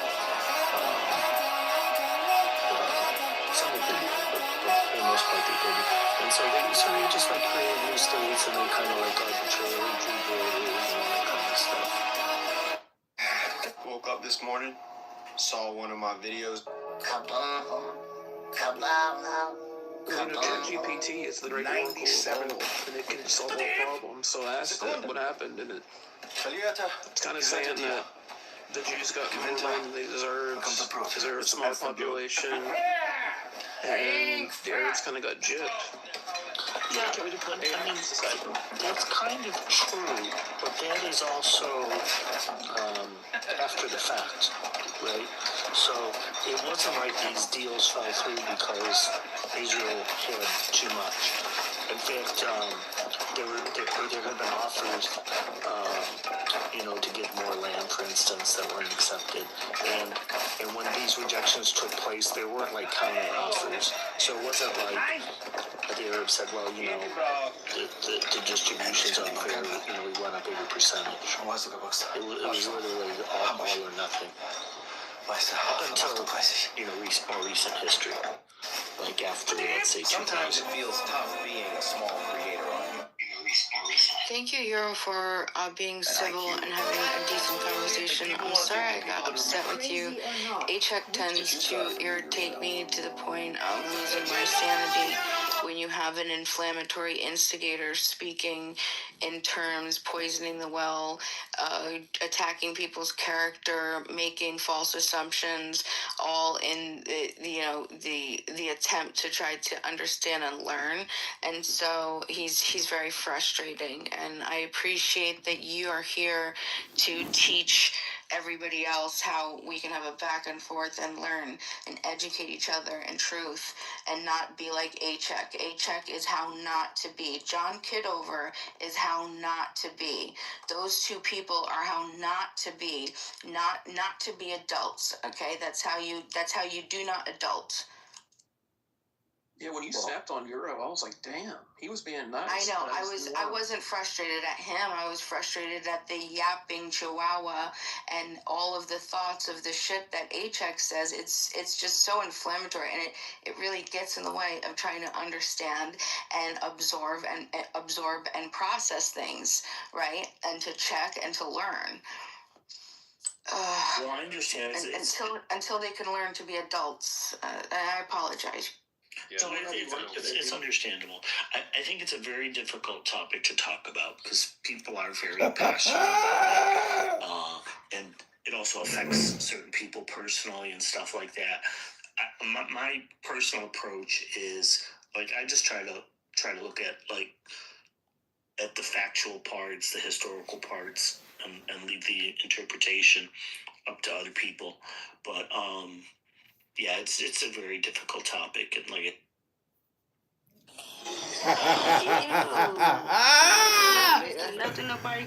got in that bitch's brain. Got in that bitch's brain. Bitch. Got that bitch. Fuck with me, bitch.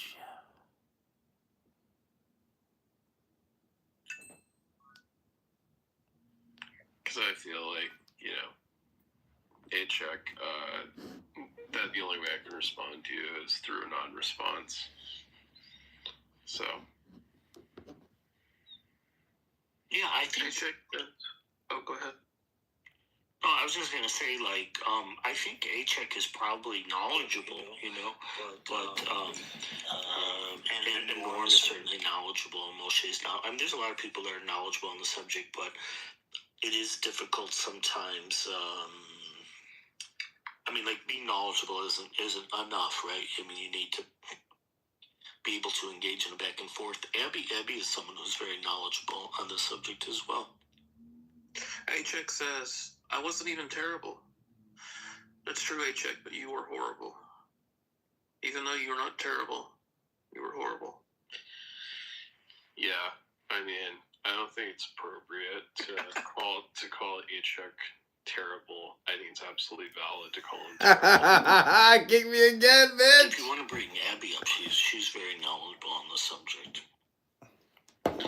Yeah, A-check, I've said it once and I'll say it again. It's like, there's a house quote that accurately describes you, which is that somewhere out there's a tree that is tirelessly producing oxygen for you to breathe. I think you owe it an apology.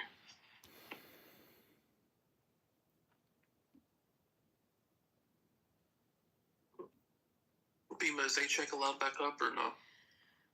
I don't know if I want to listen to him. If he can be an adult and talk like an adult and not his accusatory, inflammatory English language. Do you remember that guy on this app that called himself the Good Adult, and he was so obnoxious? He was a black guy. He had his little logo, the Good Adult. No. Wait, I wanted to say, have you ever heard of that? There was a situation where they talked about people. It was this is loose and it's word of mouth, okay? But it was a situation where a very popular company, I want to say it was potentially Apple or maybe not, but some big company. There is a payoff, right? When there are super intelligent people, and sometimes they tend to be just assholes.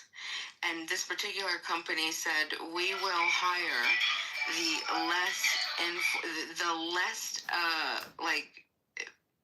I guess, the lesser of the two candidates if they have better communication skills, because that's what matters more. And ultimately, that's what this is. Like, I don't care about your level of education if you're going to literally hinder the process to begin with. Like, I rather talk to somebody that isn't, A plus in the topic, but we can have a good back and forth, and we could make a significant amount of leeway. It's just, it puts too many extra elements into the process of learning. You have the feeling defensive. I mean, it's so unnecessary. It's so unnecessary. Poisoning the well, creating assumptions. I mean, it's literally cruel. I really think that it's cruel. So when we can just have a good back and forth, that's what I like. That's what I want to have. Did you learn anything today, Beeman, that changed your position on any of these matters? I've always, even though I've spoken out like I've been certain when it comes to land ownership, I've just waited for somebody who knows enough that can have a good discussion to try to explain like the land ownership, because I don't have an answer to that, and it's a conflict of it's a conflict of interest for me with my principles.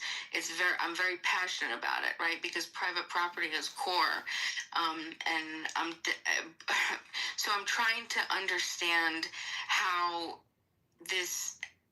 the land ownership and the reorganization and the transfers, how they operated, how the all the details behind, like what is Miri land? What the heck is this? What is Mulk land? What are the Dunhams? What are I'm trying to understand this, because I understand that the majority of it was Miri land.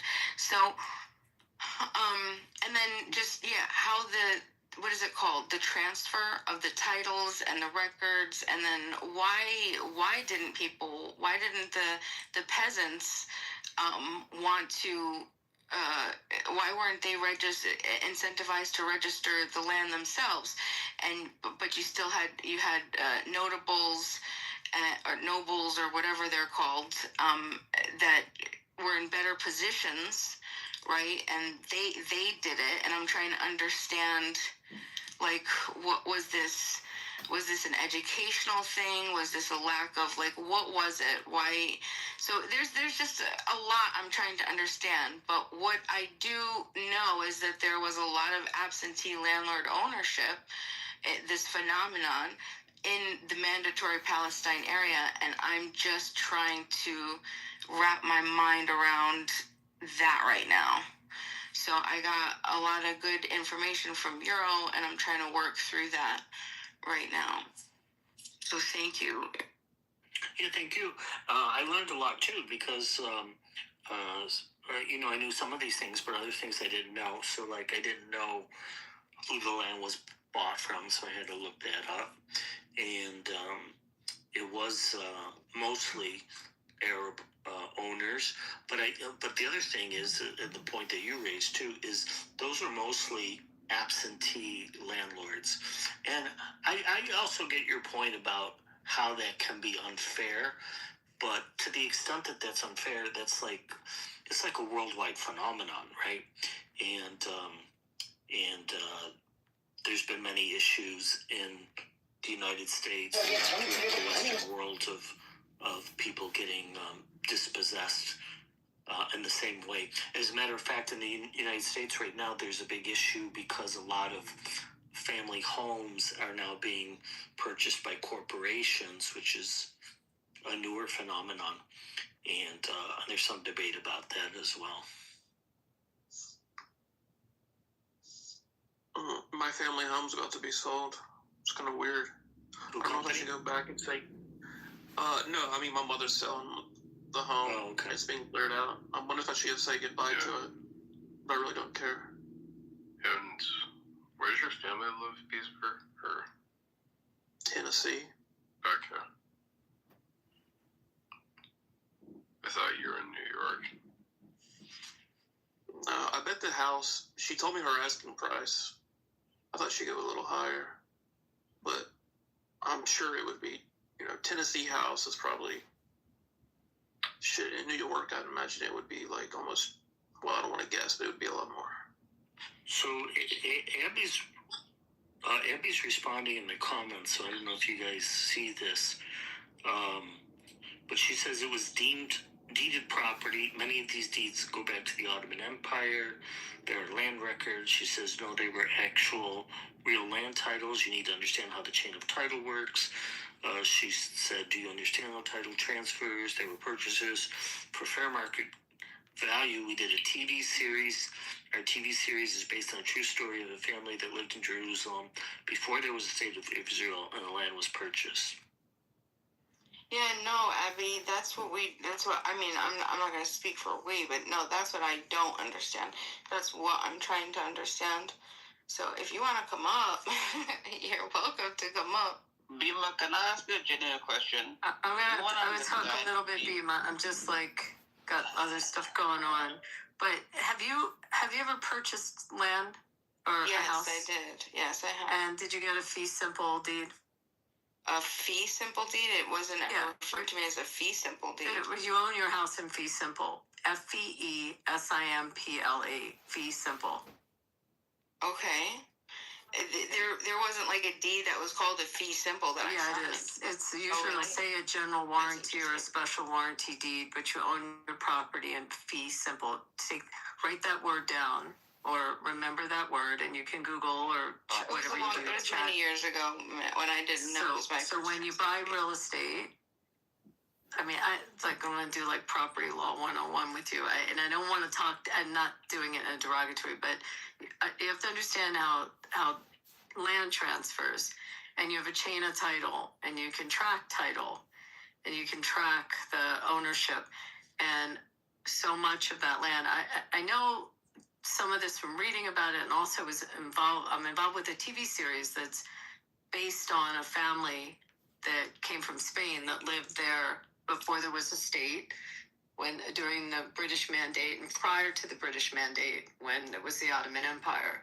And a lot of the deeds and the chain of title track back in fee simple. And fee simple is the way you own land. It means that it's not a leasehold. You own it.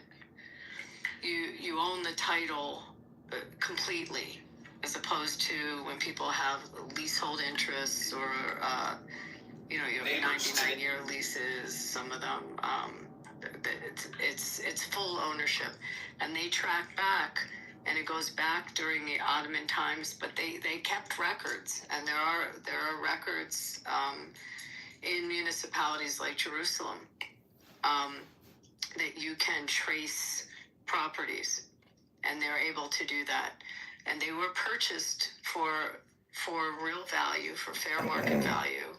I mean, there were different people living in that area before there was an established state. There's large Jewish, both Sephardic and Ashkenazic communities. They actually didn't get along with each other, by the way, in Jerusalem. They were very separate communities. They owned homes, they owned commercial properties, and they inhabited that city and that area going back, hundreds and hundreds of years. I mean, you can meet Israelis that have families that were old Jerusalemites tracking all the way back. There's actually a very famous family. That the guy was the Minister of Justice under Begin, and anyway, I'm going to get into all the different families there, but understand how you own real estate, and that'll help a little bit in trying to get through this mystery. And as you look at some of the disputed land, I mean, the land was purchased. Not, you're thinking of it like it was just all this conquest, but there were deeds and there were purchases. And there were also very wealthy Jews from, some from Europe and from different parts of the world that bought up land. The Montefiore's, by example, is a family that bought up land to cultivate it and bought it through a chain of title. So one of the ways to look at this is to track title. If that helps. It's not that, we're based in the United States on the English system, and over there, the way title transferred, it's similar, but there's a recorder of deeds, and you can search a piece of real estate and search it all the way back. That's what I wanted to say. I hope I didn't confuse you more.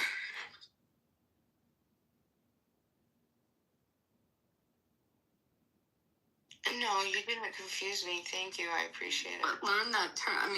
Do you still physically own real estate?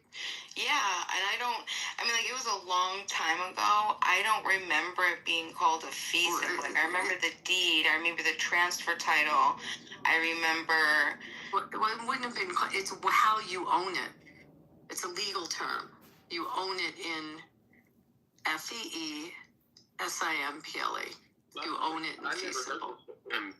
Look, just Google ChatGPT, however you guys research. It says it's the way you can fully own. So I own a condo. So it doesn't apply to me. No, it does. It totally applies to you. You own your condo. You own that condo. You own that interest. You own the condominium is a subdivided piece of real estate. It's still a subdivided piece of real estate that comes with limited common elements and common elements. But the condominium itself is a partitioned piece of real estate in a communal form, community form of ownership. But yeah, your deed will be in fee simple. You don't own a leasehold. If you owned a cooperative, a cooperative is different than a condominium. But if you owned a condominium, then it's a form of a subdivision of real estate. ChatGPT, it's been wrong a lot. It's telling me here that it's different, but I don't different. trust It's different in that it's a condominium form. So it's usually, I don't know, you're in Tennessee. Like in some states, it's done by a master deed. In some states, it's done by a public offering statement. Different states form a condominium ownership by different legal triggers, but you don't own. It's not a leasehold, meaning it doesn't revert back to someone after a period of time. You own it. You own it. I don't want to say in perpetuity, but you own it. Did you ever hear of a ground lease? You understand, some buildings are built on ground leases, and those are periods of time, and they're long. They can be 99 years. But I've heard about that. Is that for oil rigs? Yeah, and some office buildings in New York. New York City's famous for it. Yeah, their ground leases. And lenders lend on ground leases. They're I used to have to review those mortgages. So one of the things you take into account when you're using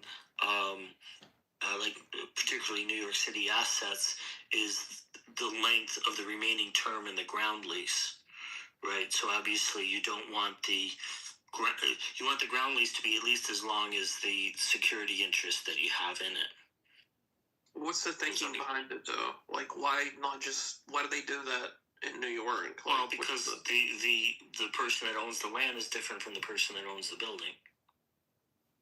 So they have to rent the land. So they pay ground. They have a ground lease. But I do want to tell you that most Israeli land, now most people that own land in Israel don't have it in that same form of fee simple. The stuff that came in after the state was established is different, but on the properties, on some of the disputed properties that were purchased pre-state, they go back into that kind of ownership. Yeah, we saw a lot of ground leases in New York, and the other thing that's fairly popular in New York is co-ops, as opposed to condominiums. And like Abby was saying, that they're very different because you actually own shares in the co-op, which are allotted to a unit. Yo, Abby, did you see what I put in the comments? No, I didn't look at the comments. What did you say, Necro?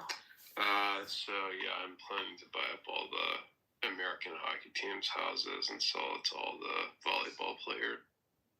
Jesus Christ. Okay. My team got I mean, I destroyed hate the today. American hockey team, right? Did you see Michigan versus Tennessee? Oh my God. Okay, so wait, can I just tell you, I still have all my bets on the last four. But they're not great. None of them were the long shots. Yeah, it went chalk pretty much. There were no real big upsets. No, not at all. Anyway, I hope that explained it, Bima, but you have such an inquisitive mind. Like, this is a subject, like, especially because you've gone through the process of owning something. It could sound really boring, but it actually isn't. It's really fun the first time you title search and you go take the property that you own and go sit in your county records or your city records and search, go, I don't know where you live, but go all the way back to when it first, the first deeds on it. It's kind of fun to do that. Now I guess most of it's online. I mean, I'm used to going into City Hall and looking at microfiche in the old days and actually looking at old deeds and tracking it back. It's fun. No, it's a learning process. But Microfiche? You mean the microfilms? Yeah, that's how they used to do it in the old days. That they would take pictures of the old deeds, and then you would track one deed, and you'd go back to the deed before that, because one grantor has to grant it to the next one, and the chain of title has to be consistent. That's why we have title insurance. It ensures that chain of title is consistent. And you would love it. I mean, I think you would, because you have that kind of brain. And it would just take you back in time, especially if you live in a place that's old, because you can go really far back. Like for me, it was great because I was in Philly. So I went all the way back to handwritten deeds. It was very cool to do, but it has to track in the title chain. And if there's a break in the chain, then you have problems with resale and the insurance, the property title insurance, because there could be an intervening owner that nobody knew about. So anyway, it's so boring. It sounds boring, but it actually isn't. I forgot about I had to use that in my very first job. An old microfiche? Yeah. It's kind of silly now if you think about it. Like, you're zooming in on this tiny, tiny text in that little machine. You slide it under. Exactly, but that's how a lot of cities and had kept their records in their clerk's offices. But if you're a person that likes to, which Vima, this is why I'm singling you out, but I kind of sense this with you.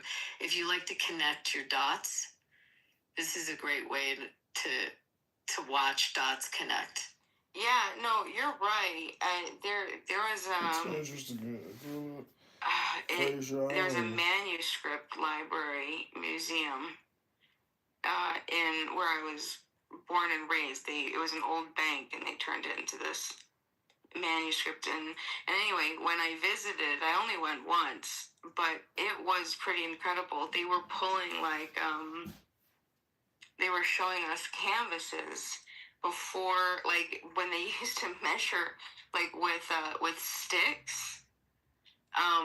It was crazy. It was crazy to see how land ownership worked back then, and how it was drawn on canvas, like just actual cloth, and yeah, it was pretty intense. So I definitely never thought to do it with this property, but I'm interested now. Search. I feel all like the this people. property You was might have a just- ghost. You never know. Like, go search everyone who ever owned your house. No, like, I not don't- a bad ghost. You might have a good ghost. Yeah, no, there was no. That's what I'm saying. Like, this is just. I think it was just land. Like, I know the person who owned it before me, and he owned it for some generations, but it was just apple. Called shit taken away from you. How Americans are all being kumbaya. They're gonna get their country to such a point that they're gonna have to become so radical that they're gonna have to do things that people are gonna trip the fuck out. Yeah. People don't see that, understand that. Yeah, but they have to go radical as fuck. Yeah, but listen, that's already on them that they want their country back. Bro, only 6%. Only 6% of England are Muslim. 6%. 20 fucking cities they have Muslim mayors. Their last fucking prime minister was Muslim. Okay. They have all these fucking Sharia law court. What's up? I can't even get you on date. Did you watch the video I put up there? I can't even get you online. No, I think I missed it. I can't even It's get up you there. online, Still up there, bitch. bro.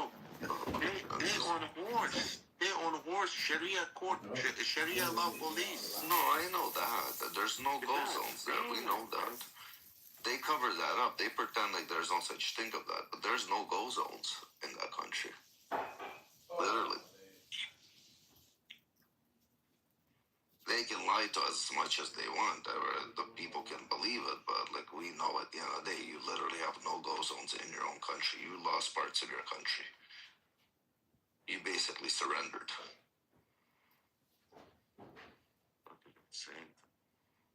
It's crazy.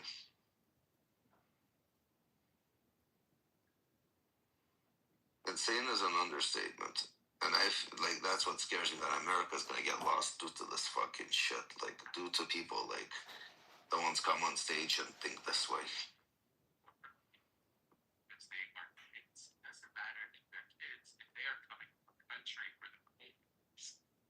I also like KK. Smart girl. Oh yeah. Very much. Very smart girl. Common sense, understands. Like she can do 1 + 1. She knows what it equals to. 15-year-old girl raped in the UK by 2 Afghan migrants who arrived months ago. I'm not surprised.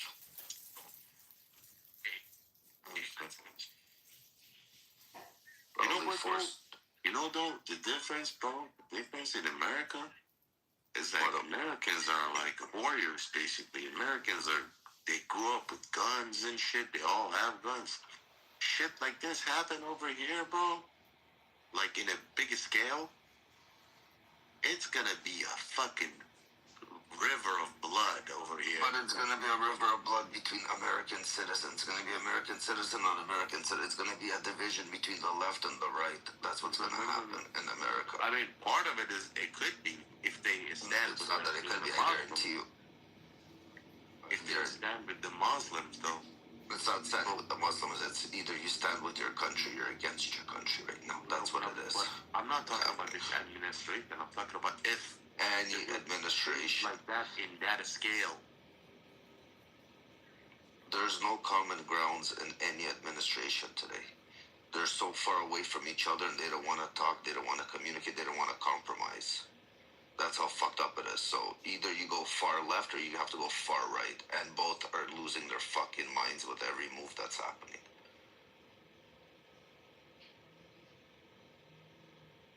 And this is not going to end up good. Trust me. It's not good, but shit are going crazy. You gotta do something about Mamdani and fucking all these motherfuckers. There's no middle ground. That's the problem with America. Literally, there's no middle ground. Nobody wants to compromise. Nobody wants to talk. They just want to yell, scream, and like fucking lose their minds.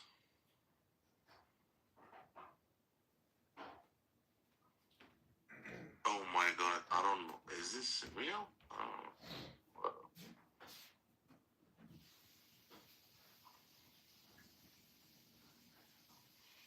What's real?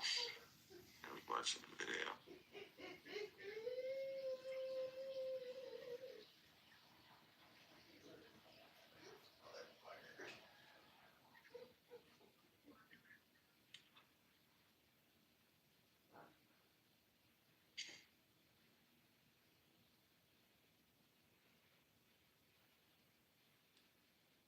Fucking man.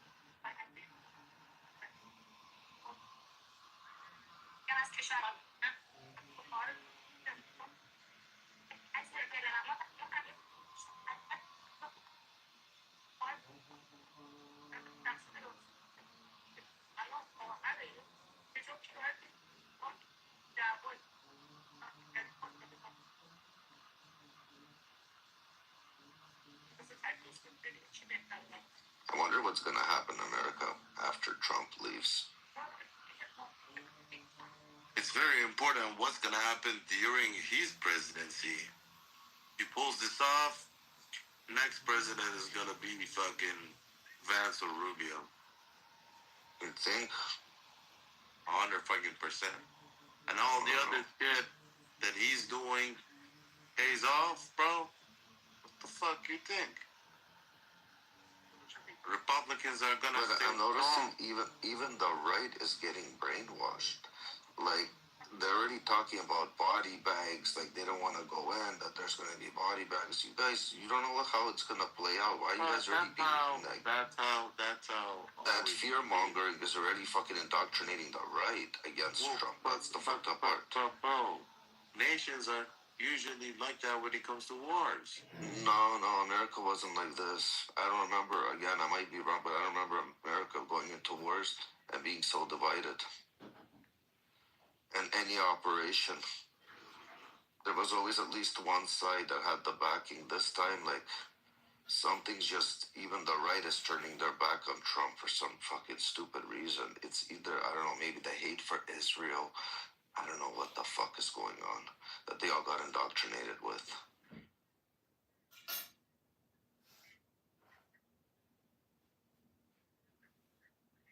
But it's interesting what's going to happen to America after. Either they're going to stay on the right path, or they're going to want such a radical change just because Trump was in power, and they're going to do something so dramatic that's going to undo everything he did just to prove a point that they're not Trump. And it's just going to hurt America in the long run. And that's what I'm afraid of. You understand where I'm coming with this? Yeah. Just to show that, like, how people even, like, remember during the Biden administration, when Biden got what? We'll vote for Biden as long as it's not Trump.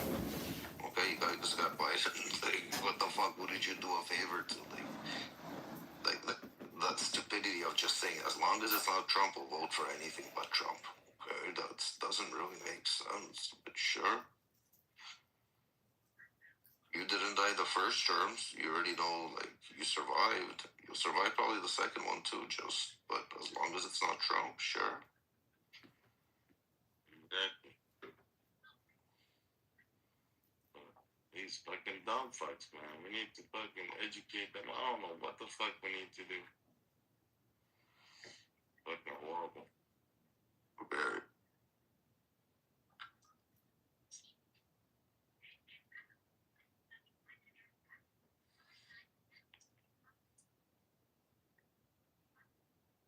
Well, let's see what else. plays out, bro.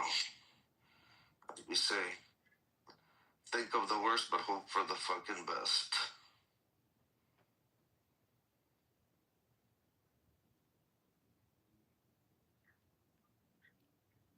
Wait, what did you say? I said, think of the worst, but hope for the best.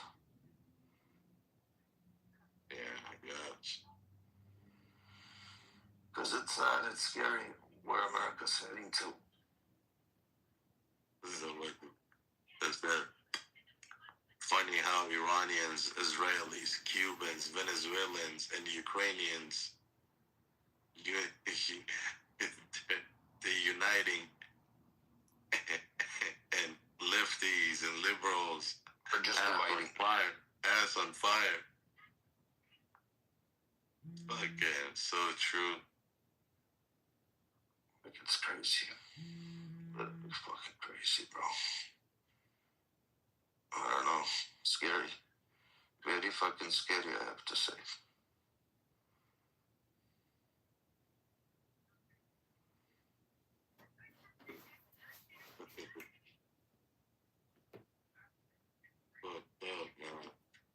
Very fucked up. Very, very fucked up. Very fucked up. Oh my god. Only $2 more. Hey, play poker with Chinese. $60. When they want to raise to 60. 60. You want to hear a joke? There's an Indian guy. They go, it's like, how old are you and how old is your wife? It's like, my wife is dirty and I'm dirty too.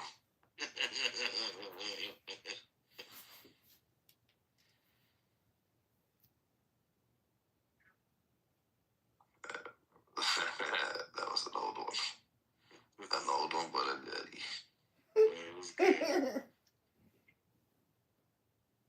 My wife is dirty and I'm dirty too.